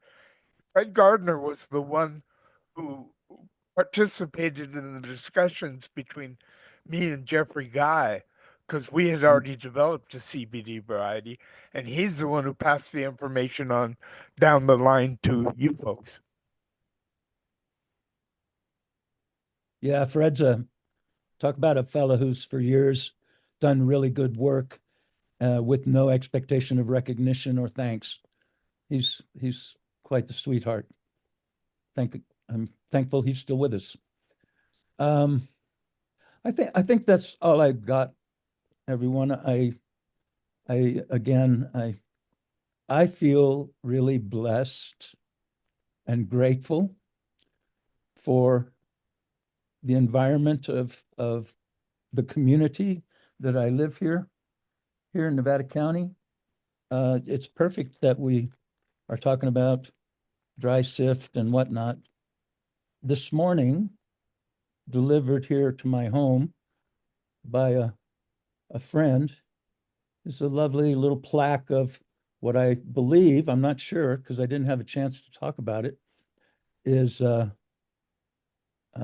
blueberry muffin, dry sifted and hand pressed into a nice, feels like maybe a 10-gram heart. Yeah, that that way looks that I nice. enjoy smoking. Because, and part of what happened for me, and part of why this conversation is so interesting, the same person a couple of weeks ago handed me a little piece of this, what I think is the same thing. And when I got home from that event, I smoked it, and I sent him a text message and told him that it had been a long time since I had experienced psychedelia as a result of consuming hashish. But along with the flavors that came with that hash he had given me, I actually did experience visual alteration, if you will. That was very enjoyable. I love the psychedelic experience, but it's been a long time since I had got there with hashish. So anyway, that's the report from Wade. I'm doing good. I gotta say, for days leading up to this morning, I've been excited and looking forward to what we would talk about today and who I might meet here. Again, Marcus, thank you for bringing this crew together. All of y'all who showed up and have contributed your thoughts or your expertise or your, I just, as a patient and as someone who used to be pretty active in this work, I'm really grateful that there's still people doing it, because God knows there's so much that needs to be done. There's people that, well, like I said, that young man that I showed you his picture is one example of folks that I know that have benefited greatly from cannabis, but they can't tell their stories for whatever reason. And yeah, don't do what you're doing for the work, for the recognition. Those of you that are in business, I really hope that you can succeed, particularly here in California. It looks like a total mess and nightmare for anyone who's trying to do it legally. And yeah, that's the last thing I want to say. Again, part of prohibition. Some of the persons who have, over the last few years, so generously provided me with high quality products, some of them have a license and a permit, some of them don't. But to a person, most of those folks, the ones with a license and a permit, could lose their license and permit because of the way in which they are providing me the medicine that I need, because it wouldn't be legal in a dispensary. And so there'd be a threat to their permit. And so I can't talk about it. And it just seems totally distorted and weird that I can't openly talk about some of the most beautiful people I know making some incredible products because they might lose their license that they put so much time, effort, and money into securing and holding on to. That's wrong. They're trying to do it right by the rules. It's fucked up. There's those, pardon my language, but those are messed up rules. They're trying to do it. And 201, I don't know any of them that are flourishing. I know a couple of them that are surviving. Their head is above water. They're current on their taxes and all that. But there's no gravy in it, that's for sure. And meantime, there's way too many folks who have dropped out or quit because it's just impossible for those persons. That's the end of the report from Nevada City, California, and Wade in his beautiful recliner on a Sunday morning at Hash Church. And I love that picture you shared earlier, Marcus, with all those rows of upright buds in front of a stained glass window. That's a very evocative picture. Thank you. Right on, Wade. I will send you that picture so you can have it for your own use. Very powerful words, as always. Incredible story about the young gentleman. That's the kind of work that you want to do in life. Just one of those, and I don't say just one of those, but really just one person like that is that's enough of a reason to do the work, and that's kind of the most bold, noticeably, like, it's there's people that use cannabis medicinally in a variety of ways, but a person like that gentleman who was just at the most extreme end of being incapable of probably really doing anything. I mean, rigor mortised, just, oh my goodness, it's a heart-wrenching story. So I'm really glad you shared it, and we appreciate it, and anything we can do to help in those experiences. And I hear what you're saying too about the not being able to talk about it. And when I got my job at Embark and we got a license, all of a sudden there was all these different rules and regulations. You have to be careful what you do and it was wrong. You could just tell. It was just like, this isn't helping anyone. This is some weird fear and scarcity, demonic based shit that has nothing to do with love and abundance and community and family and building. It's just tearing things down. It just sets a bad seed. It's like spraying the whole experience with a poison before you even get started, which of course is no surprise how they run the agricultural community. So I see, and the vision I'm aligned with you in a lot of the ways, in most of the ways that you think in particular. So I do always appreciate you closing us out on Hash Church with powerful, profound words that we can really think about for at least the rest of the day, if not the rest of the week or the rest of the month, or even better, forever.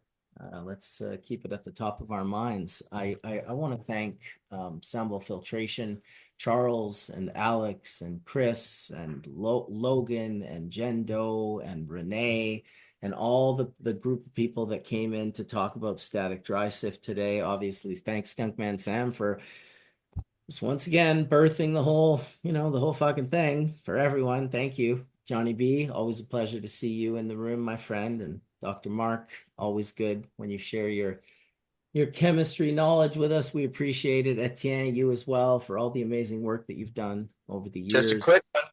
Tomorrow is the DEA hearings, so you can go to the DEA. It's the first hearing for rescheduling. So just FYI. It starts. Are they going to let you speak, Etienne? We have filed our motions. We all just got our denials on on Wednesday, which is literally one day before. And so the clock actually starts for 30 days. We can appeal. So we already appealed last week. So, but it didn't arrive at the court because we had to mail it in. So I anticipate our Veterans Action Council will be ruled on first thing and tossed, or will be allowed to participate. We wouldn't speak tomorrow. The hearings have been moved into February or March at this time. So we're trying to get Michael Crowitz in there to be our representative. Wade and I are for the VAC, but we won't know until tomorrow at 9 a.m. Eastern Standard Time to hear what the judge has to say. It's just going to be a hearing. It's not the entire thing, as stated. They're going to read through all 40,000 comments plus the 25 people who have been decided. And there's multiple lawsuits. There's collusion between the DEA and Kevin Sabet, and people are now suing for that data information. So sorry, not trying to hog your exit here, Marcus, but just wanted to give that brief update because this is a big blip in the United States happening tomorrow. So keep your eye out. No, that's a huge one. We're glad that you shared that, Etienne, as always, going that extra level for the Hash Church community. They appreciate it. I want to thank D420K for coming in today, man. It's fucking good to see you, dude. I hope you come back again next Sunday and fucking hang out with us and puff some bowls with us again. Oh, you're muted. Oh, can you guys hear him? Oh, there he is. I work like a dog, buddy. Like, I hope any Sunday that I can come in, I will. But I'm literally looking after crews of guys now and stuff. It's a real good killer experience what I'm doing, and And thank you for reaching out and inviting me in today to talk about it and see everybody. It's a pleasure to see all these faces, man. Like, it's great. Good to see you all. Love you all. And keep hashing and keep doing what you guys are doing. Etienne, you're just like a fucking Aztec warrior going to battle all the time for us for our rights and stuff. Fuck yeah, man. Good on you. And, Jen and her education on the venom. That's some killer shit, man. I haven't heard any of that stuff before, but very impressive, very interesting, and always throwing huge info out to everybody for absolutely free. Awesome. Long rip, mother Yes. lovers. You guys have a good night or a good day, and I will see you guys soon again. You can count on it when I get the Long chance. rip, mother lovers. And Jen, I want to get you back as well. It was awesome listening to you today. You shared such great information. We always appreciate your perspective, and you're always doing amazing things. And it's crazy. I know you've been through some crazy shit in the last few years, but I swear that stuff just like builds you up, gets you stronger, gets you prepared for the work that you're clearly here to do. Yeah, for sure. I just came across in my memories what was it, 8 years ago when we had me on after the accident in that hash church. So I just revisited that and I was like, wow, it's been Crazy. a long time. Like it was so amazing to me to be able to have that platform, to be able to share that on and to accomplish what we were able to as far as donations. So I just want to thank you again for providing this platform to us and extending an invitation, because I do like to come on and share as much cool shit as I can. Yeah. Awesome. Well, we want you to share, and you can let people know, hey, if you can't find me, I'll be on Hash Church next Sunday. Right. So yeah. thanks everybody that's watching. We had about 400 people watching live today. Thank you guys so much, Bingo Lombardi, for holding down the chat room, and all the great people, new members, OG Brick 420, John Cox, Cake in a Cup, Camden Fragman. We have a whole bunch of people now. I think there's 30 or 40 of them that are members of Bubble Man's World on YouTube. So they've gone and got themselves a little membership. There's been some people, I can't remember the gentleman's name. Funny enough, it probably maybe isn't a gentleman. The name started with Uterus, so you never know. But Uterus, thank you for gifting 5 memberships out in Hash Church chat room today. Just went and bought 5 memberships and randomly gave them out to 5 people. We appreciate you guys. And as always, may the full melt bless your bowl sooner than later. Peace out, everybody.